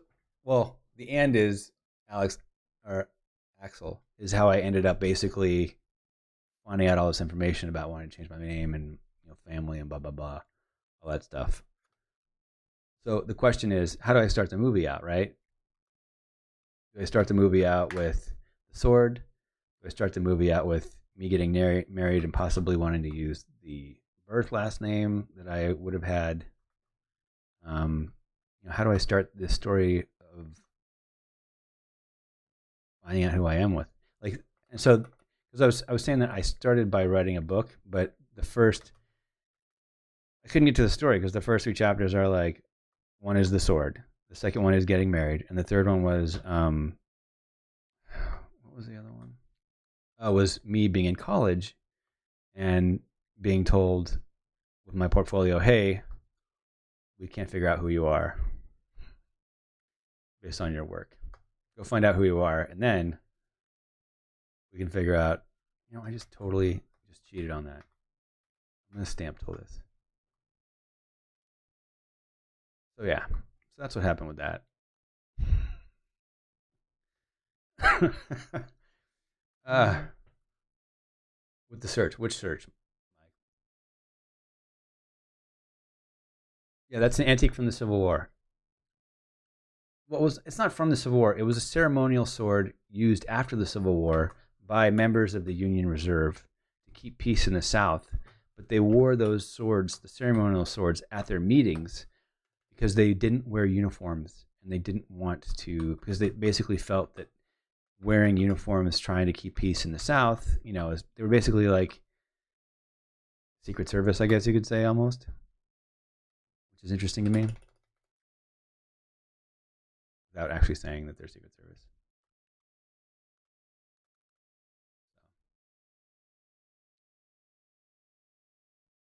I spend days, if not weeks,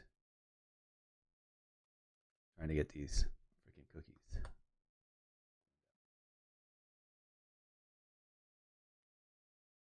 The point where Lana could literally come back to me and be like, I wanted to keep those looking super messy and natural.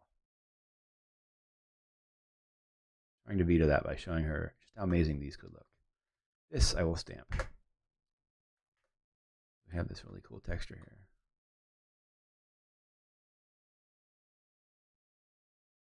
3 books like Lord of the Rings. So how would I break that up? I break it up into my story of then what? All the way up to, so I do the sword, I do the college, the sword,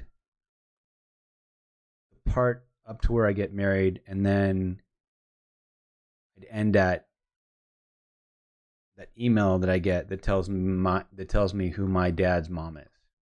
And then what? The second book would be meeting my grandmother and my half brother, or my dad's half brother, my uncle, basically. Meeting them, right? That whole story. My aunt, the story of the adoption registry, whole thing. And then the third book would be me going to Croatia or Slovenia and then meeting my mother's half brother and half sister, right?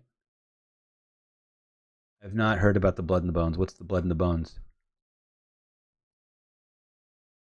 I do like the 3 books idea. Because then I get to do 3 movies, right?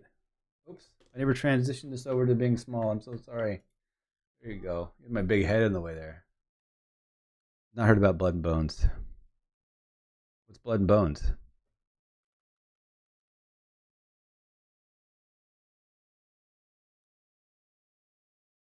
There's 2 Twitch lurkers in here. I can't figure out who they are. I don't know how to use that. Let's see your lurker feature. It doesn't bother me. You guys can do whatever you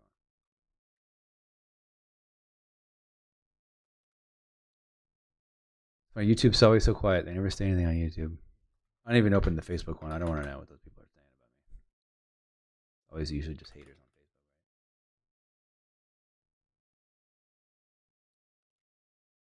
right? We're so close to being done with this. We just have these 3. And that other cookie's going to take forever. That's where I show you how fast I can go. I have to stop talking though.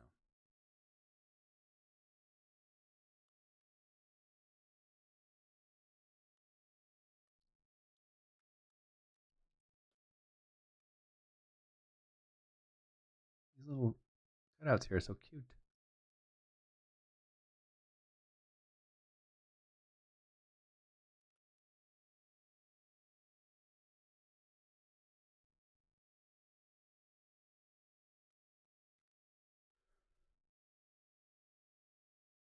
Really? Not to sue the judge. Interesting.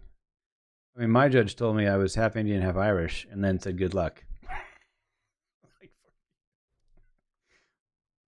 You just leave somebody with that type of bomb and be like, yeah, I can't kill you unless you get a doctor's note from your dad. At that point, I was ready to get doctor's notes from everybody.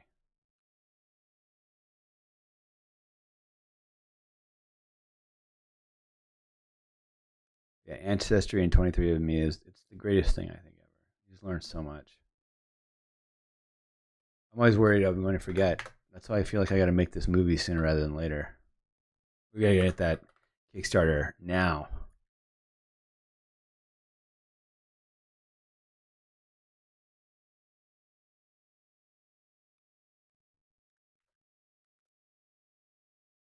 I'm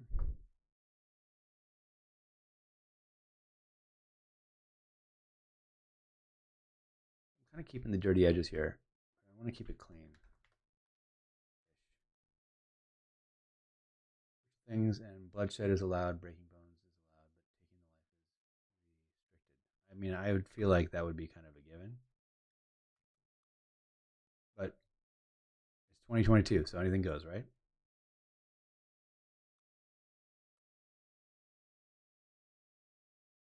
It's interesting, you go in for before the pandemic happened. You'd have like client meetings and stuff like that, or you'd have like portfolio reviews, and people were always like, bring a cool notebook of your personal work, and I was like, my personal work is my car photography. Like that's the shit that I love doing. And they're like, that's boring. I want to know who you are as a person. So I started making Croatian desserts and bringing those, and then kind of telling the story of my family, which was kind of cool. They get me hired, but it was a nice way to kind of. Well, I'm not gonna say it didn't get him hired. I have a client who is Croatian, who actually lives in the same town that I actually have actually gone to watch soccer games with at the Croatian Cultural Center. So that it paid off once, but it was a friend of a friend, so it wasn't like the Croatian is what got me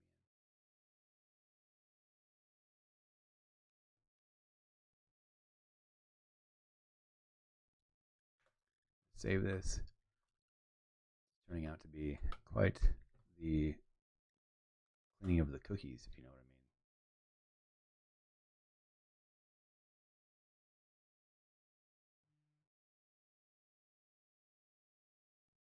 I feel like if a real food person were there, they would have like sanded this part off. Would have sat there with a Dremel tool. I didn't sound like that, but you know what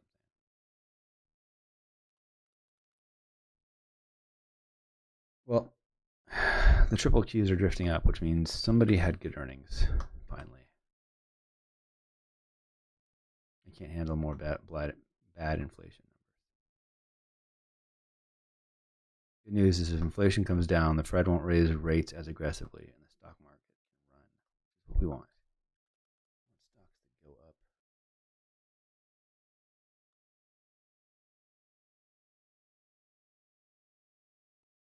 Any other questions that lead to 2 hour long answers? Let's do this. I'm in the zone. All right, this car needs some help here.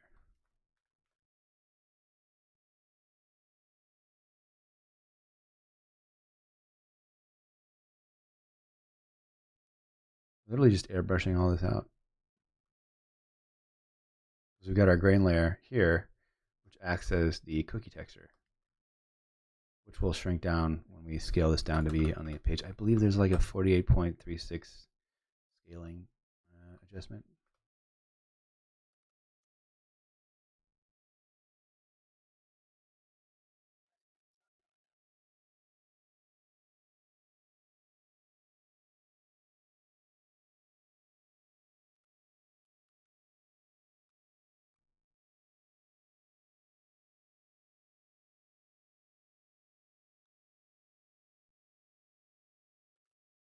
How do birds fly? Where do zebras get their stripes? Just wait. Your little one will all have all kinds. Oh, you know, they already come, dude.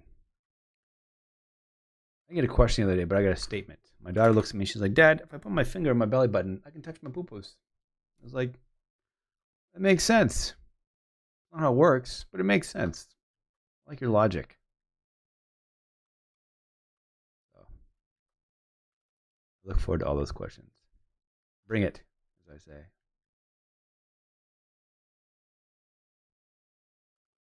It's funny though. I feel so bad for my wife. My kid totally has my brain, ADD, all of it.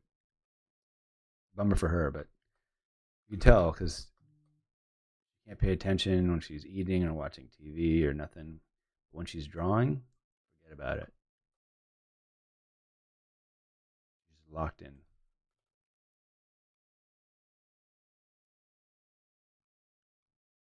Which is the best kind of feeling because she looks exactly like my wife. I'm like, that's not my kid. And then her personality came out. I'm like, that's exactly like me. My wife's like, let her be her own person. And I'm like, okay. She's so much like you.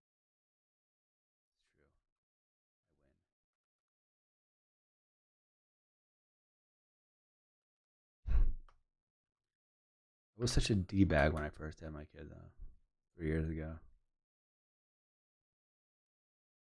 And I'd be like at a store and people would be like, oh my God, she's so beautiful. And I was like, I look at them and I'd be like, I made that with my penis.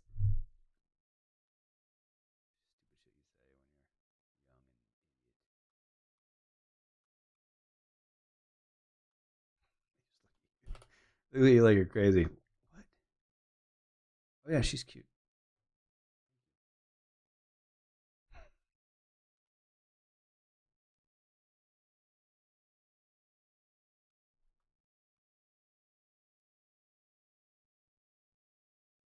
I don't think you can say the P word on Adobe. I may be getting canceled right now.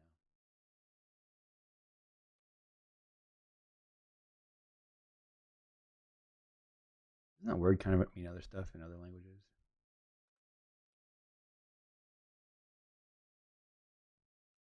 Just trying to get a little bit of this car shape. Bring that out.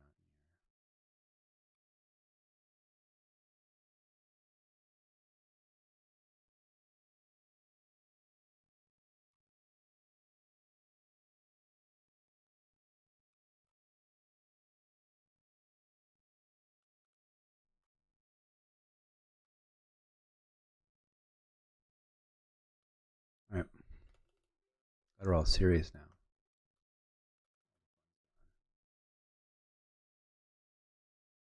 One more questions. Do it. Bring it. What else am I going to do here?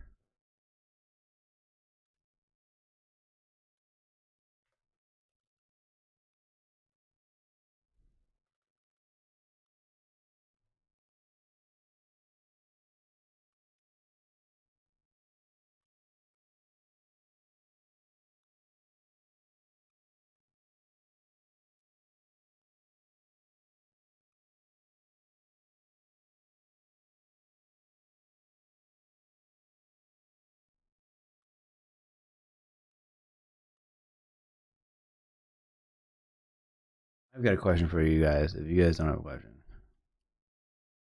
why are you watching? Why are you watching this? What intrigues you? What are you waiting for? Are you learning things? Is there something you'd like to see more of? Do you want to see more job stuff, or do you want strictly technique, like how to cut out hair, or airbrush, or use the emboss tool, or I want to know what strikes your fancy? Nothing. There's a little bit of delay, so it takes seconds to answer.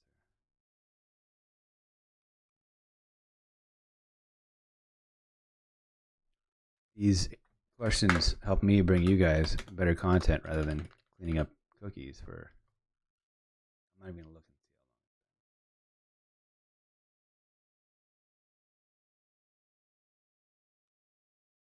how long. Gotta go get a haircut. Hair's cut, probably more than one.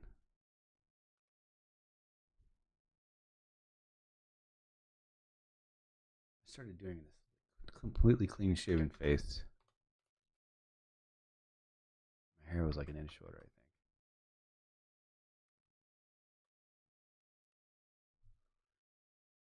You want image composite, like the Photoshop mashup, or like just purely technical? You want me to do like creative things where I try and problem solve in real time, or you want to know how to cut out hair?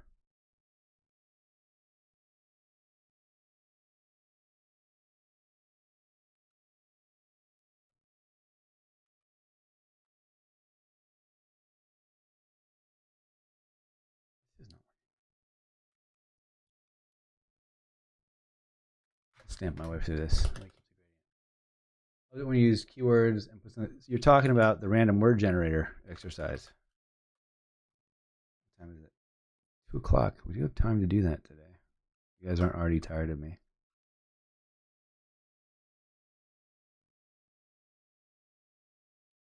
You still pay for that Adobe stock subscription. Let's do this. I'm gonna do brush, mask, crap.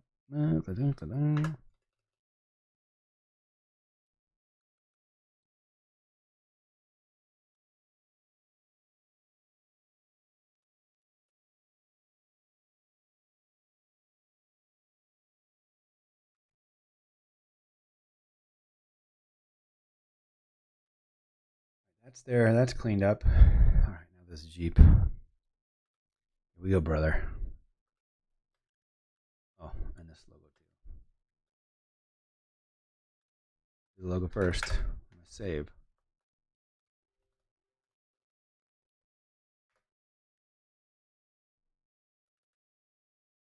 For anyone that did not see the video of the cowboy riding a fly on a train, playing, serenading an audience of chickens in the middle of a marketplace.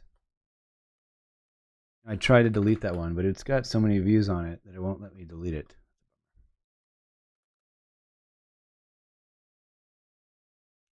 I didn't want that to define who I am. Apparently, that's what people want. I'll not deny them.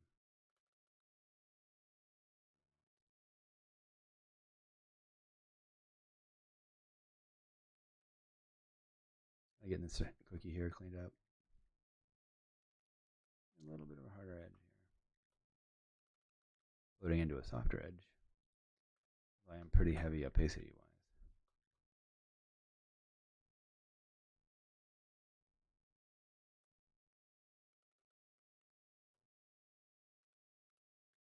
I need to throw the damn mashed potatoes on this.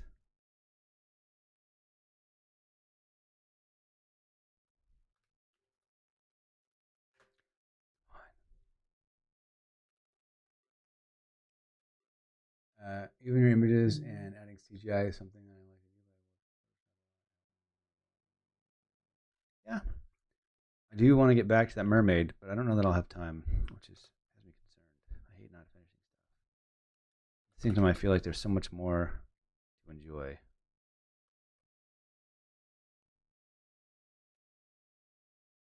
I'm just kind of brushing the area around here, and then I'll make the cookie cutout as I see fit.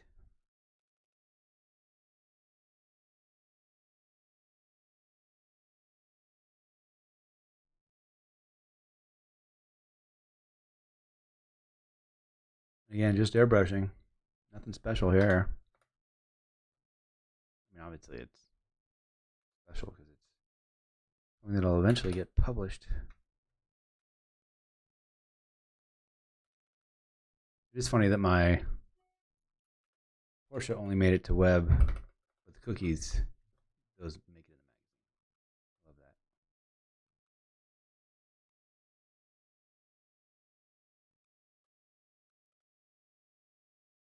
Do this. Make this my life slightly easier here.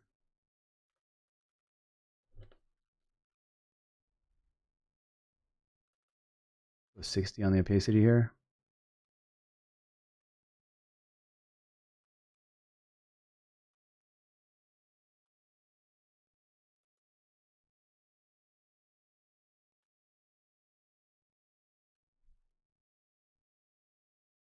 hard brush. Doing some hard edges here.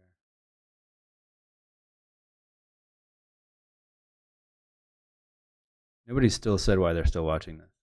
There's 6 of you in here. Granted, they're not. I don't know how the other people get like thousands of stuff. Maybe I'm just not that interesting, which is fine. I'm okay with that. I've already lived my life. The way it feels. I've already had my career. Already grinded the grind.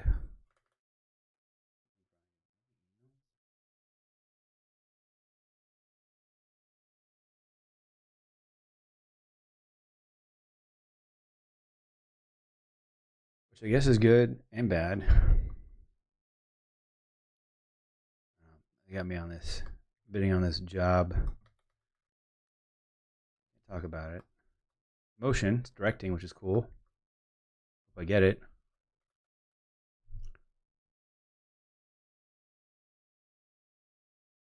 It only takes one though. I had one guy I was bidding on jobs with. Like it felt like forever. It never happened, and then one day, man, I just landed this Cadillac gig. It's still not out yet. I say I did like probably 6, 7 bids with this producer before I actually got a job. You never know. It only takes one. Now I feel like I have that Cadillac client for life. Well, unless they're watching now. No, never on you again. I always hope is not the case, but you never know. Everybody does things for different reasons. This time I'm going to come here and bring this part out. Came in at the point of the cowboy and I thought, what a nice way to take words and put something together. Shading other elements.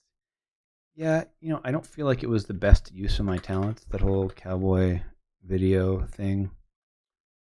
I was really kind of like, I was done. I looked at it and I was like, what the hell was I thinking? I should have like pre-planned something out. I feel like that would have been a little better. Maybe I should establish my street cred before going completely crazy. Which is basically what I had done. Like, let the work control me.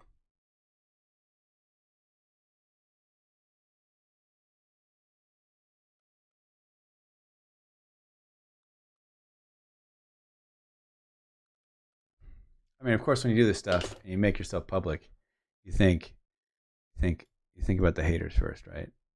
Haters gonna hate. Just like I also stream stock trading. And I call it my plays, like what I'm gonna do next. And of course, first people do, yeah, that's not happening, buddy. Like, no, it's gonna happen. Trust me. This, and this. Sometimes it does, sometimes it doesn't. Nobody's perfect. Today, it didn't, but I think it'll pay off tomorrow. Some of the calls, I think, will pay off. A long time to become a day trader. See, I missed a bunch of about possible freelancer based in California. He's about to Google. Get out of here, Rob. If you give me a job, that would be amazing. We'd have to stream it, right? We don't have to, but it would be cool. I mean, I feel like you lose nothing by making it. It's the thing. Like if anybody else knows of any photographers, they don't have to be automotive based. Just any photographers that are streaming what they're doing as they're doing it, like their jobs. I would love to know. That way we can become friends. There's literally, I can't find. I mean, I go onto the Behance page for live stream, and it's just but it's just me and like a few other people. I don't love it just being me, but the more people that we have here, the more people we bring in, the more you guys get to learn, right? That's the thing. That's the like eerie facade about what we do, though, right? Everybody thinks what they're doing is special and is secret. Nobody's ever going to take this photo ever. You can't copy me. Whatever, dude. there's a lot going on in Cali with automated farming and experimental farming. You know, that Megan Brown girl I mentioned, she's on Twitter and Facebook a lot, and she's very vocal and she's very active in her community about what she's doing. So you can look her up on Twitter. I think you get a lot. I think you get it. First of all, it's great to get a woman's perspective in the agricultural industry, because then you don't got someone telling you what you want to hear. First of all, second of all, she's really active. You know, which is great. Um, and it's just nice to have a contact out here, I think, right?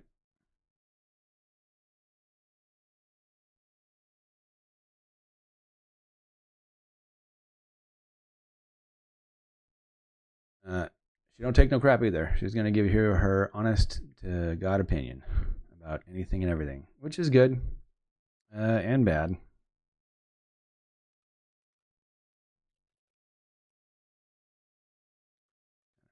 Darkening this up in here.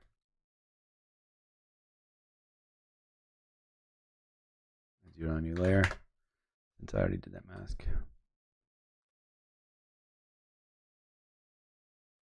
Plant a seed and plant this. I believe that's how it works. I actually like to grow my own tomatoes and make my own tomato sauce for my own pizza. Tomatoes are kind of like that amazing, just an amazing plant in that aspect. They just give you so many things out. You make ketchup. You can literally make everything with tomatoes. They're delicious. There's so many different kinds too. You can't lose out with tomatoes. Save this.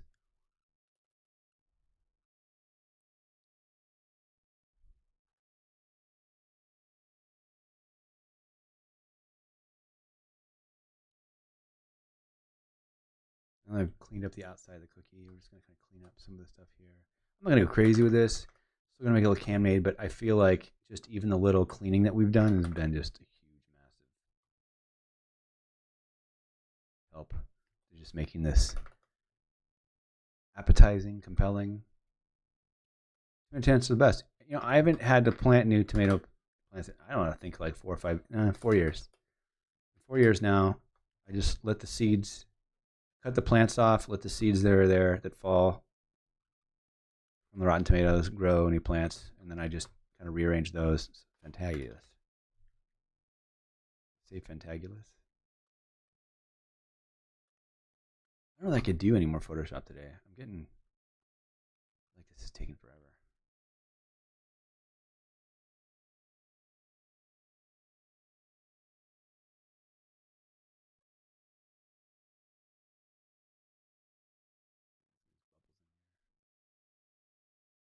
There's a fly in this house now. Well, or live by the beach, I guess. Just get flies everywhere during the summer, especially when it gets really hot.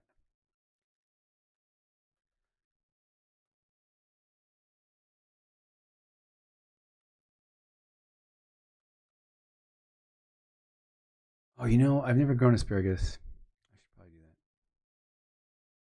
that. It's frustrating. I feel like 3 months back, yeah, in March, I planted a bunch of seeds. My kid, like so excited. Look at all these seeds are gonna grow. Every time I look outside, you just see birds sitting there admiring my seeds. Except when I'm not looking, they're not admiring my seeds. They're fucking eating that shit. I have still yet to grow something from seed at my house. I have to go to, unless it's something that's been dead and stuck in the ground forever, it's not gonna grow.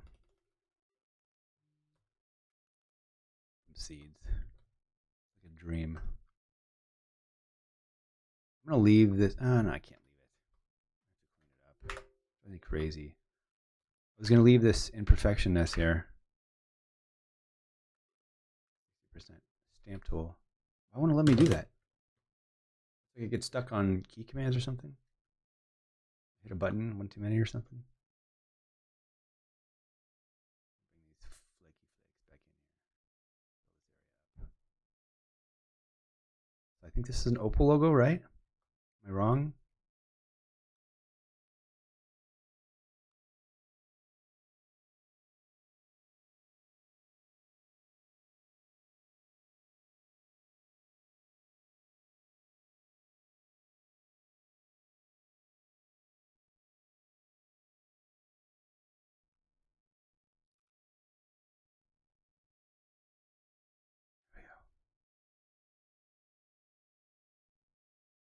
So, for those of you who are just joining us, I don't know why. I'll take you back to where we started.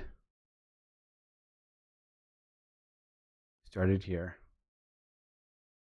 We're now here. Come a ways. Doesn't seem like much.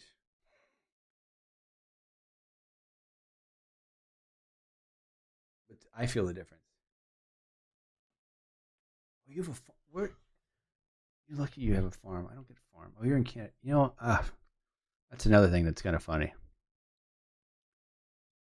I went up. What was it? Cattle run you guys have up there in Calgary? I forget what it was. The rodeo something. I was up for in Calgary. I'm trying to remember here. In Calgary. It was kind of the beginning of summer-ish in Calgary. And I'm there. You understand, when we shoot in California or anywhere in the United States, you have to deal with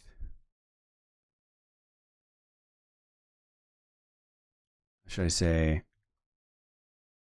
everybody works on a 10-hour day. You get double, well, you get time and a half for 2 hours, and then double time for every hour after that. And they want you to get everything done at least on a day as possible with no overtime, which is impossible. And you really want to maximize magic hour. Well, magic hour during the summer comes at what? 5:30 in the morning during the summer, and then 8:30 at night, right? So it's impossible to even try and attempt an 18-hour day and get sunrise and sunset, like in July, right? It's just impossible. The irony is that my slowest month is July.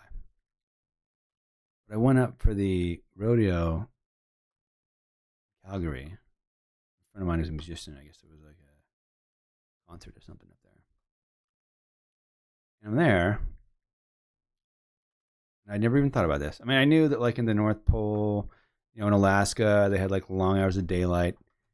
But it never occurred to me about the time change between, say, Calgary and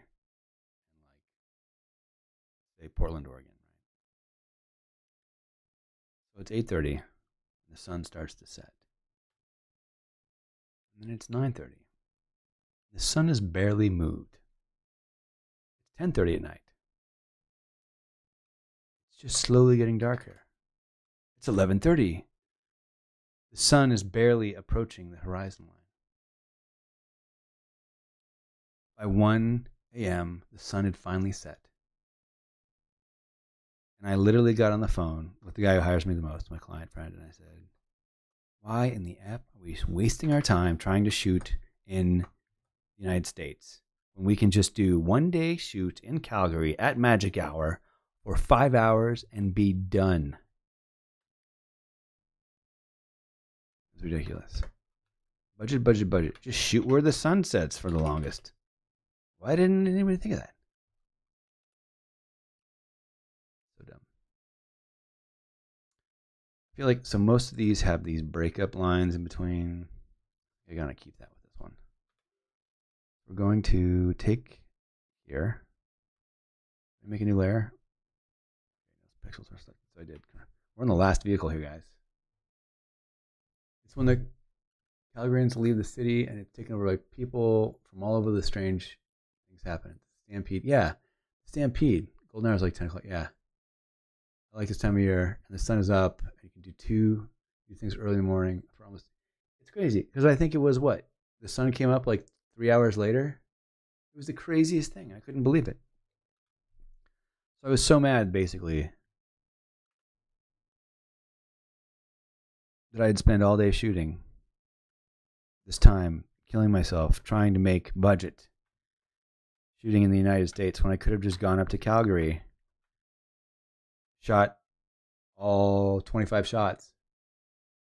Imagine playing as a kid, being called for bed, and it's still bright out and sunny. I know, it's funny. I mean, I put my kid to bed now at 7:30, and the sun's like peeking through the window, and I gotta close the blinds and be like, "It's nighttime. Get back to bed. Don't mess with me. I'm in charge." So, it's the thing, I guess. All right.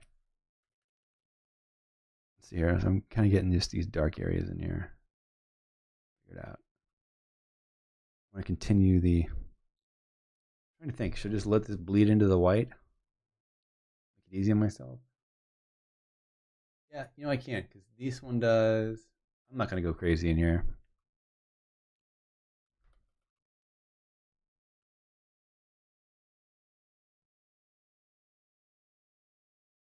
Make a new layer and do this. 90. 90%, baby. 90% of Paisley. We're going crazy. What's up? Adobe. What's going on, guys? It looks like a lot of you are joining us. I'm just going to get right to the nitty gritty of what we're doing.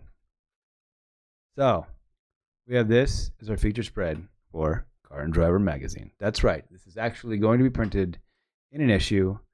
It's the page about automotive themed food. We have automotive gummies. We have hot dog race cars, automotive waffles, car shaped trucks, all the above. We have car cookies, car shaped pasta. We have our burnout apple pie. We have our bacon wrapped meatloaf, VW bug, and then our tableware, which is basically rags with C clamps on them. So it was shot on top of an old Oldsmobile. Dropped the floor in. We sent our first round out. They came back with changes. I'm cleaning up this. We had some hood stuff that they wanted removed here, so the type read better. Where did I put that? Yeah, it's all right here. Drop that stuff in there. Clean that up. Now, we're doing our final touches on the cookies. The months that is landing in, got to grab it off this newsstand because I would imagine this would be the following month that this would come out.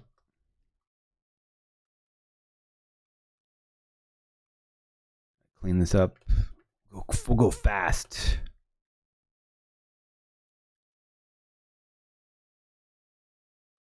Basically, you're probably wondering, hey, that's fake. You're putting fake cookies in a magazine. Nope, not fake. We did not have food stylists. The budget did not lend itself to be that for food stylists. So we made the food ourselves in the senior editor's kitchen, as one might do. Now, had we had a food stylist and made 100 of these, maybe 200, we probably would have had some pretty damn perfect cookies, right? But we didn't have that. So Photoshop affords me the luxury of getting the cookies to where they would have been had we had a food stylist. I'm going to show you how I would do those highlights on the car in general. Get my Wacom tablet pen is almost done.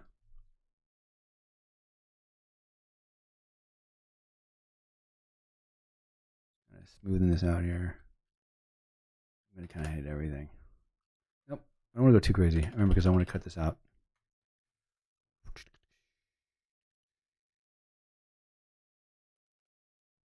Here, get this in there. And questions, always welcome. It's a shot with the R5. Across 2 days of shooting, we still have to process out our TikTok. Well, the TikTok videos, the editor's responsible for. I just have to do the stop motion apple pie burnout and the meatloaf car mashed potato burnout. I still need to make a version of this with the mashed potatoes.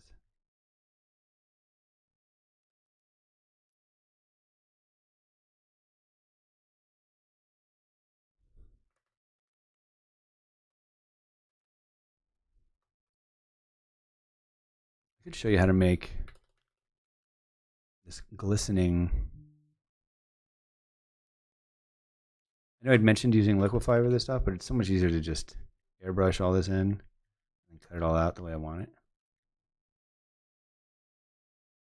I'm going to bring this down here. Here.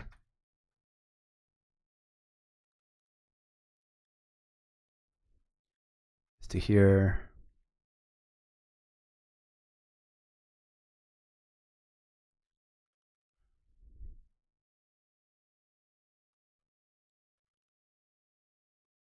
Go 50% on this. Kind of blend it in here. I think we got the whole thing in here. I'll show you how to get that highlight on there. To get all this figured out.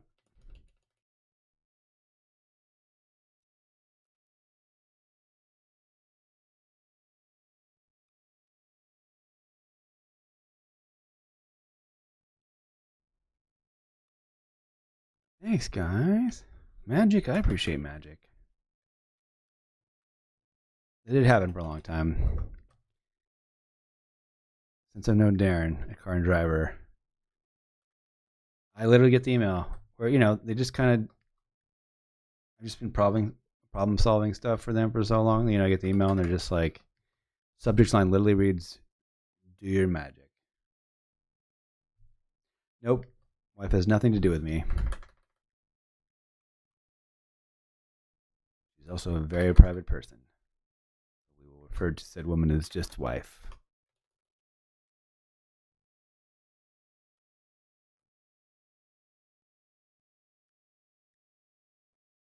All right. There's that. I'm going to mask. Let's see, is this all in one layer? Ish. So that one we're going to kill because I decided to airbrush the whole thing. So I'm going to mask this out, right? And then I'll show you how to basically make a highlight on this stuff. And then we'll use Liquify. Or no, actually we'll use the smudge tool. Bring this stuff back in here. This is a little too hard, this edge of this brush, so I'm going to go 60. I feel like we need theme music. There we go, so that's kind of around the corner. There he is. He's got a blue color on top of the third layer.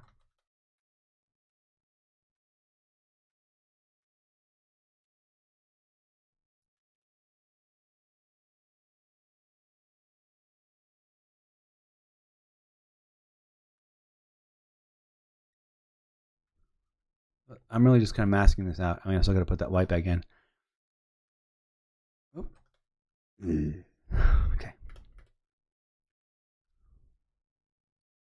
All right.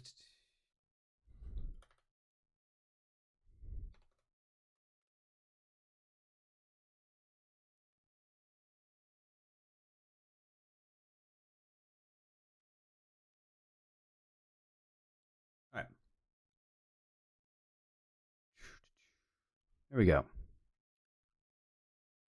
About as good as, yeah. Let me check out that mask. I will clean this up here.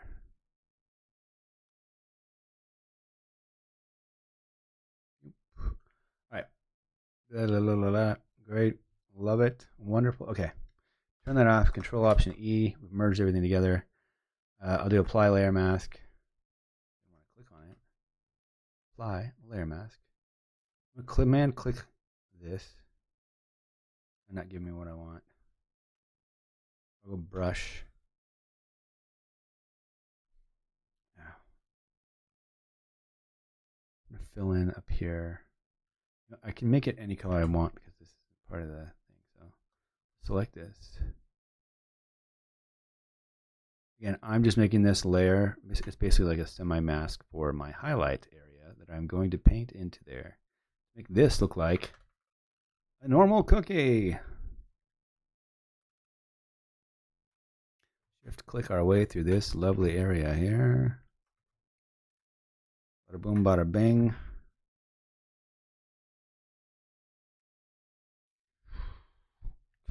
Okay.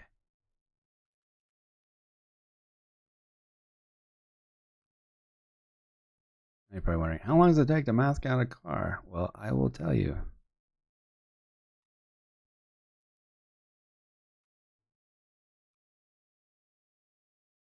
Okay. Boom, boom, click. All right. Oh, stop right here.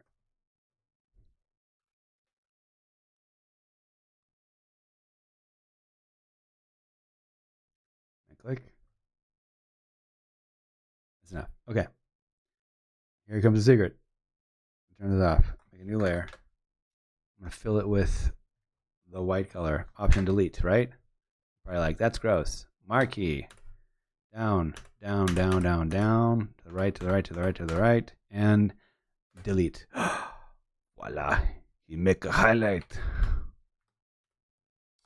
There you go, people. Look at that. Now what I can do is take this. I'm going to mask out what I don't need. Use our soft brush. Come in here and kind of, I got a highlight there. I don't need that. Don't need this. Fade this one a little bit. Probably a little bit of that edge there. A little too perfect here. We'll get rid of that. That's all right. We're just throwing a few imperfection areas. A little bit there and there. Okay. And get a little bit this long. Okay. Need that. I'll keep that edge there. And we'll get rid of this whole line here. There. Highlight. Muy bien. Okay. Control J. I'll turn this layer off, and then I'll gray these out because I don't need them. It's just meant to be able to something to cut out. And I gray everything out that I like, but want to save for backup. Apply this layer mask. We're going to go to our smudge tool. That's how they do it, folks. This is the secret to all of the highlight success. Where did my brush go? There we go. Nope. Smudge tool. Hello, friend. It's been so long. Right. Nope. Too soft. Give me 60%.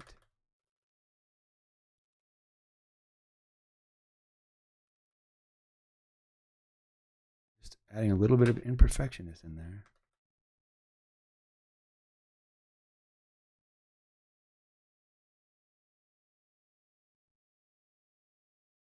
See that?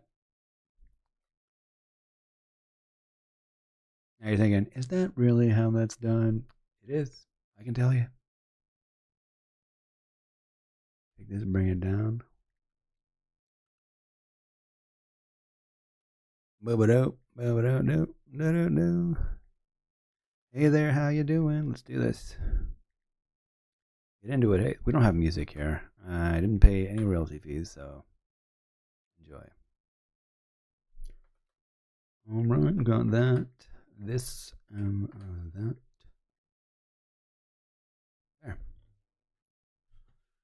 He's gonna highlight, I feel like there was a little bit of this awesomeness that was a little bit hidden in here. I feel like she's gonna want that right through the middle there. So figure out how to get that back.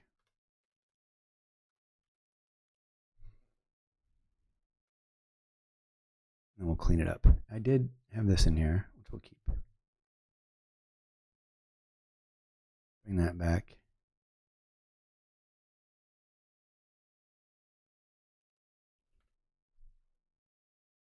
It was totally cut in half. So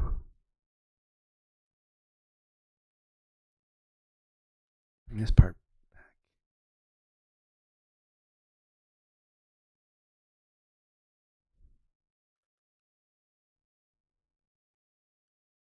And we'll Control Shift N, Control G, and we're just going to put a little darker blue on there. That's what we're going to do. Put a little opacity, blessedness. 20%. Not working. Control Alt G. I'm just kind of darkening that in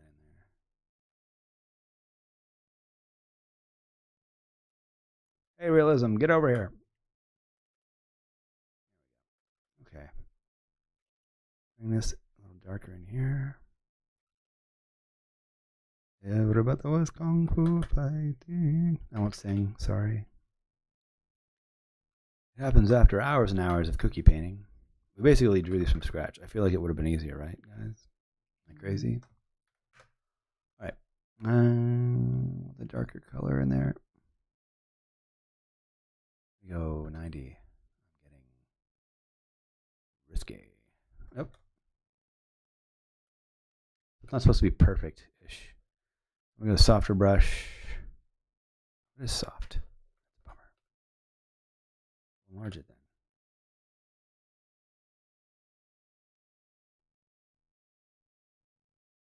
All right. Got that. With the thing on the top and there and that stuff. Okay. All right. I kind of want to make the area in there just slightly darker. I'll go.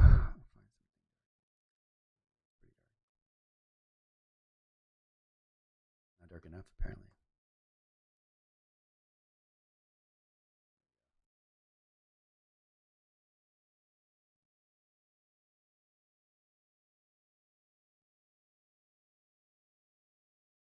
Again, we're making sure we spend the most of the time on stuff that only I'm going to notice. Yep. And then we'll lighten up part of it so it's not all so perfect.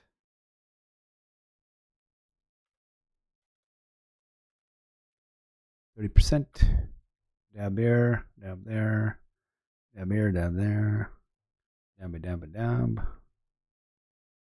And it's random. Okay. On to the one. Oh, yeah, that's what I want to do. Darken up. See, it's perfect. Perfect. So we want to get some dark colors in there. I think what I'm going to do, I'm going to go curves. I'm going to bring this down. Tiny bits. There we go. DX0, option delete. I'm going to brush in a little bit of random darkness.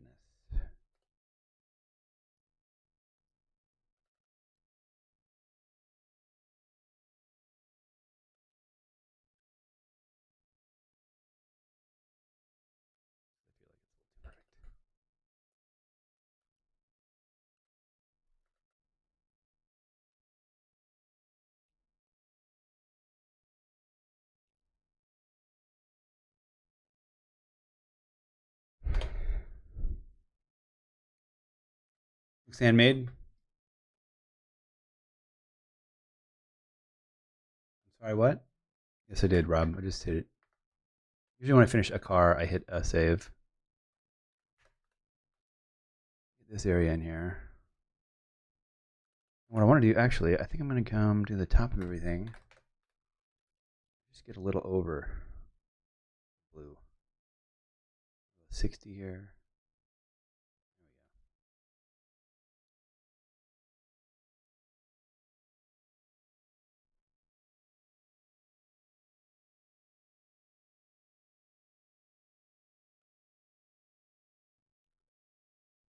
We want to look like we filled this in with frosting. We don't want it to be too perfect, but yet not gross.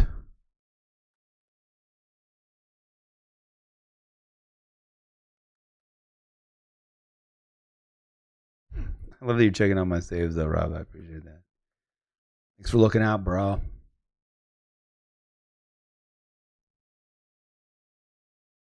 It's funny. I don't know. I use other programs, and I must say Adobe's probably the one where if it crashes, I'm usually good on the recovery file.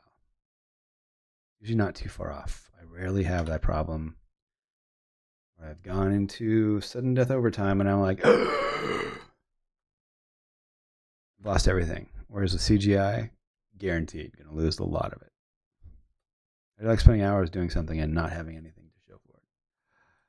Come join CGI. All right. Looking good there. I'm going to kind of clean up these edges by painting in stuff from the edge.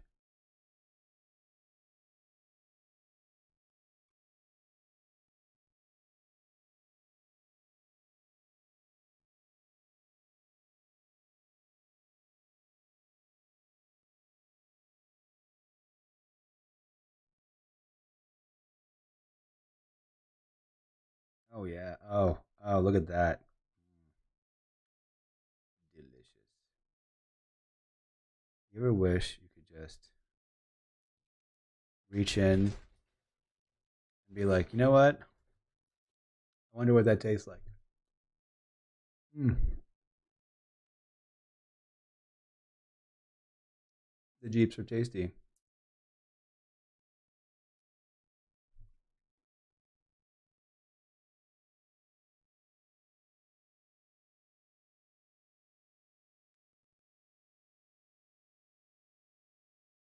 That'll be my last Chad joke for the day.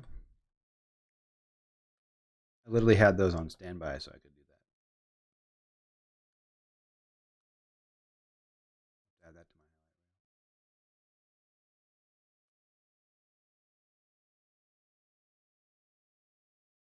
All right. Keep the bumper there. I'll get rid of this here. Yeah, I could mask it out, but it's like a thing. Inside of another thing. I'll bring this above my little curves layer there, and I'm going to carbon out the inside of this wheel well here. Nobody loved the cookie joke.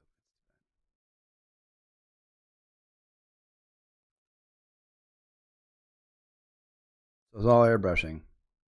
All of it. All about that.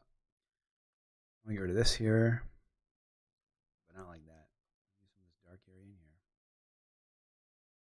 Change this to 60, say 80%. Go 60, 30, 40.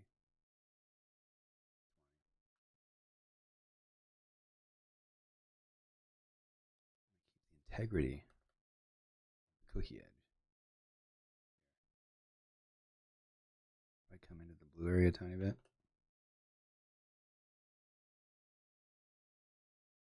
And this is going to be about half the size. It is 48%, 48.68% to be exact. Which is why it looks grainy, because once we shrink it, it'll be so grainy. Let's taste a cookie. Considering it's been 3 days since 4 days? 4 days. There's probably bacteria on those. I'm screwed. Cut to guy with food poisoning.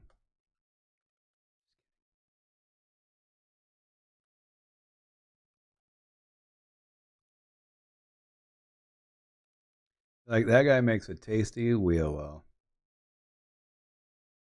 What do you mean by traditional airbrushing? You mean like with like a compressor and paint? It's funny because that was actually one of the first things my parents got for me. And it's also why I'm such a fan.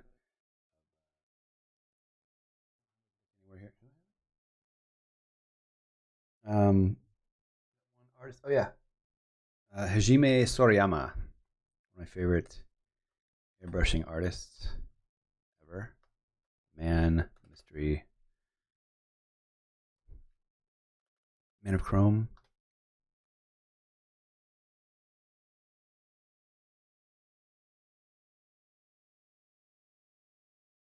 It's funny. I stream on Twitch, and I feel like they're sitting there looking at me like, why doesn't he just do anime? I don't understand.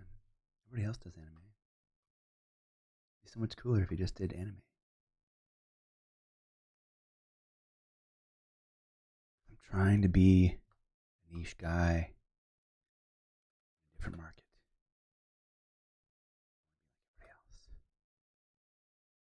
Shop cookies here. Don't mess with us. We will devour. I'll stop.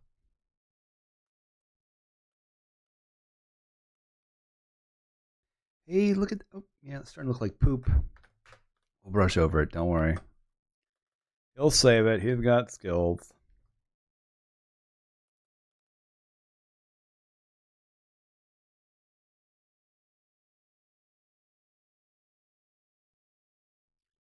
I always thought it would be funny if I did a segment or streamed how to Photoshop fake polish a turd.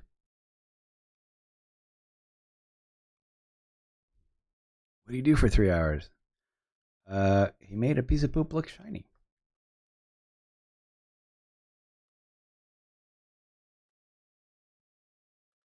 that what he's known for? Well, he is now.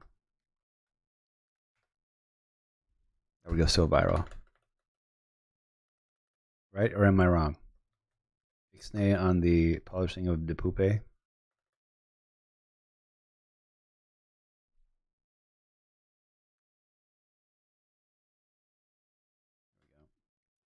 Now that plate's looking sassy.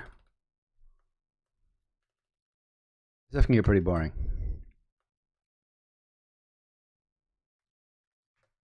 You know how cunning I am. My wife was like, you sit there and you talk to yourself a lot. Now I'm streaming. She doesn't ask me that. I'm just talking to everybody now, right? We're all just having a conversation. You're there, I'm here. It's all coming together. I mean, now that people have been here from the beginning, still know my entire family history. So you've missed out if you're just joining. You'll have to rewind and watch this one back again. Maybe some password hints in there you can steal.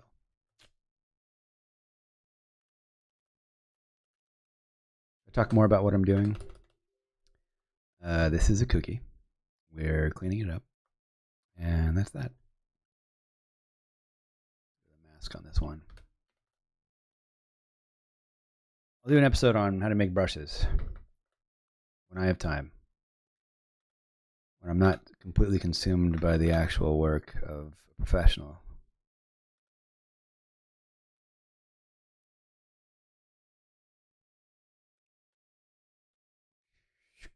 All right, let's make sure this looks decent.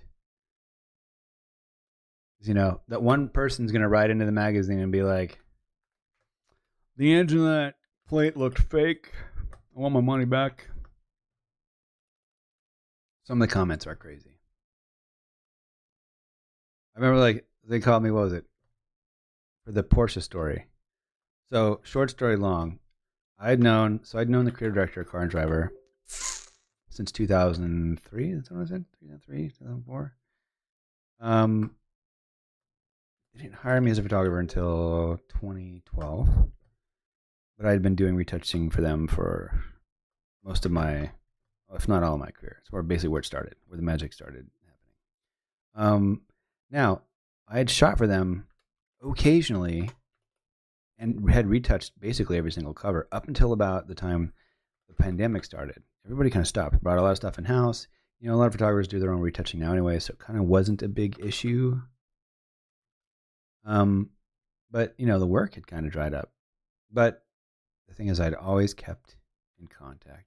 Hey, buddy, how's the wife? How's the kids? How's your daughters? Are you going to college yet? How much is that costing you? Reminded him the other day. You know, it's funny because I saw another photographer I know work with Alana and reached out and said, oh, you know, she seems awesome. I'd love to meet with her. He's like, I'll set you up. And then finally, out of nowhere, hey, we need 3 cars that need to be shot. Are you available? And I was like, yes, I'll do it. It's you and me, buddy. Don't tell anyone. So I hadn't actually worked with them in a while, and all of a sudden, it's funny. Not that work had dried up for me, but it had gotten slow on a certain level, and all of a sudden, out of nowhere, boom. We'll say 4 jobs, back to back to back to back. From a client that hadn't hired me since basically before the pandemic. That is why you always keep in touch. Always, you never give up. You never burn the bridges in such a small industry. Everybody talks to everybody else. You never say anything negative about anybody. You don't talk smack. Because nobody's better than anybody else, to be honest. It's all subjective, right? It's all subjective. Like, that guy sucks because that shit's out of focus. The trend right now is to have the main object out of focus and the background in focus. So now you're the idiot, right? You talked crap about the person who started a trend. Don't do it.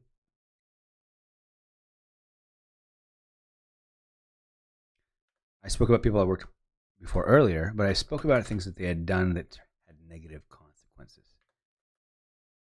I never spoke negative of them, right? Right, Rob, Mike, right? They're good, but are they funny to work with? I think that's what matters, right? Sense of humor. None of them. None of them had sense of humor. Nobody's funny. That's the thing, though. It's really weird. It's kind of uncomfortable when you're on set because you might laugh and think something's funny, and then they're looking at you like, we're spending hundreds of thousands of dollars on you right now, and you're not working. Chip, chop, chip. Get right to work. I'm going to kind of make up our own highlight here. We'll go 60, so it's not 100%. There we go. Feathery here. All right. I go to my smudge tool. I think it's like hard to find. Oh, my lighting guy is pretty funny, but he really makes people uncomfortable. That's why I love him. I'm hoping to have him on. I'm hoping to have more guests soon. Talk more about the work. My DP friends. Who else? Lighting people, clients, old clients, new clients, celebrity clients. If I get Andy Bell on here, you guys would like that. I don't know if he'd do it. Maybe he would. He kind of owes me. I did that last job for him really cheap, Andy. You know that. It's funny. They stopped hiring me because I'm expensive, which is fine. I get it. You know, I'm the same way. I hire people. I'm going to ask them to do the work for at least the amount of money I can get them for, right? Because that way I can make money on the job.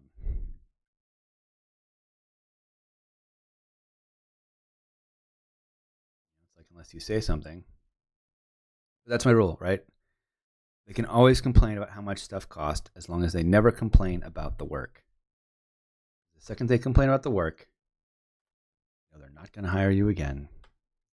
Even when they don't complain about the work, they're still going to try and not hire you again. It's weird, you know. I've written a lot of commercials. I love the funny stuff. It's kind of my thing. But it's tough. People, I don't know. For me, I'm really picky about the director, how they work. Timing's gonna call here. Hold on.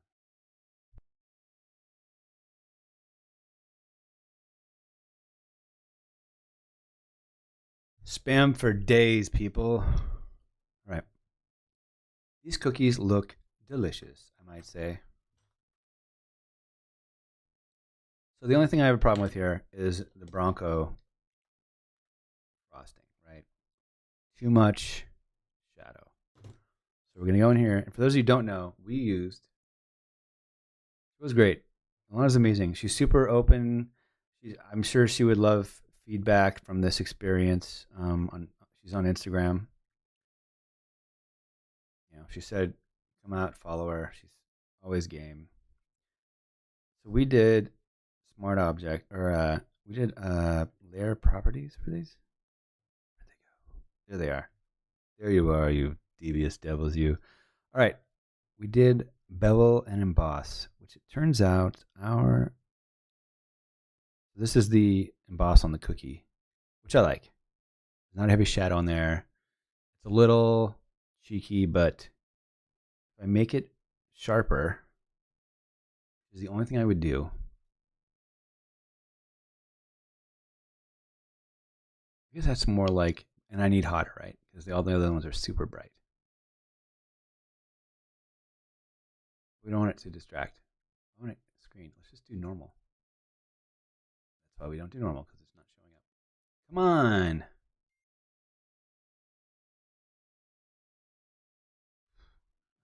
Swim class. Well, not me. Lighten. Make it bigger. Make the logo big. Anybody heard that song? Make the logo bigger.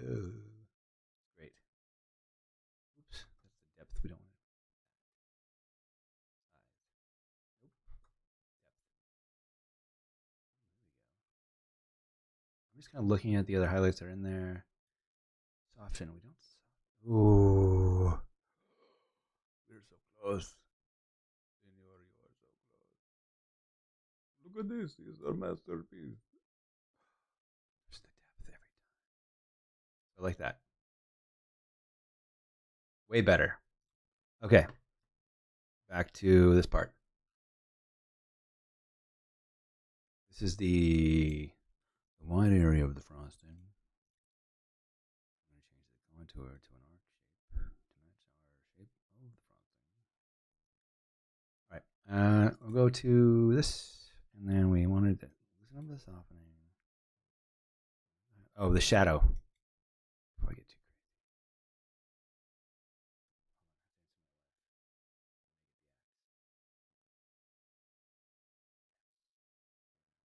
Yes, always say yes. Don't ever say no. Or maybe just yes. Okay. So our shadow here is a little funkalicious. Sorry, my mouse is almost dead. I have to mount it. Don't turn that into a pun. Problem with this thing. I turn the shadow all the way off. It's still there. Why? This no make sense. I'm not seeing anything changing at the moment. It has me worried. I'm doing something wrong.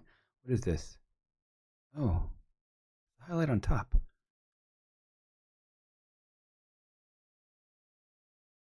I'm gonna go to this one. Go to the highlight.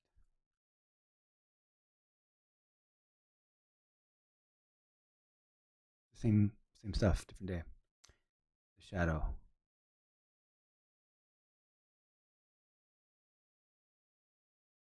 Too bulbous. Change the color to something friendly. Hey, buddy. How you doing? Giving you a little color massage.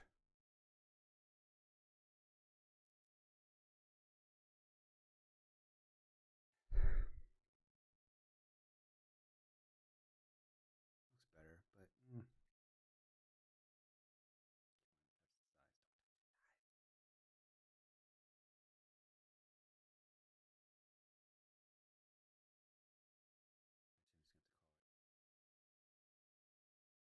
there's that. I think we'll just make the solid color white. Turn the effects off. That's fine. Turn this stuff off. See what this does now. All right. I feel like I like that. Come on, buddy.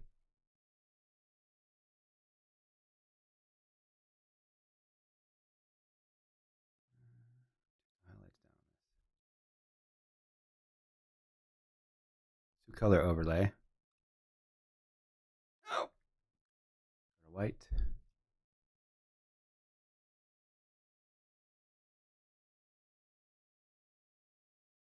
They talk to you mean. Don't ever let them do that. You know what? That's what quitting's for. Okay, Mike. Let anybody come to a meeting. I think that's good. I don't think. I think. Don't like that. Kind of make that darker. I don't know if I want it. Oh, just have to commit to it. Call it a day. All right. Cookies are clean. That took all day. We'll save that. F for full frame. Not what you're thinking, buddy. You don't go there. Okay. Now, I feel the need to keep everything together. Right? I'm going to bring it over. Name this grain. Call this cookie. Plate of cookies. We just need to add the mashed potatoes to call this. Okay. We'll get time. We got time for mashed potatoes. Yes, I do. Okay. Control click. Grain. Control click. Cookies. All right. That's what we're working. That's what we're going for. Turn my grain back on. And I come to my cookies. Just cleaned up. I'm going to shift click drag into here. It's so bright. I like it way much.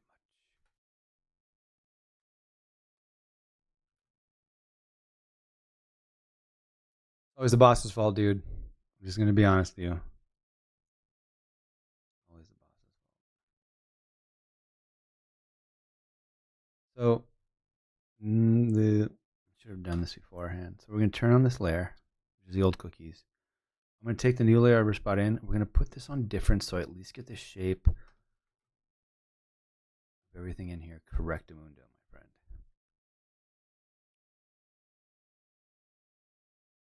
I was going to originally ask Alana if she liked this, but I think she's going to love it. Love it a lot. Here we go. Boobity bobbity boop. How's everybody doing today? Everybody having a good Tuesday? Feels like Friday. That's what it feels like with a newborn. People were asking me, how old is your kid? I'm like, oh, 4 weeks old. My wife looks at me, she's like, 2, MFer. 2. It's been 2 weeks. Promise.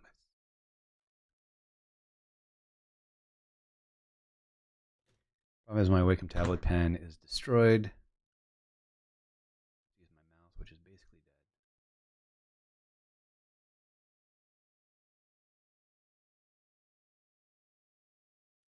So if you could tell me what we should focus on for the next sesh, I will try and do that.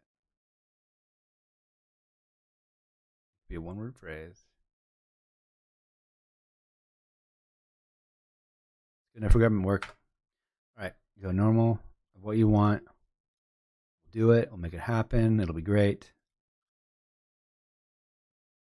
Option click. Option drag. Come on, dude. Alt. Go copy. Turn this off. Gray it out. Agreed. Feels like Friday, and we just came out of a long weekend. Was that a long? That was a long weekend. Was it a long weekend? Why was it a long weekend? Nobody told me.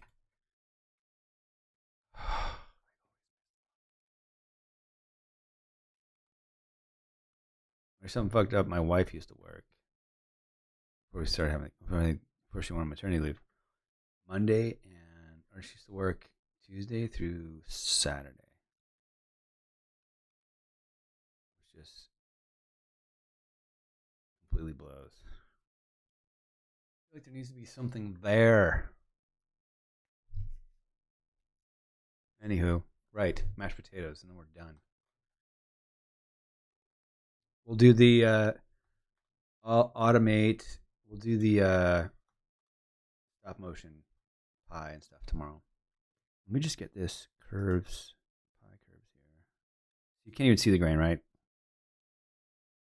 You can barely even see this whole dish. I'm glad I spent all that time on that. You know what? It made me feel good. Oh, Victoria Day in Canada. You guys have the best vacations or holidays over there. Don't get me wrong, we have 4th of July. It's great.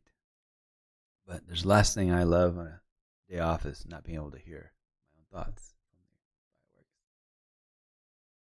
I live in a place where it's illegal to have street fireworks, but people don't care.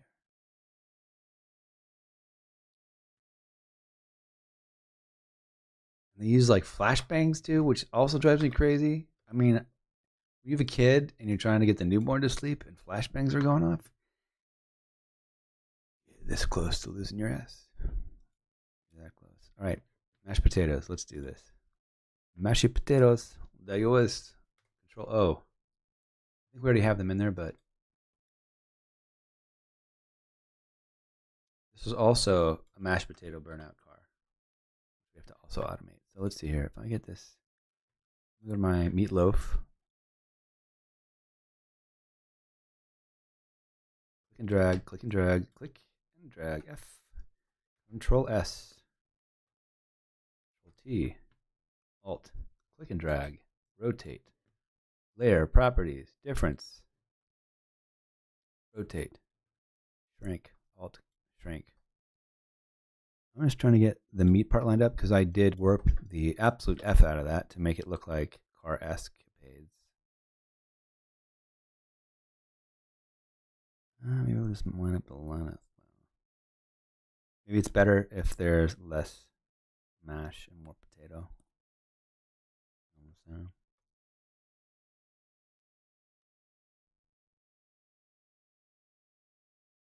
Still 58 people here.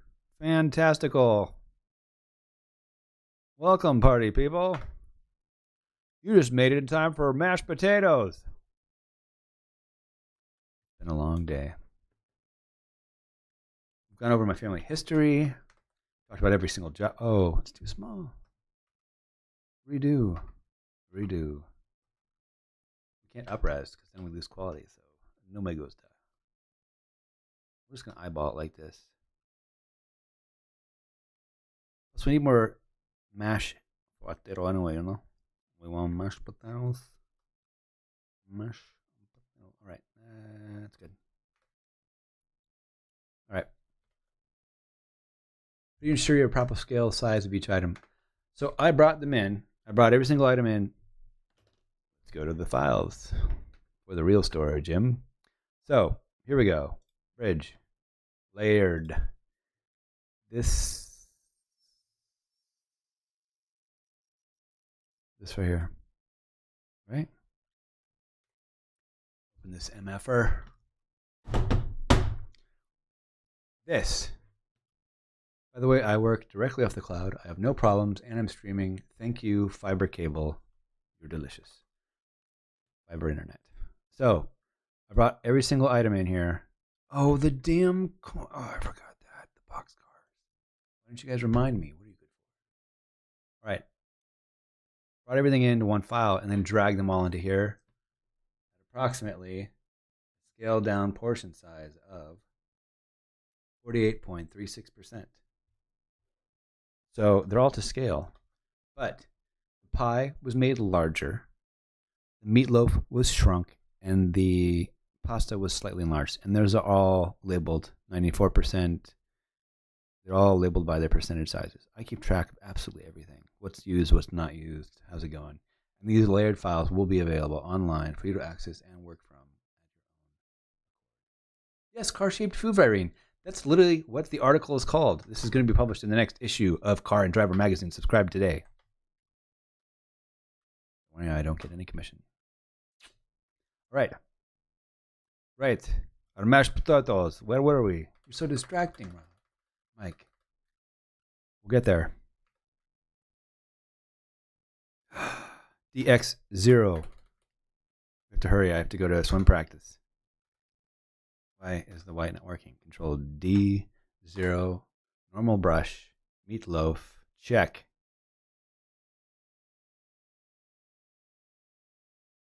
Don't see anything. We're on the right layer. I'm just going to bring this to the top to figure out what in the absolute F is going on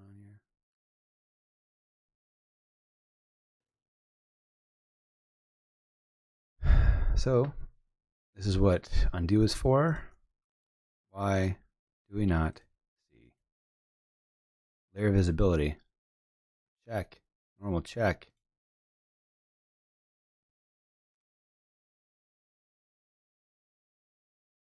I don't know what happened. There. I'm going to change the opacity just a little bit just to make sure I get this lined up here properly. So this is the alt version. Cat-shaped food. On the next edition, I don't think I could do cat-shaped food. I'm allergic.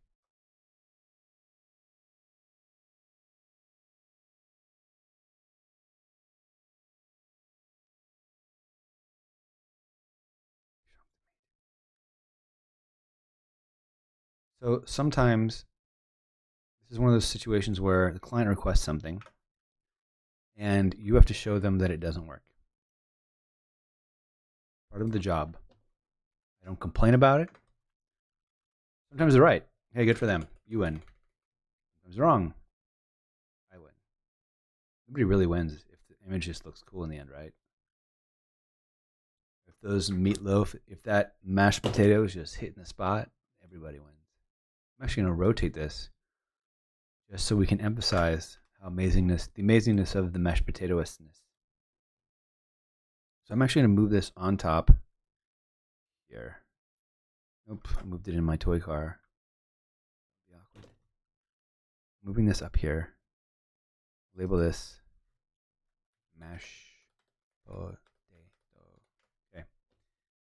And I'm going to put a brush. I'm going to cut it out. Zoom in. Whoop. These PC keys are so big.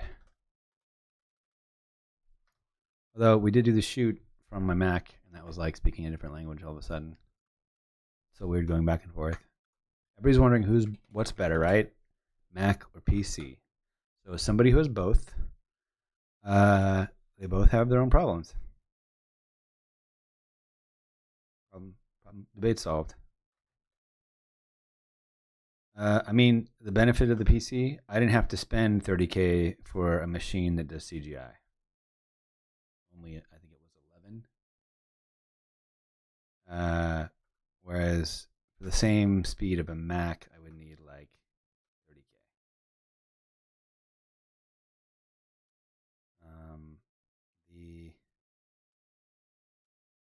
The bugs on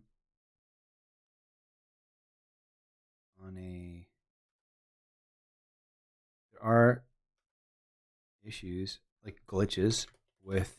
It's funny. I thought when I first was on the piece on the Mac, I was like, man, Mac's so perfect. There's no problems. And then I got PC, and I'm like, oh man, there's glitchiness here, glitchiness there. Hadn't been on my Mac in a while. Went back to my Mac, and then I'm like, oh my god, there's so many things that happen, but you're like drinking the Mac Kool-Aid. We're cool. Nothing ever happens wrong, and I had no idea. And then I get back, and I'm like, yeah, there's problems here. Just hide them a little better. A little better.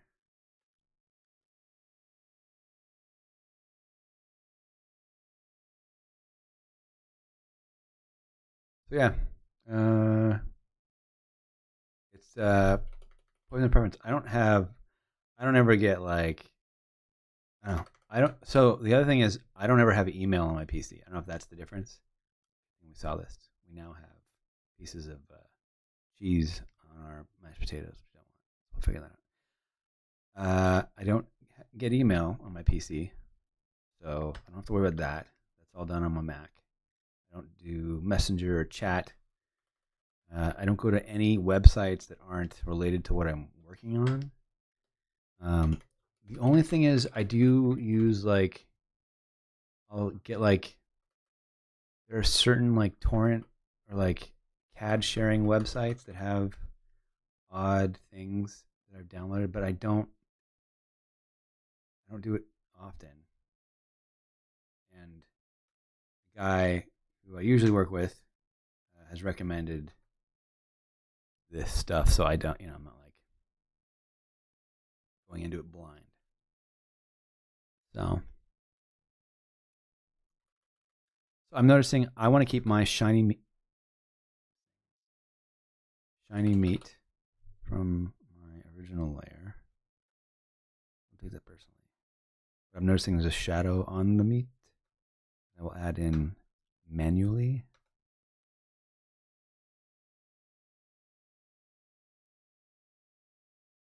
I feel like I'm massaging a little bit. I'm massaging this meat. It's awkward.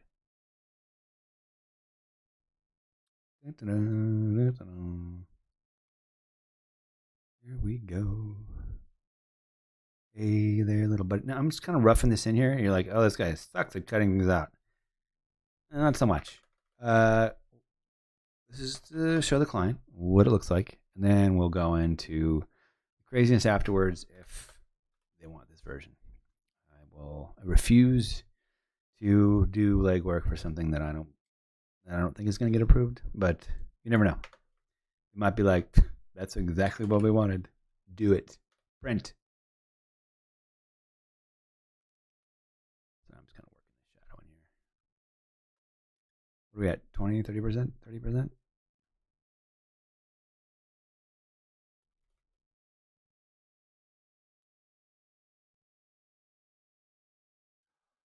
Shadows, this is what I came here for. You're welcome. I teach everything. We're not biased. Brazil, welcome. You know, I love Mac. Okay, short story long again, since this is the only thing about my family history that we've left out. My dad, computer programmer, data processing specialist, bought the first PC out of Beverly Hills, waited in line overnight, 3 nights in a row. You can get it, bring it home, take it apart, put it back together, and then figure out how to use it for himself.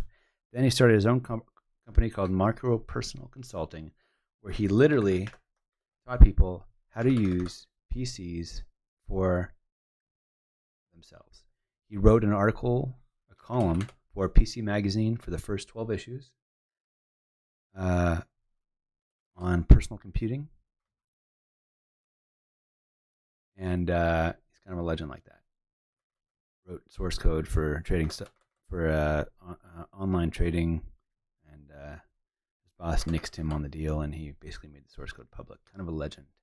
This was before, this was during, what was it? Prodigy was how you got online for the internet. This is way before any of your times. That's okay. So, anyways, to the point. Short story long. I go to college. My dad looks at me. He's like, "All right, you're a big boy now. Buy your own computer. What would you like?" Of course, my dad talks like Barack Obama. I'm like, "Dad, I want a Mac." He hung up on me. The bastard hung up on me.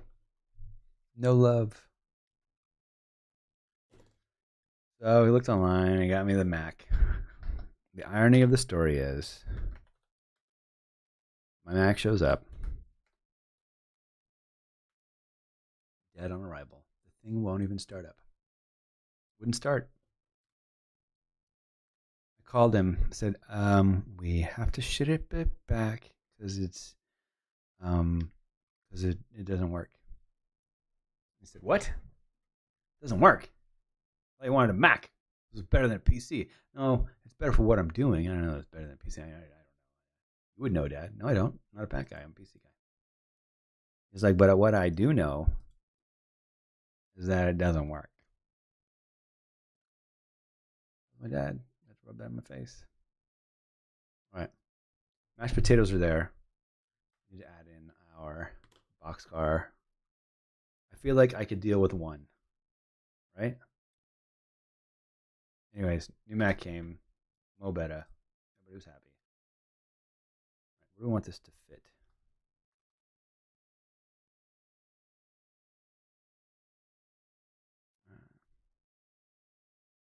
I'm thinking maybe we put one here. I feel like this one's got the most personality, right? Not this one. This one, yeah, this one's definitely it. Put this one here and move our C clamps over. Right.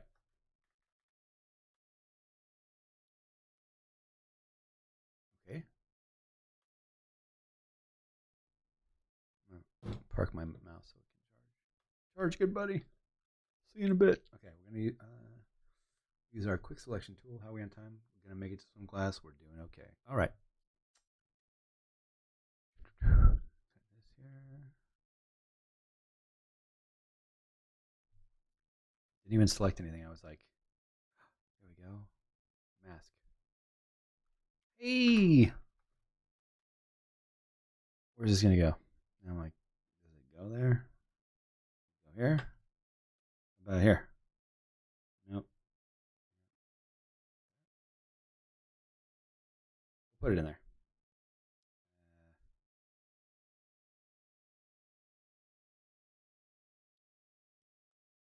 I don't love it. We'll put it in there. It'll be a version we have. I'm going to shrink it down a tiny bit. Tiny bit. Option, click and drag. There you go. Put this here. Now, we're going to literally paint in the shadow from our existing. I'm going to go to C-Clips here.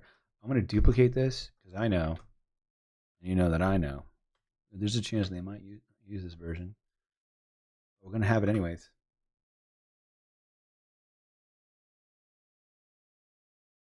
Okay. I feel like that's the beginning of a beautiful t-shirt. Mac and cheese. You know what? I'm taking a picture of that. I feel like if we're going to go on a t-shirt. Mac and cheese don't float your boat. Might as well go home.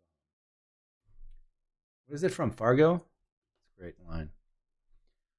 Pay royalties, but there isn't even mac and cheese in this one. We need a quote that works for this shirt that I can sell merch against. We need to be profitable, people. Got this. All right, I'm going to duplicate this. Hit shift click, and then see at the shadow here. We're going to do solid color. Pick up. All right. Don't get aggressive. Pick up my color there. Turn this on. DX, Alt Delete, brush. We're going to start brushing this puppy in there. Sucker. Start brushing this sucker in there. Caps lock off. All right. DX0.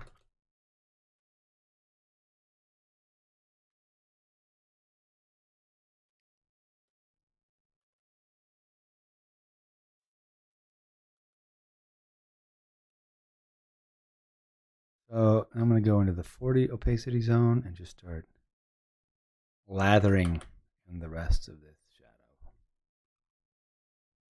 Go back to 0 here. It's funny because car shadows are like an entirely different thing. You got drop shadows with cast shadows, baby shadows, poppy, daddy shadows, shadows here, shadows there.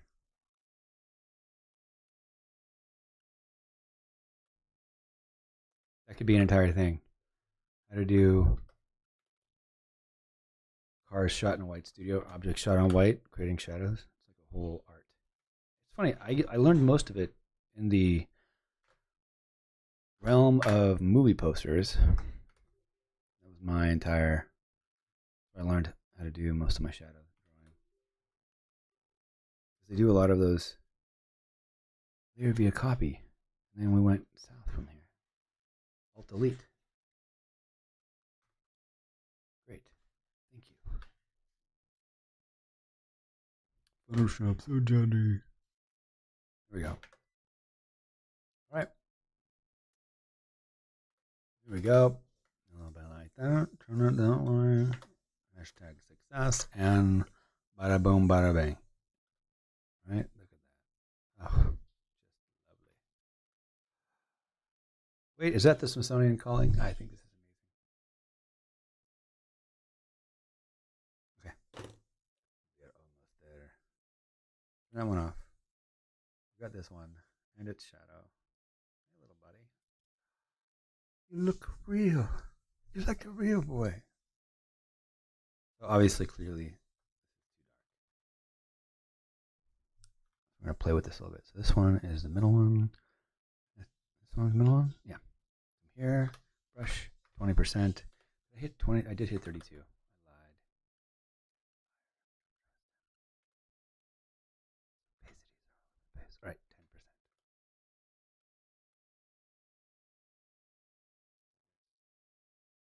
10%. There we go. I like it. I like it. So these are really heavy. Control G, mask, brush 30%, and we're taking this back. Right. There we go.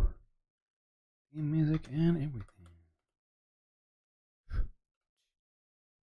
All right. Now, I think our boxcar is a little hot. So I'm going to take some curves here. Control Alt G. Bring this thing down. All right, hue and saturation because.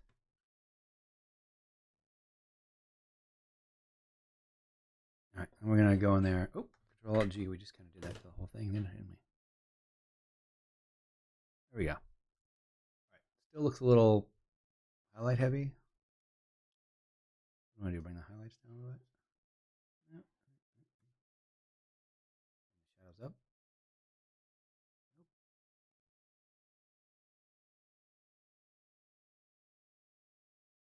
I just think the mask problem will solve all this. Control plus plus plus plus plus. There we go. Brush DX0. We're going to go with my personal hard brush here because we're only at 90% all the way around. Now I could cheat and just do command click and then select modify contract 1 pixel, delete layer mask, make a new mask, but we're live right now. We don't cheat when we're live. We do it the hard way. We do it the right way. We'll cheat when we do hair. I'll show you that one. There's a lot of messing around. Yeah, you know, I think it's because Alana chose a charger for the burnout. I think it's because I was there, so I did get to have a say, but I think it's a little bit of like a treasure hunt because her Instagram name is Challenger. Conspiracy, I think so.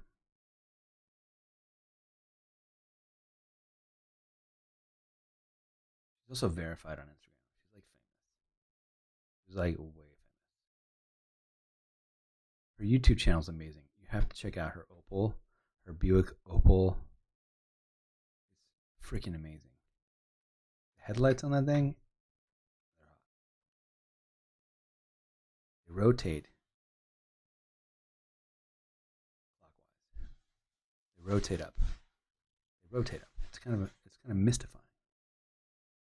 You see it in real life, and you're like, no way. How does that happen? Increíble. Okay. We're doing good. We're making progress. This looks real. That looks real. Everything looks great. You know, I do have little pieces of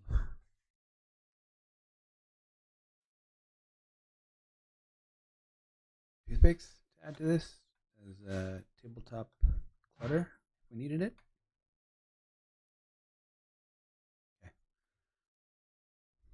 Still has white edges here. Might have to do the select trick. But look what this auto masking thing did. How soft this is. We don't want soft edges. Peanut butter isn't soft.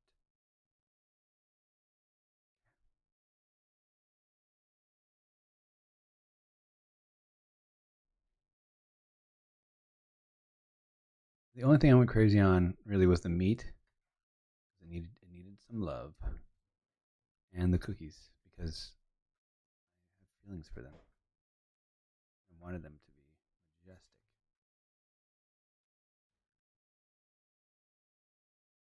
Maybe my daughter's voice talking to me in my head.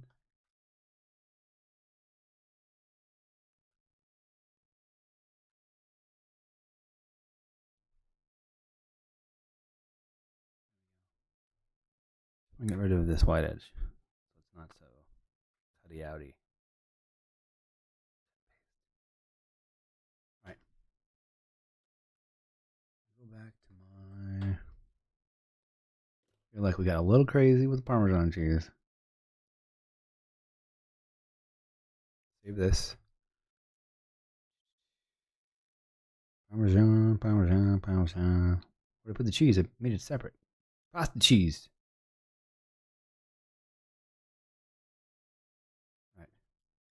She's on, she's off. She's on, she's off.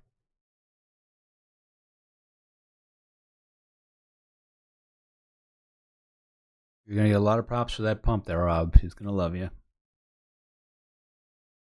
Don't you? Right. I believe that cheese. It's this other cheese I don't believe, which is probably in our pasta bowl cheese. So I'm actually going to go here, put a mask on this because I want it off of my damn mashed potatoes.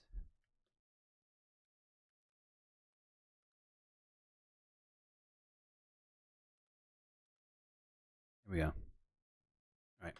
It's off. I think about this shadow here isn't believable, so I go to my mashed potatoes here. Go to my mashed potato shadow.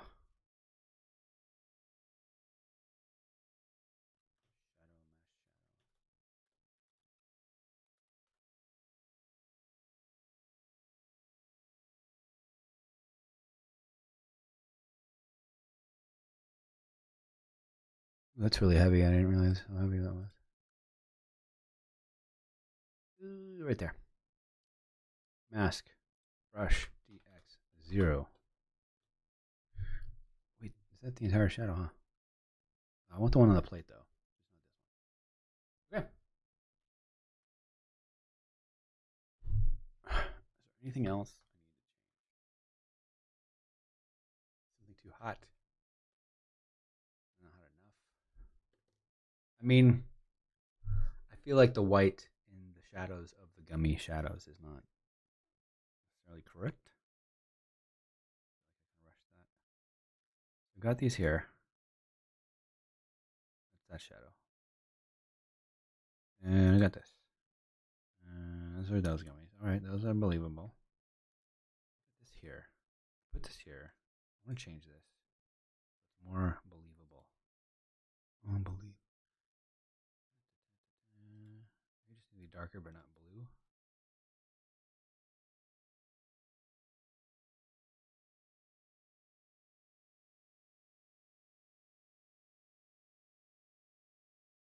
I feel like you would catch the color of the car because they are technically opaque. Oh, too much. There.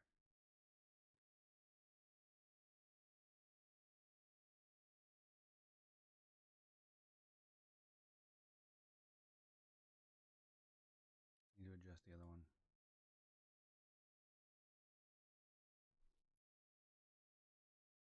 Oh, click.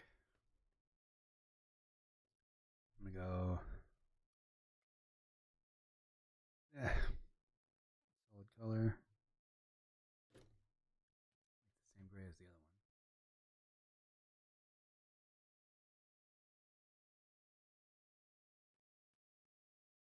Put underneath.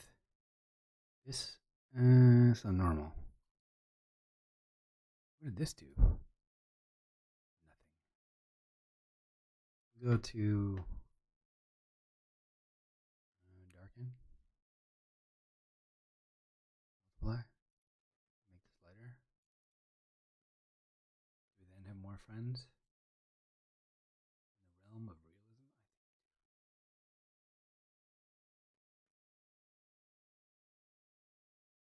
I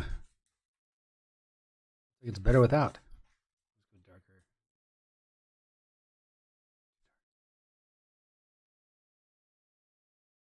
We'll turn it off and keep this on darken. I think because it's in the shadow, if I just lighten the whole thing together, curves, Control Alt G. Notice I haven't zoomed in because this is about as close as People Magazine are gonna be able to see it. So I'm not gonna like go crazy over this. But this does bother me. Figure out why. I mean, I can. Let's just take the time to do it right. So with that said, I'm gonna duplicate this. I'm gonna go gummies left. Control J, turn it off. This one is gray because I know it was my original.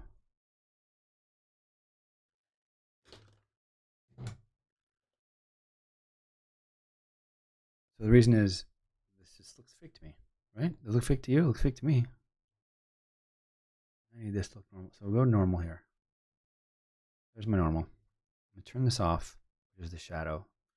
I'm going to Control G on this. I'm going to start masking out the shadow in this.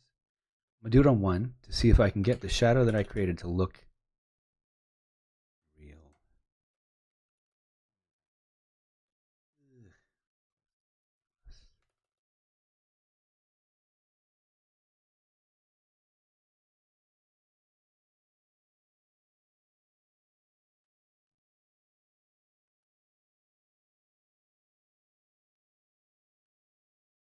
So basically, I don't believe there's BS here.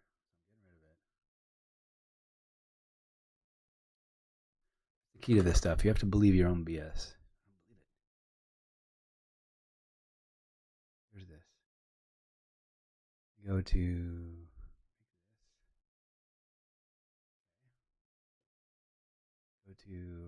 darken. There we go. This BS, I believe.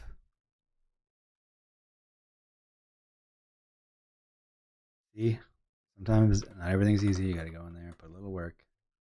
Now, what's the one thing that we noticed that was happening that made this thing look real? A little bit of the light coming through, right? So I think what we can do, I'll make masks out of this. And I can select the inverse from the shadows that I have to then select these lights and then maybe make a light layer that ends up being that. If not, we'll brush it in. Believe your BS, my friend. Believe it. Wait, so let's just click this. Click all these. I just want to see what it looks like without.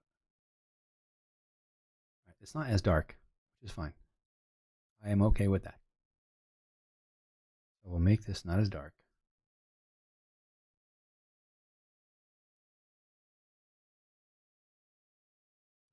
All right, I'm just masking out the rest of these shadows here. And I can play with, right, that's what I was doing it on. Let's see. Boom, boom, boom, boom. I don't like, I gotta figure out where this stuff is cut out on. What the hell, man? Go X here. Control Z, X. What happens when you get crazy with your masks? You're like, none for you. I think it's actually here. Quick selection.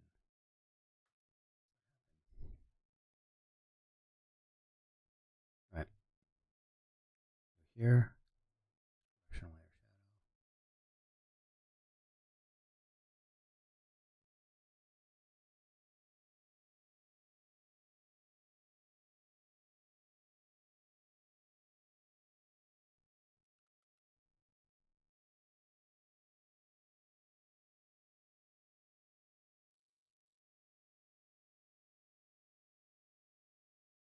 It's very quiet today. There's still 58 of you. Jesus. Just masking stuff out.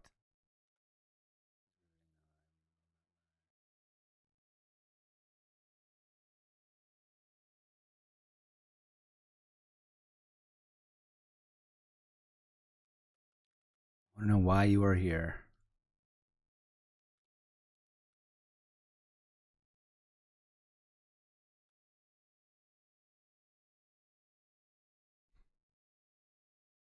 I have this. I got to this like vision in my head of aliens being like, "Where you put the cheese?" Obviously.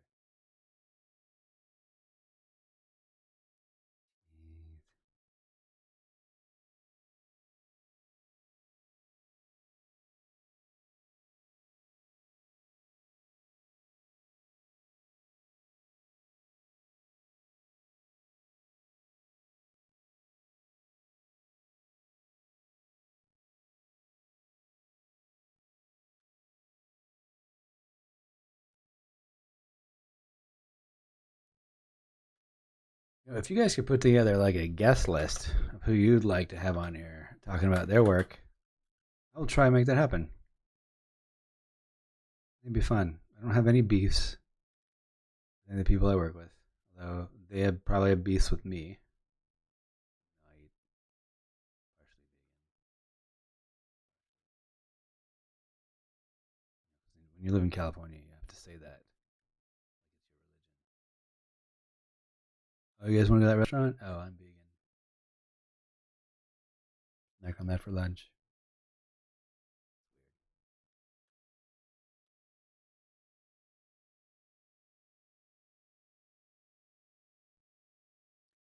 And then they're like, "Oh, what freeway are you gonna take together?" "Oh, I was gonna take the 405 to the 101." Odd to live out here and be one of them.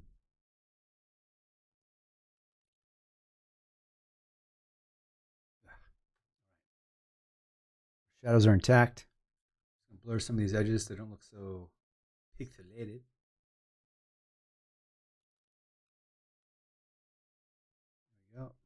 this, a little bit of that. How are you doing? I know I had talked about painting some of that. Ooh. What was that? All right. A little bit here.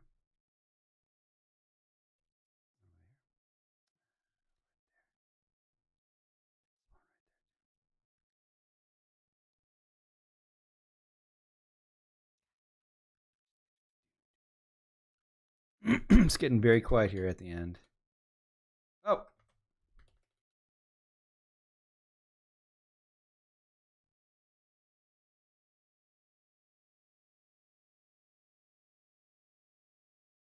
This is what I get for using the object selection tool.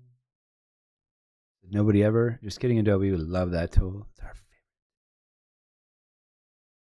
Ah. Nope. There we go. Right. So I'm just going to fake it. That's how we do in Hollywood. Oh, I don't want a new file. Solid color. Pinkish stuff. Lighten screen. D, X, option delete. Lighten. Brush. Angle. Here. Main soft. Make this narrow. Light direction. Perfect. All right, here we go. We'll do 20% X. Oh, it's just like we shot it. Can it be? I can't believe it. The fake looks real.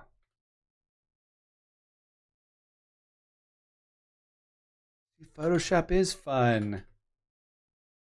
I have to go to therapy after. Just another day. You know, I'm going to go to 30% here. And we're so close to light. Look at that. The bioluminescence are picking up. Does it look real? I feel like it looks real. I feel like I've lost most of you. We're all still here. Now, to complete the trifecta of realness, go in, boom. Because we need shadows, right? Shadows are coming off here a little bit towards the edge. Doosh, doosh, doosh, doosh, doosh, doosh. Sound effects, quick. Make it happen. Ladies and gentlemen, this concludes our broadcast session of automotive themed food layout. Ugh, it doesn't. Look at that car. The box car looks dumb. It needs saturation.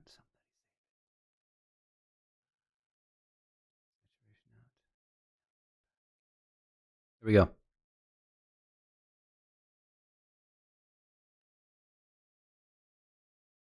I don't know why I even thought of touching you.